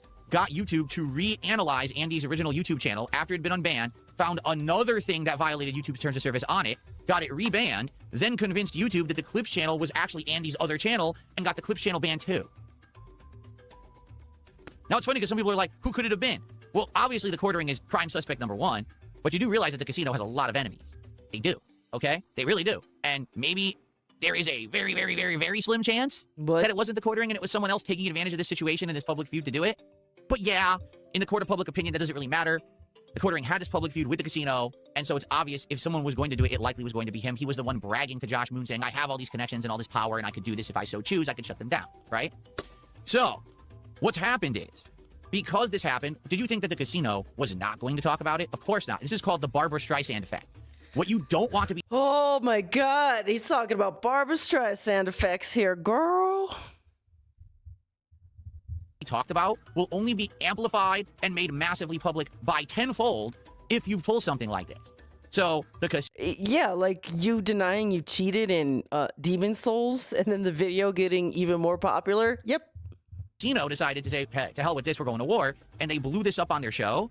And immediately, everyone started to cover the issue and clip it. People started to go to all the Quarter Rings content and flag him and say, hey, how dare you do this, right? Hey. And then people started to clip the casino show. They started to clip the Quarter Ring. And the clips were all over the internet, okay? From what I'm to understand... yeah, and now D.S.P. is getting in on the clip game. He loves these clips. Again, I'm just trying to understand the situation. I could be wrong on any of this, and it's fine. You know, factually call me out if I'm wrong. I'm just trying to understand it at a big picture perspective. Supposedly, the Quarter Ring then started flagging other people for harassment. Okay, so it wasn't, oh, I'm flagging the casino for ban evasion anymore. Apparently, he started flagging clippers on the internet or anyone who covered this issue, like talking about the Quarter Ring's personal family stuff, which I haven't. I actually don't even know what it is. I don't give a shit. I don't want to know about it. Okay, I don't. He knows but apparently, all anyone about who brought this up. He knows all about his family issues, but he doesn't want to talk to it because this kind of subject makes him uncomfortable. Because is that what Kat does? Is that what makes Phil a cook? Because Kat is with Tyrone, and that is really similar to what Quarter Ring's wife. Is that what makes it so uncomfortable? Oh my God. Okay, was then in their video getting their videos flagged for harassment purposes, which means that, you know, YouTube terms of service violation. Yeah, dude. Yeah. Think about that. He knows all these ins and outs and details about Andy's channel being banned and unbanned and Quarter Ring doing this and that and talking to Josh Moon and that, but he's not gonna touch the subject of his wife banging a bunch of other dudes, apparently, supposedly, allegedly. Oh, harassment. This video has a harassing part in it, so the video has been taken down or whatever. Okay? So it wasn't just going after the casino, but then when the Streisand effect happened and everyone started to publicly talk about the Quarter Ring's personal business in a public forum, he started flagging anyone who was doing it as well. So now the fear is that if anyone actually talks about the issues, the personal issues that people have with the Quarter Ring, that he's going to hit you with a harassment claim and shut down your video and possibly your channel. Okay? So I think, am I to understand, in general, do I understand the situation? Because before I give any opinion on it, I need to make sure that I'm understanding the situation. In a nutshell, do I at least have a summary understanding of this? Yeah, Phil, I think you've more than summarized. I think you've explained in quite an amount of detail the situation. Does that mean we get to hear your opinion next? Or am I wrong? Am I off on a few points? I'd like to be corrected if I'm wrong before I come to any kind of a opinion on it. Okay? Bilbo Baggins says you don't really understand anything. Well, that's just wrong, so now you're banned. What's up, Chris? Get banned. Talk about him, because that's not really the issue here, right? Someone else's dirty laundry or personal issues is none of my concern. I don't give a shit. You know me, I'm not a... Okay, he just spent like the last 20 minutes talking about someone's dirty laundry, making it completely your concern. And not only that, ask chat. He was so damn concerned. He asked chat if the information he was spewing back at us was correct. He was concerned about the validity of his information. That is very concerning. About that. What I care about what is actually going on in this situation with the YouTube flagging and all of that, right? And by the way, I have shout outs to do and I will do them before the morning show ends. I promise you all. Okay? Gee, thanks, Phil. And with no strikes against it when it was flagged. terms of service is different from copyright. I think this is a key point that people are not understanding. When it comes Okay, so I'm going to start skipping here because this is quite the chunky rant, and I really don't care about Phil splitting hairs about things he doesn't know about, like correct TOS. to copyright service and just shut your whole channel down. And all you can do is try to appeal and prove otherwise, and if you don't, your channel's gone. Sometimes it could just say this channel's not available. Sometimes it'll say this channel's been terminated. Like I've seen different things on YouTube. If it's like really egregious, it'll say your channel is terminated. That means you really are in bad shape and you may not ever get it reversed at all. In general, people who have their channels shut down usually eventually get them back. Even if you just let time expire, usually it's after a while, it won't be a big deal and you can get something reversed, okay? I've had things many years ago. I had things against the D.S.P. gaming channel, all right? That was like, oh, something I said, oh, they didn't like that. They flagged it. You wait a couple years, you appeal it, and then they'll remove it. Okay, so it's not endless, but sometimes you could get permanently terminated, okay? So I want to permanently terminate myself for listening to this. So everyone is saying I do have a good understanding or general understanding. Oh, a lot of people say I understand this correctly. Yeah, because you've been watching it. You've been paying attention, Phil. This fills your life, Phil. You have no life. You're on the internet absorbing drama. You are everything you say your detractors are. What happened. They want to go after my content. They want to go after my looks. They want to go after anything that I put in front of this camera. They want to go after your looks? Every day. Sorry, I do not want to look like a weird a weird gay man who wears like children's shirts and palm trees. Ill-fitting children's shirts with video game characters layered with palm trees. I do not want to look like that. No, skippity skip. I don't know. The next time, would come into the chat and spam with whatever they were doing that particular day. And I would say, I don't care. And then ban the idiot and then move on with my day and we'd be good. Okay? Now, to be honest with you, I think that's what any intelligent adult should do. Okay? That's my take. The best way to put up with an internet bully is to just fucking ignore them. Okay? There's a difference between what Kino Casino does and what other people do. And here's what I mean by that. Kino Casino talks shit. Kino Casino tries to expose personal shit, right? They really are an internet drama show. They're trying to be like TMZ on the internet. They're kind of like what Keemstar used to do with Drama Alert, maybe times 10 in some cases. They're like the new group doing it that's hot and popular for doing it, correct? That's a good assessment, okay? People find what they do entertaining or whatever. But if you just ignore it, not much is going to happen, all right? In the case of my case, right? In the case of my case. Did Kino case. Casino come after me and my livelihood? Did they try to get my channel shut down? Did they try to take money out of the mouths of my wife and my cat and me? Wait, the mouths of my wife? Whoa, what did he say there? Hold up. My case, right? I ignored it. Did Kino Casino come after me and my livelihood? Did they try to get my channel shut down? Did they try to take money out of the mouths of my wife and my... The mouths of my wife. I love how Cat now has multiple mouths. Confirmed. She's a creature. She has multiple mouths. She's chewing. Cat and me. Did they try to steal everything? You know what I'm saying? Did they try to get me shut down? No. They didn't do anything like that. What the truth is, I think they understand the game. Okay? And what do I mean by that? They understand that if they keep it going, if they just keep they can keep making content. Right? If you shut down the person you're making fun of, how could you have content to make for your own purposes, your own profits? You need that person to keep making content so they can keep making content on them and profit from it. Okay? Some detractors don't get that. Actual detractors will try to do fucked up stuff. They'll try to steal money. They'll try to shut you down. They'll try to hit you with false copyright strikes. They'll try to do messed up stuff to ruin your reputation that actually does hurt your business. All right? I don't think that Kino Casino has ever done that. They just wanted to make a buck on my name, and so they do so. Okay, do I agree with that? No. Do I think that's immoral? Yes. Would I do it myself? Of course not. But... Phil, you go in and randomly shit on LTG and Wings and RTU and even the casino unprompted all the time. You immoral bastard. I can't really stop them. I'm not going to go to extreme measures to try to shut them down from doing it. I'm just going to say, ignore it and move on with my day. I'm good. Okay. I'm happy. I'm successful. Okay, why do I give a Mr. shit about what they're saying about me when I'm still successful? Okay. Right? I don't know why the quartering is taking a different opinion on this or a different direction. I'm actually like a little lost. Like, what happened that was so egregious that he felt that he's taking this into his own hands? Again, oh, for the record, I should say this for the record. Apparently, he publicly keeps saying he didn't do it. Even though he's on record with a conversation with Josh Moon outright saying, I will do it. I will use my power to do this. He claims he hasn't done it. He's tried to show that he hasn't flagged any channels on his streams and stuff like that. So he's trying to say it's not me. Okay? But, like I said, who else would it have been unless you have someone who's really trying to take advantage of this particular timing and situation to do it? And wouldn't that be an incredible coincidence that all of this stuff was already lined up to happen, and now someone jumped on it at exactly the right time? All right, stop here, stop here. Doesn't this almost sound like Phil is guilty? Like, I don't know if Phil's really going around flagging the casino's channels now that striking now that the iron is hot. But, like, this almost is, like, sus to me.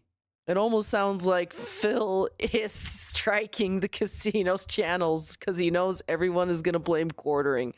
I don't think that's actually happening, but, like, it almost sounds like it could be at this point. To make it look like the quartering did it all and it wasn't really him? Maybe the quartering is just the most unlucky dude on the planet. Maybe he is. Maybe it really is someone framing him and he's not doing it. I don't know. I have no evidence of anything. I don't think anyone does. We're all just guessing and assuming based on the information that's been made public on the internet, right?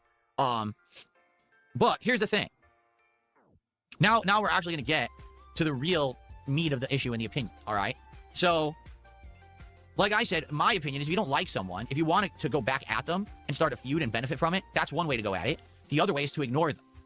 I do not believe in attacking someone's livelihood. I do not believe in attacking someone's, business, source of income, whatever you may say it is. I don't believe in that at all. Okay, Mr. And Flag. particularly, I don't believe in it if you're actually doing it with underhanded means. For example, let's say that the quartering actually felt like Kino Casino was slandering him or defaming him with the things that they were saying publicly on their show.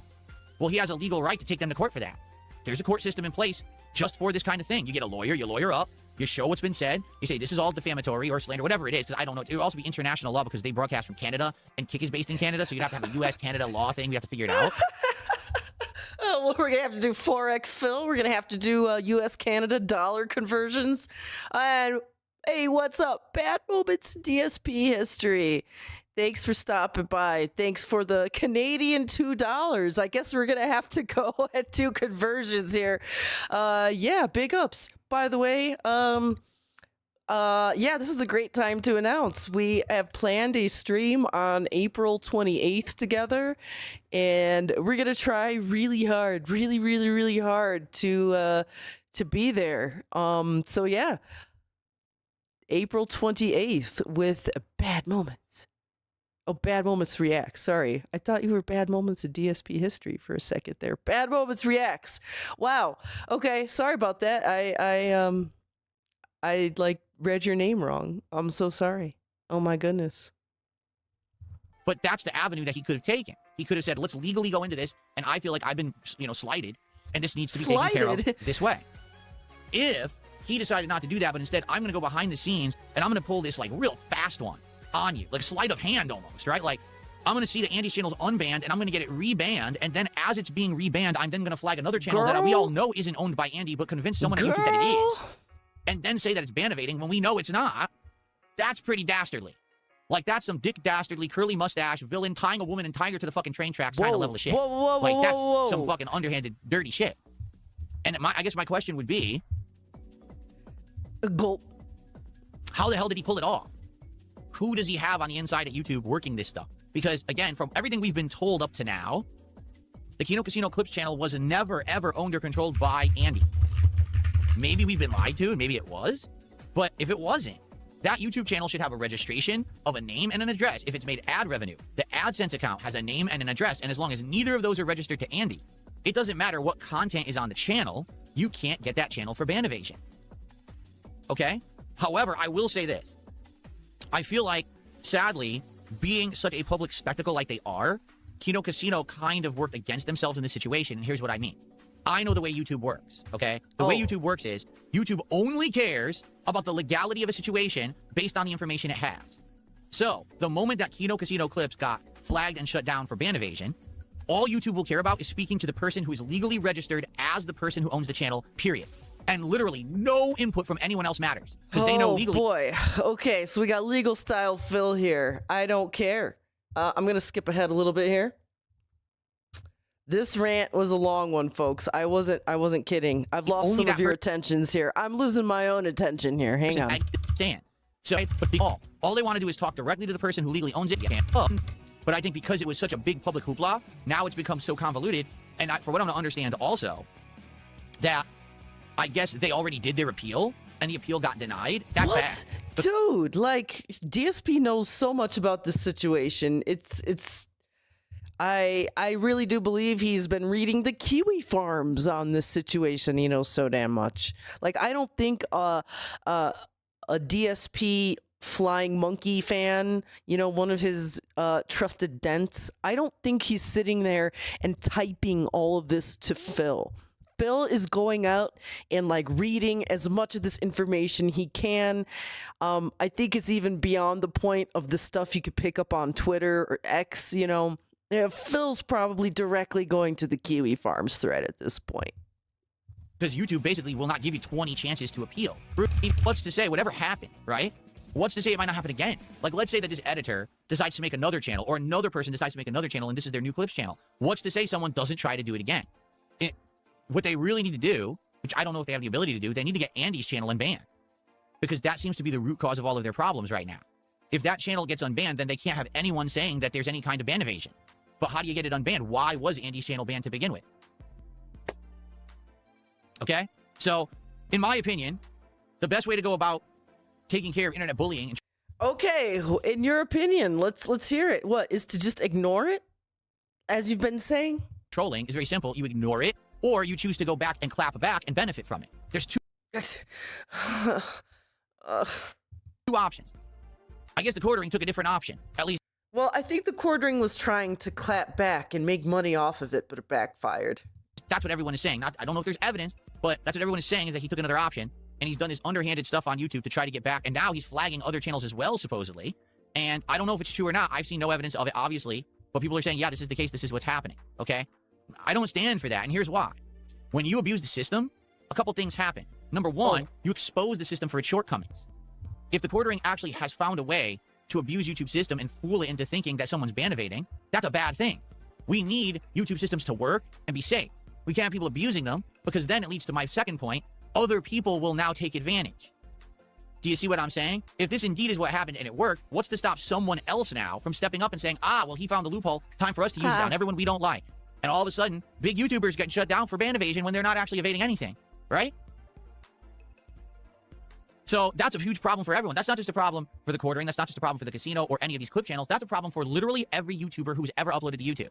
That if there is this loophole. Oh my gosh. I like how he's turned all of this gossip into, like, it's actually YouTube's fault. Like, it's the YouTube developers' fault. They've made some sort of loophole. There's some sort of code that could be exploited here.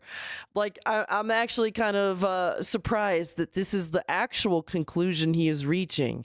That it would be very bad for YouTube if there is an exploitable loophole because of all this quartering nonsense. We just spent a half an hour listening to him ramble and give us the tea. Spill the tea, girl. And he did. And you know what? He read the tea leaves, and it said it would be bad if some people found a YouTube exploit. It's the dev's fault. That, you know, it needs to be closed. This is really messed up. All right? It's that simple. Okay? It's that simple. You guys know my opinion on the casino. I don't like them. I don't like the content they make. They bully me. I just ignore them. That's the best way to approach it, in my opinion. If you're already happy and successful, why do you care what they say? Right? So that's what I don't understand about the whole situation. If this is true, because again, this is all just speculation. If it's true, then why did the quartering take the route that he did? If he's successful and he's happy and everything's good, then why does it matter what they say about him? Just go on your merry way and ignore those jokers. You know? Like most people do. I'll admit some people do go back and clap back at them and get into feuds with them, and they love that because that just gives them more content, right? Just ignore them and move on, and that's fine. But he chose a different path, and I don't know, man. I don't know what happened there. I don't. I got the drip going. I got the drip going. I got the drip going. I got the drip going. Woo! I got the drip. Well, I'm glad I got caught up on the tea, girl. And you know what? I gotta say a thank you and a shout out to Meth Bear. The only loopholes Phil likes are the tax and poop hole varieties. Is there a poop hole loophole? Is that what you're trying to say? Oh my God. Well, thanks for the tea, Phil. We are moving on to the next clip. Pigmata. All right, I didn't come up with that one. I've seen pigmata used before, but you know what? I am saying it. And I just want to let you folks know we're almost here at the very end because DSP has the 18th off and the 19th is the last day that we're covering. Okay? So we're almost here. We're going to take a chill. We're just going to watch a little bit of bad gameplay. Phil reacting to a small child in a game. Ah, she's hideous. Terrifying. Got it. This will start the stream. Now you start asking for donations. Here we go. Hi, I'm the new VTuber. I can give you some money now. Ceiling. How am I supposed to get back to my ship? So like classic Phil, you know, there's a little small innocent child in the game that you're supposed to feel for, and Phil will do everything in his power to make fun of this, to not understand the children, to not make the connection, the emotional connection, and to make fun of it at every chance possible, because he can't take this kind of thing seriously. You know, good luck, like, good deal, like, Derek isn't around anymore. He would have really liked this playthrough in particular.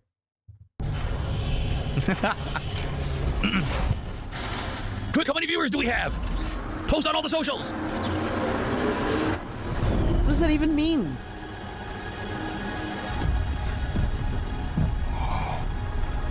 You're an asshole. Does not compute. I've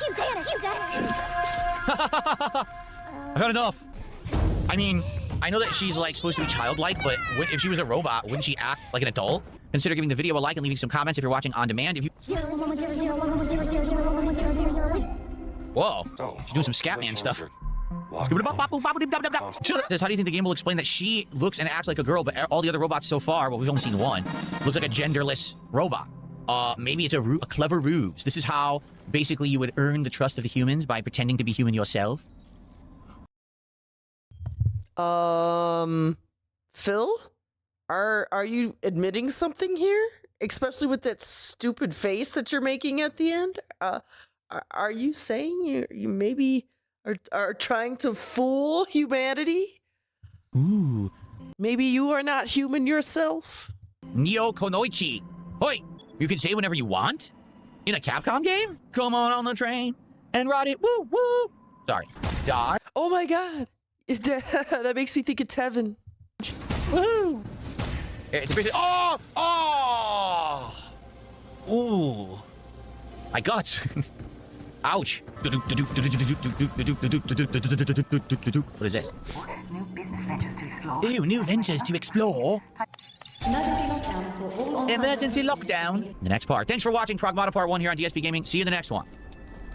Okay, so folks, it is time for my one break of the stream where I'm going to use the bathroom, stretch my legs, get some coffee, and I'll be back in like 10 minutes. And then it's 2 hours of Pragmata right here on DSP Gaming after the fact. But in the meantime, enjoy these highlight clips and I'll see you guys in a few. Huge cup of coffee, although it's half full. I never drink the whole thing. It's about 12 ounces. Tim Hortons. Just waiting for it to cool down so I can have some. And we're going to play for about another 2 hours here on stream. All right. Good stuff. Hope you guys are liking it so far. And, I'm not. Let's skip ahead to some more stuff he's talking about. Whoa! Oh, whoa. Oh my god, he keeps doing it. Cool first boss. I drew it. You're a robot. Why would you draw a children's picture? You're a robot. All right, I'll save. Because the robot is programmed to be a child? I haven't played this game. I don't know what the story is. I assume Robot Child is programmed to be childlike? Sweet.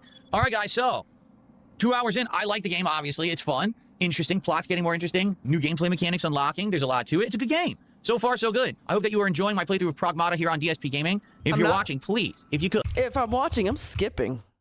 Yeah, here we go. Hello again, everyone, and welcome back to Pragmata here on release day on DSP Gaming. Thank you for $1. I appreciate that very much. My final hour of coverage of this game today, but it's a good game, and I'm looking forward to playing it more next week. Boop, boop. Boop, boop, boop. Can you grab that? Because doesn't it look like you can?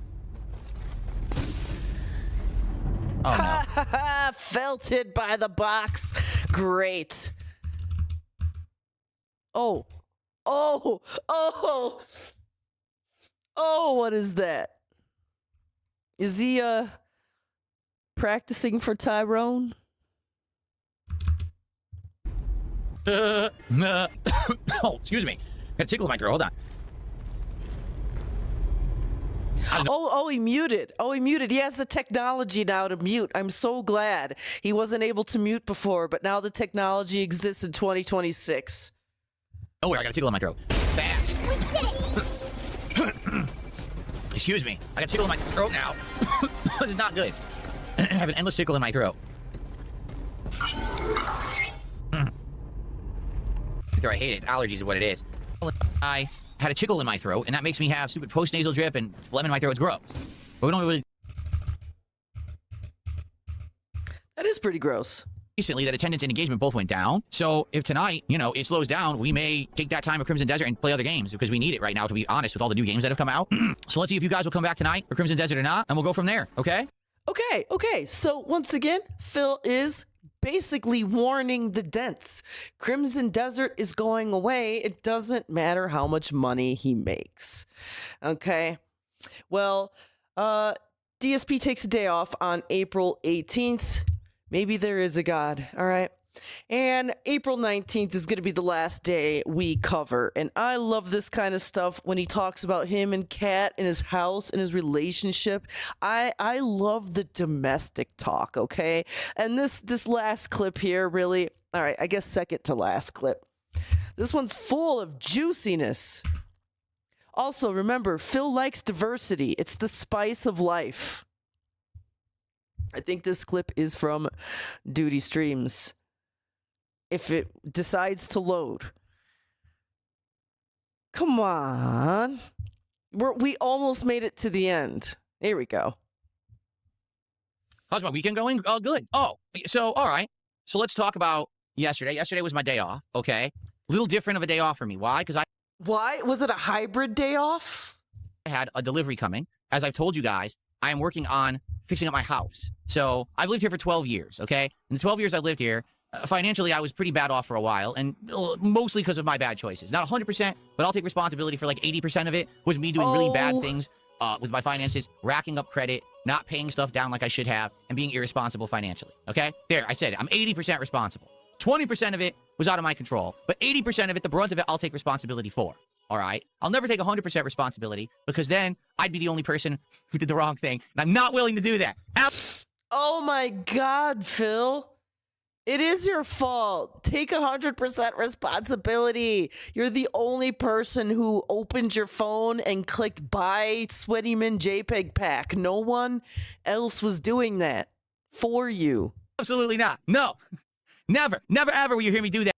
Yeah, it was the trolls. It was the twolls. Yeah, never will I take full responsibility. Anyway, so. Yes, it is true. He will never take full responsibility for it. He, every now and then the broken clock is right twice a day. Now things are better. Last couple of years, things have been doing really good, okay? And what I'm trying to do is I'm trying to fix up my house. I'm trying to renovate areas. I'm trying to clean out areas that have been not used properly or just been like cluttered. And so I have rooms that I've cleaned out, areas that are now being repurposed. And there's one room that I have that I want to use. So we actually decided to start furnishing it, and we had bought some furniture for this room, okay? So the furniture got delivered yesterday. I'll tell you a little story, okay? So, when you go and you buy furniture, of course, the people in the store are so nice, and they tell you the whole process. So here's how it's going to go, Mr. Burnell, all right? Mr. Burnell? 3 days before the delivery, you're going to get a text. And the text is going to give you, the date, the time frame window of a 3-hour window of when your furniture will be delivered. And it'll give you some ins and outs or whatever. If there's anything you need to tell us specifically about the delivery, reply to that message and give us all the information. And I said, well, this is perfect because I live in a private community. They need to know that they enter from a certain end of the street because the other end is not accessible. They need to know the gate code to get into the private community. And they say, oh, no problem. Be sure. All you got to do is send them the information. When they text you, just text them back and you'll be good. Okay, sounds good to me. All right, perfect. So it's a few days before the furniture delivery. I get a text, but you can tell it's automated. This is not a human texting you. This is probably AI, okay? And I'm like, all right. So they give me the information. They tell me the date, which is going to be, Saturday. They tell me the time frame window of when they're coming. It's 3-hour time frame window. And they say, you'll even get a link to show where the truck is. You'll be able to follow them on a GPS during the day. Oh my God, satellite style Phil. He loves that shit. He loves tracking you down. Exactly where they are and what's going on. There's no way you can miss your delivery because you'll know where they are. Sounds good to me. Okay. So I respond to that message and I say, hey, so just so you know, I live in a private community. You need to enter from this end of the street at this gate. This is the gate code. Here's even how to get. I said, even when you get through the gate, here's how you get to my house. It's easy, but here's how you do. So I give them detailed instructions. Detailed instructions. How many fucking paragraphs do you think he's typed up? Anytime Phil says that, I think he's like giving him the pre-stream. It's like you open up your phone and you just see the length of a text message that hits you. You're like, and like you immediately want to close it. You're like, I ain't reading that shit right now. Like that's what I think Phil's doing. And it keeps responding. Thank you for the information. I mean, that's the kind of message he's sending out that makes other people go, I'm not reading that right now. This information will be forwarded to your driver. Thank you for the information. This information will be forwarded to your driver, right? And then that's it. All right, we're good. So yesterday, it's the morning, and they gave me a time window of 3 hours, and it's a little earlier than normally we would even be ready to do stuff on our day off, because we technically like to try to sleep in on the day off, okay? Oh, they like to sleep in on the day off. Confirmed.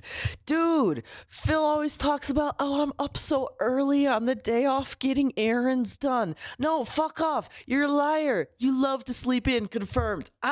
Dude, I'm telling you. Day off. Phil and Kat sleep until like noon. Maybe 10 if they get up early, okay? Then they're like, we don't want to cook, and they DoorDash themselves breakfast, okay?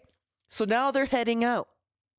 It's already in the afternoon, and they got to run all their errands. It's like Saturday afternoon. This is like peak other people doing their errands and shopping too. And they're going to Costco and complaining, why is it so packed? Okay, so they get their stuff, and then maybe they stop by the mall real quick so they could get some more stuff.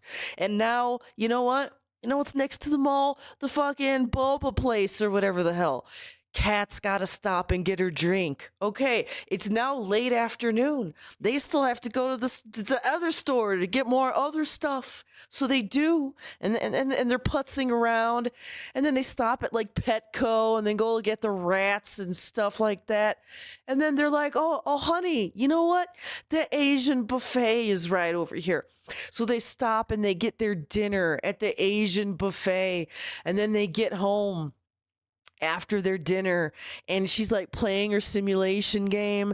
They got all their stuff, but you know what? They're too tired to cook now. So they got a DoorDash again. Like this is their day off. Like they go to like 2 stores, and like every time they stop, I fucking guarantee you, Kat is stopping for a boba tea, an ice cream, a munchie this, something that. And then they go to like another store. They go to the pet store. And I'm telling you that they go out for, this is their day off. This is their hybrid day.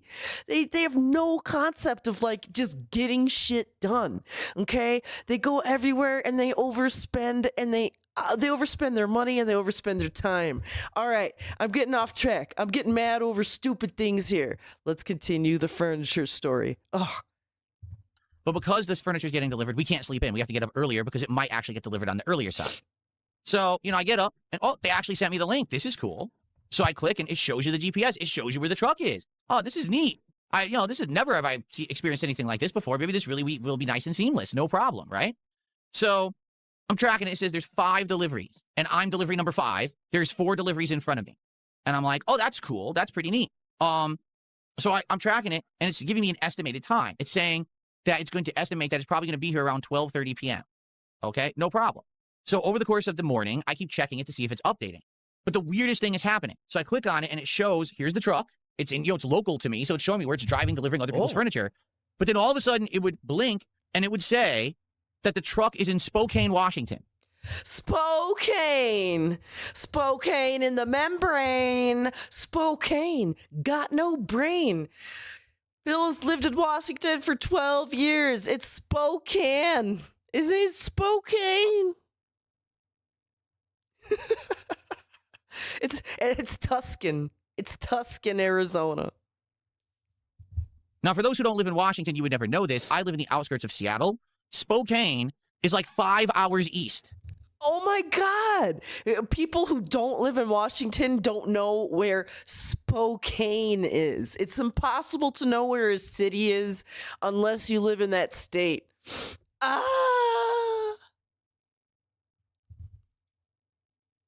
So why is the truck saying it's in Spokane, Washington? If it's claiming within an hour, it's going to be at my place delivering my furniture. Like, what?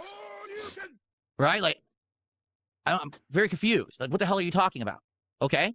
But then it would reload after like 20 minutes, and then it would show that, oh, the truck's local again, and then it would say, oh, it's in Spokane, Washington again. The hell? At one point, it glitched, and it said, instead of your furniture coming at 12:30, it's coming at 5:30. And I said, now, wait a minute. I have things to do today. I have to go grocery shopping. I have things to do today. Sorry. Errands to run. It's my day off. It's when I do all this stuff. So I need to know actually when the furniture is coming. So I text the number again saying, hey, I don't know what's going on. It's claiming now that it says 5:30 p.m. Is this accurate or not? To which it just gave me a baloney response. Well, you're fifth in line. 1 delivery has been made. 4 more need to be made. And we'll let you know when we know anything else. And that was it. So it was like, that's a baloney excuse. Yeah. There's other people receiving their furniture before you, and you're going to be like a couple deliveries down. What a fucking baloney excuse. worthless information.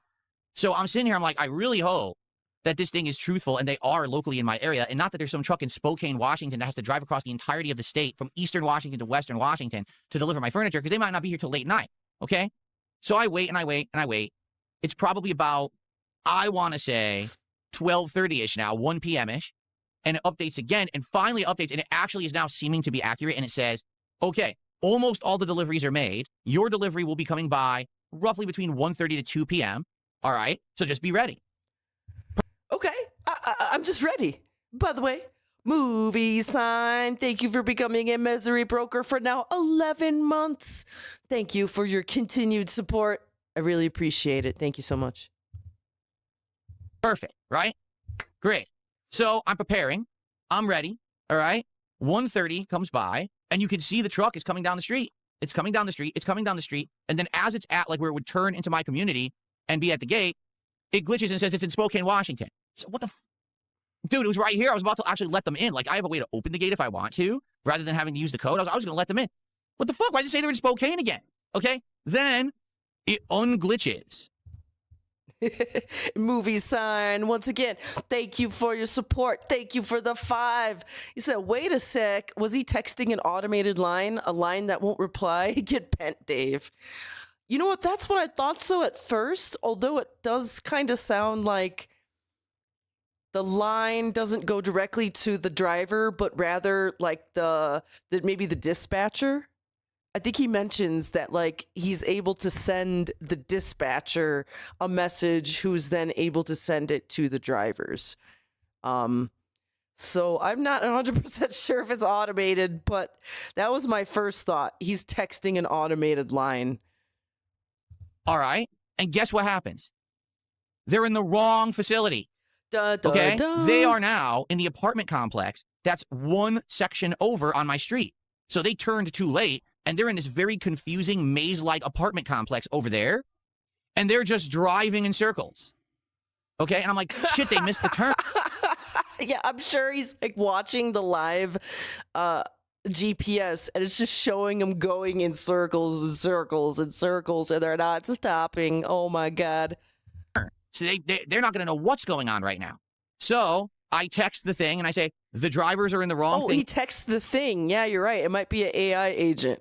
Next door.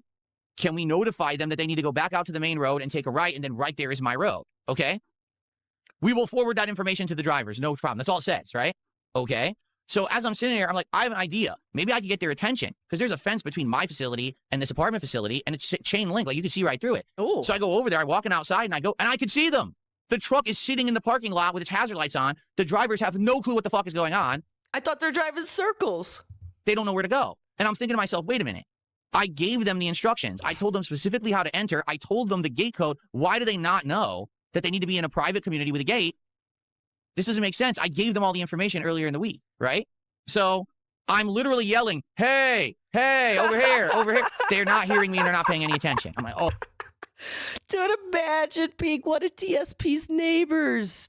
And then you're like, you look out your window and you're like, hey, that weird guy is outside again. Yeah, what's he wearing? A Hawaiian shirt, a video game shirt, and pajama pants. What is he doing?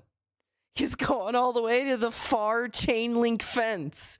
What is he doing? He's yelling and waving at a truck somewhere. Dude, imagine this in your head. Imagine being in one of the different condo units, looking outside at Phil doing this. I bet you there's like neighbors that live in there that like watch Phil and laugh at him whenever he leaves the house. Hey, that weird guy, that weird shut-in guy, he's going around to people's porches looking for packages.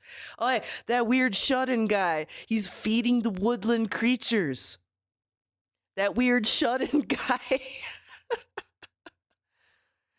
Man, what is the other thing? He's waving out his window at the people at the back gate, telling them to go around.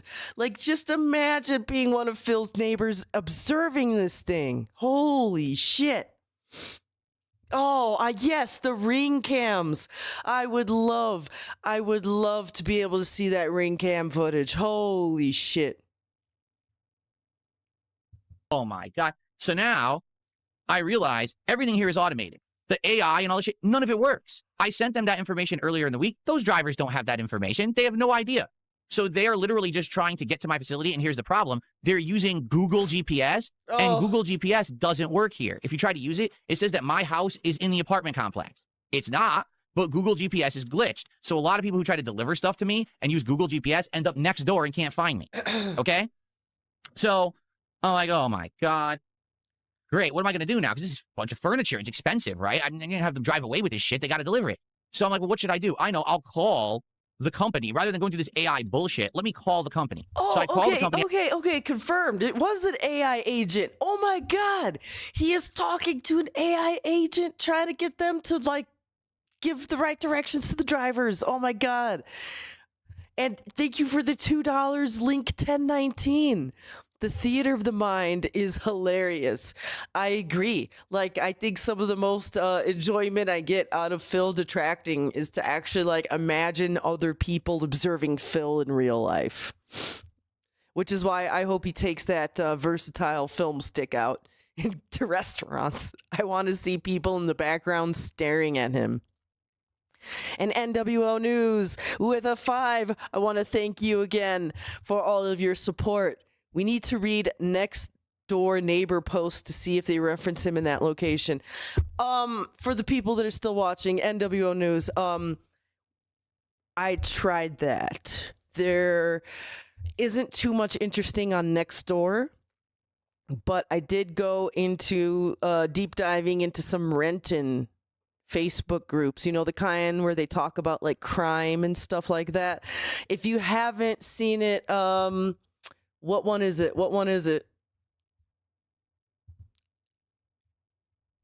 It is our stream.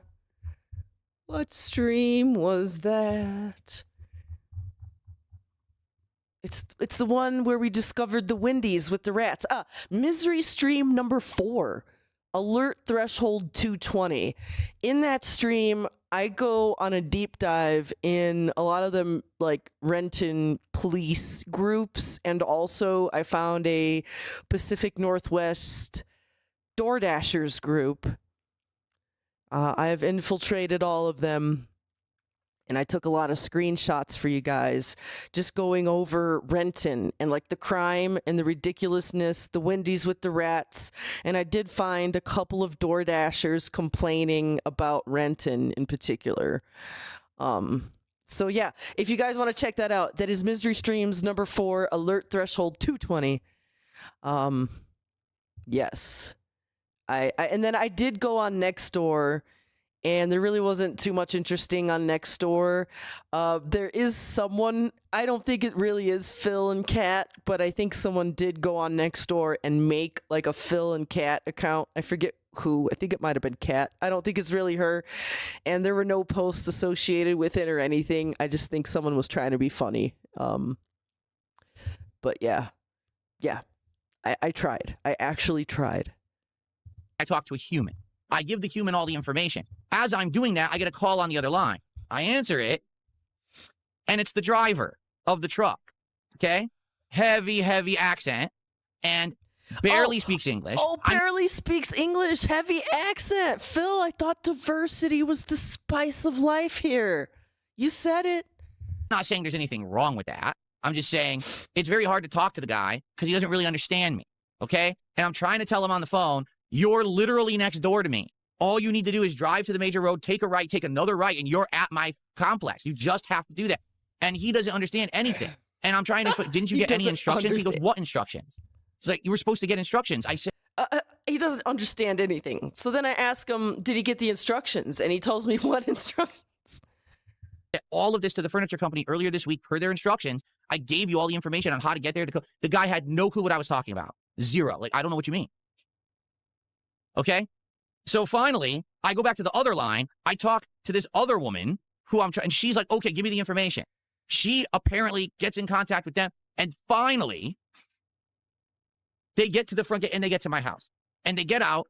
Neither of them speak English, okay?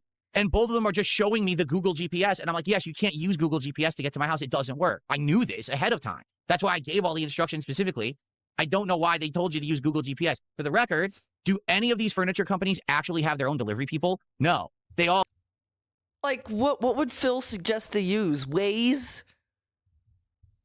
Contract out. So this is a third-party company they pay to deliver furniture. Okay? I don't blame them. They probably were never given the information. They're just hired to do a job. They load the furniture on the truck, and they use Google GPS to drive it around and deliver it all day. That's it. So I don't blame the delivery people. And for the record, they were very professional. They brought the furniture to the room. They unpacked it nice. Everything's good. I have no complaints about their service. But it's a nightmare to even get it to your house because the company makes all these promises and they don't deliver on them. Oh, we have an AI thing to send it all the info. What did the AI do? Eat the fucking info and delete it? Like, why did I even bother giving them the info? Dude, the AI probably broke. Like, Phil probably broke the AI with his giant paragraph. The AI probably was like, this is spam, and didn't even send it along. Info. So anyway, basically, we have some new furniture in the house now. We actually really like the furniture, but this... Wow, he likes the furniture. And also Teeling Soldier, he needs to suggest the updates to Google. I think there are people that try to fuck with his address because I know earlier, like last year or something, it was a certain house on Google. And I think it's not the most accurate one, but I do believe it's now like changed and it's an even further away condo. It may even be a condo in the different complex he's talking about. I think someone does go in and fuck with that pin for where Phil's house is to purposely throw GPS off.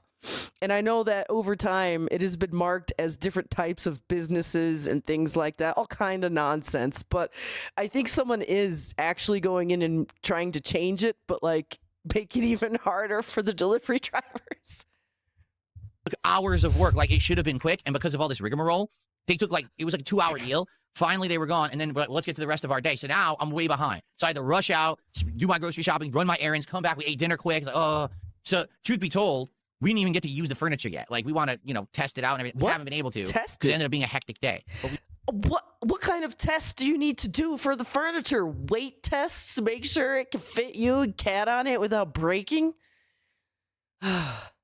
And NWO News with the 2. Thank you so much. Yeah, the AI ran out of context. The token limit was reached. Absolutely. Phil is the guy who would, like, eat up all them tokens. We will. Over the course of this week, we'll give it a look, and we'll see how it goes and go from there. But, yeah, it was pretty stressful. because of that. But at the same time, the furniture seems really good. Like, the quality of the furniture seems exceptionally good. So I'm not complaining, and it looks like we'll get good use out of it. Just, why was it such a hassle to get it? And here's the other thing, right? Like, we really like the store, and we like the stuff in the store. And we were talking about, hey, maybe we'll order from them again. Maybe we'll get more furniture there. But the same thing's going to happen. They're just going to hire the same company. They're not going to get the information, and we're going to go through this stressful thing every time we get something delivered from this company because their AI doesn't work. Unbelievable. Because their AI doesn't work. Oh my gosh. Plus, what kind of furniture does he, like, what is he replacing? And also, knowing that that house is a pigsty and, like, full of stuff, like, what are they throwing out? Questions we will never know the answers to. Okay. All right, well, you guys wanted to know what I did on my day off, and I told you. I hope you enjoyed the story. There you go. Okay. Maybe we could try and convince Phil to show us his new furniture. Whoo! I'm starting to think they have to get new furniture to accommodate their new weights. Cat's weights. All right, we're on to our last clip here. This is from last night's RimWorld stream. And after that, we're going to be taking you guys to Raw Phil after that. It'll be right in time for Phil starting. Right? Okay. Let's see this last one here. Give me 2 seconds. I got to go find it again.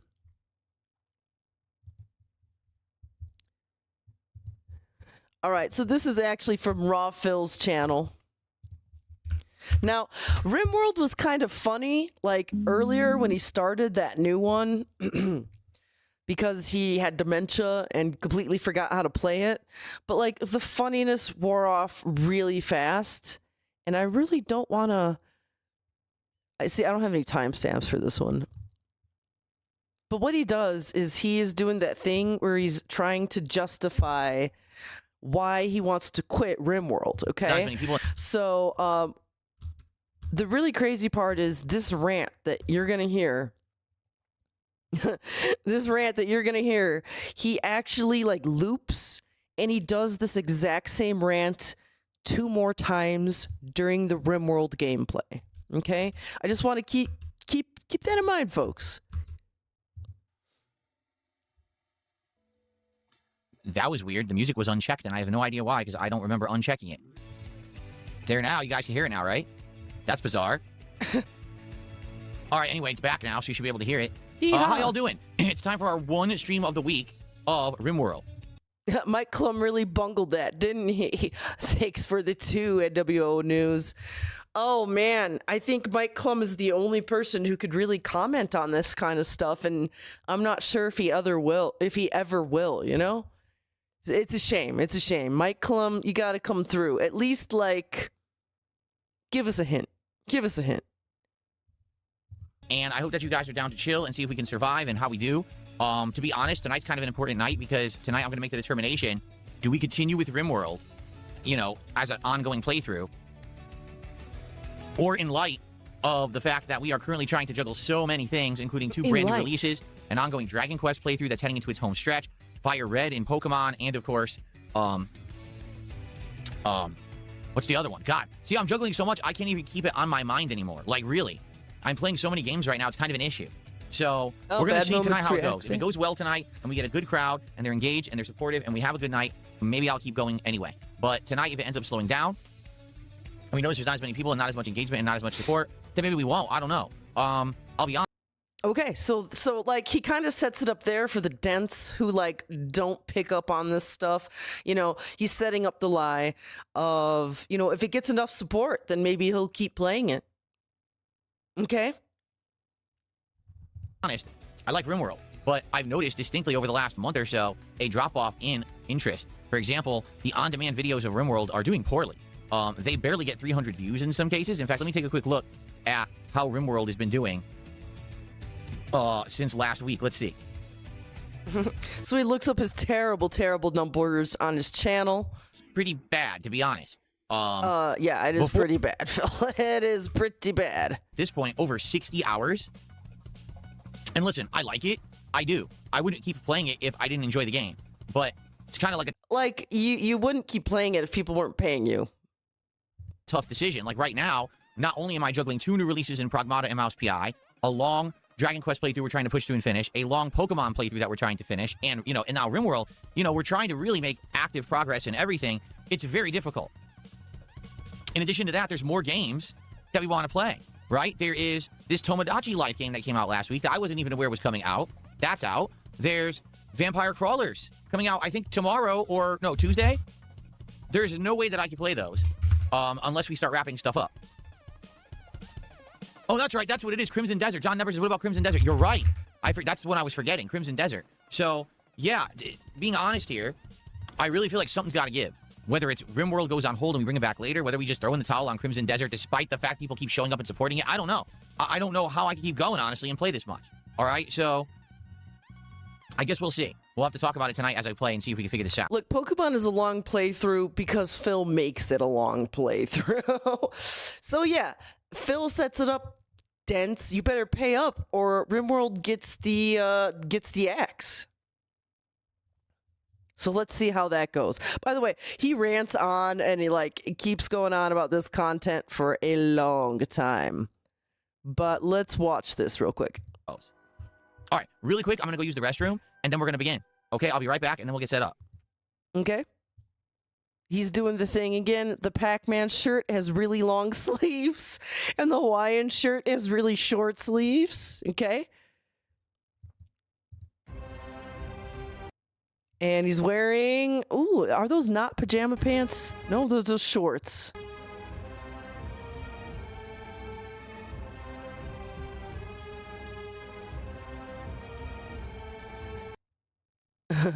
Okay, so we get back to the game, and he's ranting about, you know, if he should keep playing it or not. And this whole first, segment here, okay, I'm pressing on my keyboard. Let's see here. Yeah, a lot of this is him with the game paused, talking about if he should keep playing the game or not. It's insane. Now, in addition, we now have Tony and Flebby, both of... I'll try to find it. Yeah, we had some rats walk into our traps, and they died. So did this one. Jeez, they're all dying. I don't know where these rats are coming from. They're just walking in and out. They're coming from the Wendy's with the rats. Through those traps, it went into our freezer, it fell over, and it was dead. Now I load up, and we've been playing for 20 minutes, and I check on it, and it says it's just unconscious. Does that make sense? Yeah, I don't know about this. Have Tony do all the cooking from now on. There we go. All right. So now we fixed that issue. That shouldn't happen again. So let's see here. I'm trying to watch the scroll. Where's the scroll? Scroll. All right. Oh, no.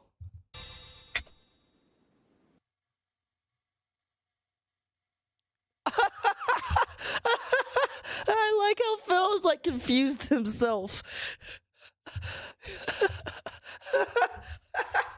He doesn't know where to stick his arm. Thank you to some guy. Okay, this is where he's gonna hurt himself. He's actually gonna pop a blood vessel. He's gonna give himself a stroke doing this. Yeah! Thank you to some guy for 5 gifted subs on the kick side of things tonight. Thank you so much, some guy. It is a jump scare when we get that. It really is. It's a jump scare and a half. It's a jump scare because you're so ugly. So what was I saying? First of all, let me get some guys' contributions on the leaderboard, and then we'll continue, okay? Here we go. Thank you, some guy. It's some guy 78 with 5. He can haul. Okay, so I'm trying to get to the top. The King's Tax. Okay, so throughout the night, he's gathering King's taxes. Alex, I'm not playing that slow down. No way.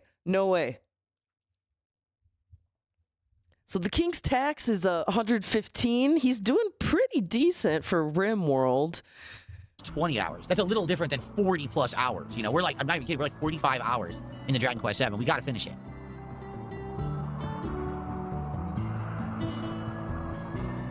Oh, man, I don't know about this one, man. What do you guys think? We got a death sleeping vampire, a recovering Flebe, and we're not making any progress at all. We researched hydroponics, and we didn't do anything with it. We researched geothermal power. We can't do anything with it. We're kind of boned here. Starvation.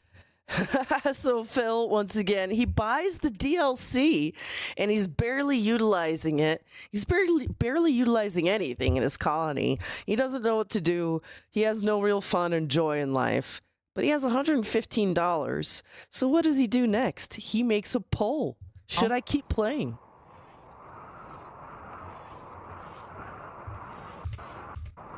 So, it's very simple. Should RimWorld continue or go on a hiatus? Continue in the schedule is option 1. Go on a hiatus and return later 2026 is option 2. Please vote. Okay, so he's having people vote on it now, too. And let's take a look. Joseph, and an anonymous tip, he's actually made $169. RimWorld, according to him, should be saved. Okay? The Dents showed up. They voted with their dollars. They want RimWorld to stay. Now, Phil doesn't like that. He's been trying to weasel out of this for days now. Now he has to set up a poll. Let's see here. What was the poll answer? How does this continue or conclude?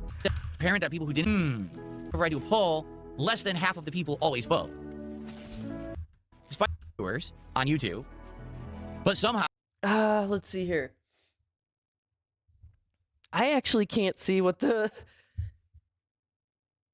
result is. There's 144 votes, 172 watching. 144 people voted in the poll, despite the fact that historically, whenever I do a poll, less than half of the people always vote. Anyway, the poll's incredibly close. It's saying continue this in the schedule 52%, but it's apparent that people who didn't come in to troll were saying don't continue it. On the kick side, it's almost even. It's 56 to 44. So, all right. Even the people who like the game are saying a hiatus works for this game to come back later. I've even recommended that we come back during the next DLC, because that'll be a cool time to start and more people would be interested in it. So he just said that the kick was about 50-50 and YouTube was keep it in the schedule. So, hey, according to him, the Dents paid up and they voted to keep it on the schedule. What happens? Again, we had insane amounts of food, and now we have no food again. I can't grow food. There's no food to hunt. That's not going to kill me. I think I've had enough. I get it. I like the game, and I do think that we should go back to it when someone said if there's a new DLC, there always apparently is a new DLC now. So maybe that's what we do. Maybe we return to RimWorld when there's new content and new DLC or something to do. But at this point, I'm serious. I think I just want to hit save, and I want to say, forget this. I'm tired of it right now. It's exhausting. And I want to play other games. There's a lot of other games that are coming out that I want to play, and we can't when we have other games in the rotation like this. So I think I have made the decision myself tonight. It's time to hit the pause button on RimWorld. Let's save. And I will say this. Again, I want to say thank you to everyone out there, because if it weren't for you guys asking me to play this game all last year and me avoiding it and saying, it doesn't look good, but then finally trying it on the final day of 2025, we wouldn't have had this 3.5+ months of awesome nights of learning the complexities of a sim game like this. I've never played a game like this. Like I said, the closest I ever played was like a game where you simulate like a zoo or something like that. Zoo?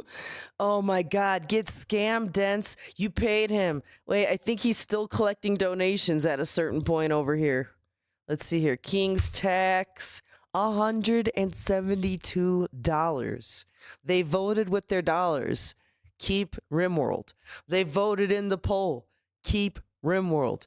And Phil said, get scam Dents. It's good because we need this opportunity to have some freedom. The other good news here is that the new games that I'm currently playing aren't that long. If you're not aware, Pragmata is only 12 to 15 hours long. And by the end of this week, we'll have been another 5-6 hours in. So it'll be like 9 hours in. Yeah, and now he's saying all these games aren't that long. So it's like you could just beat the short games and play some more RimWorld. But you know what? That's not really up to me. Doing a low blow to, Arnold Schwarzenegger from Jingle All the Way. Stuff like that. That's fun. That's cool. Or Halloween, always bringing back all the horror guys. That's fun. But is it really worth it to buy the game and, never play it outside of just a few sim matches? Don't know.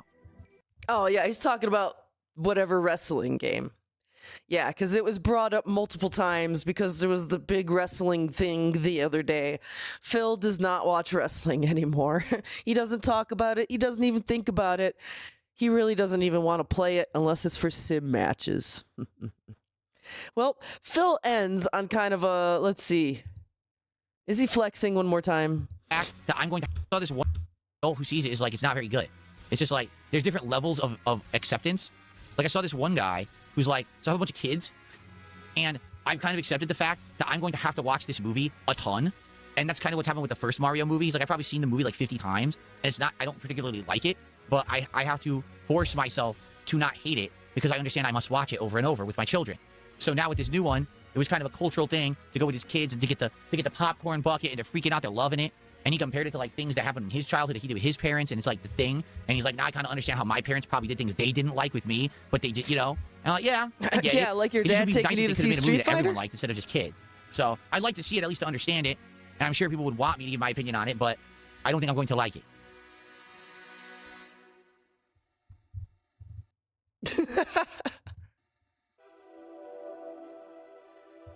Oh yeah, that's right. So after he quits RimWorld, he decides to just fill the rest of the time with Q&A, basically. Before I'm out of here, okay?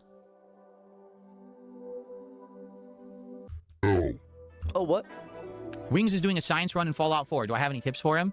No. Great, Phil. No, because here's the thing.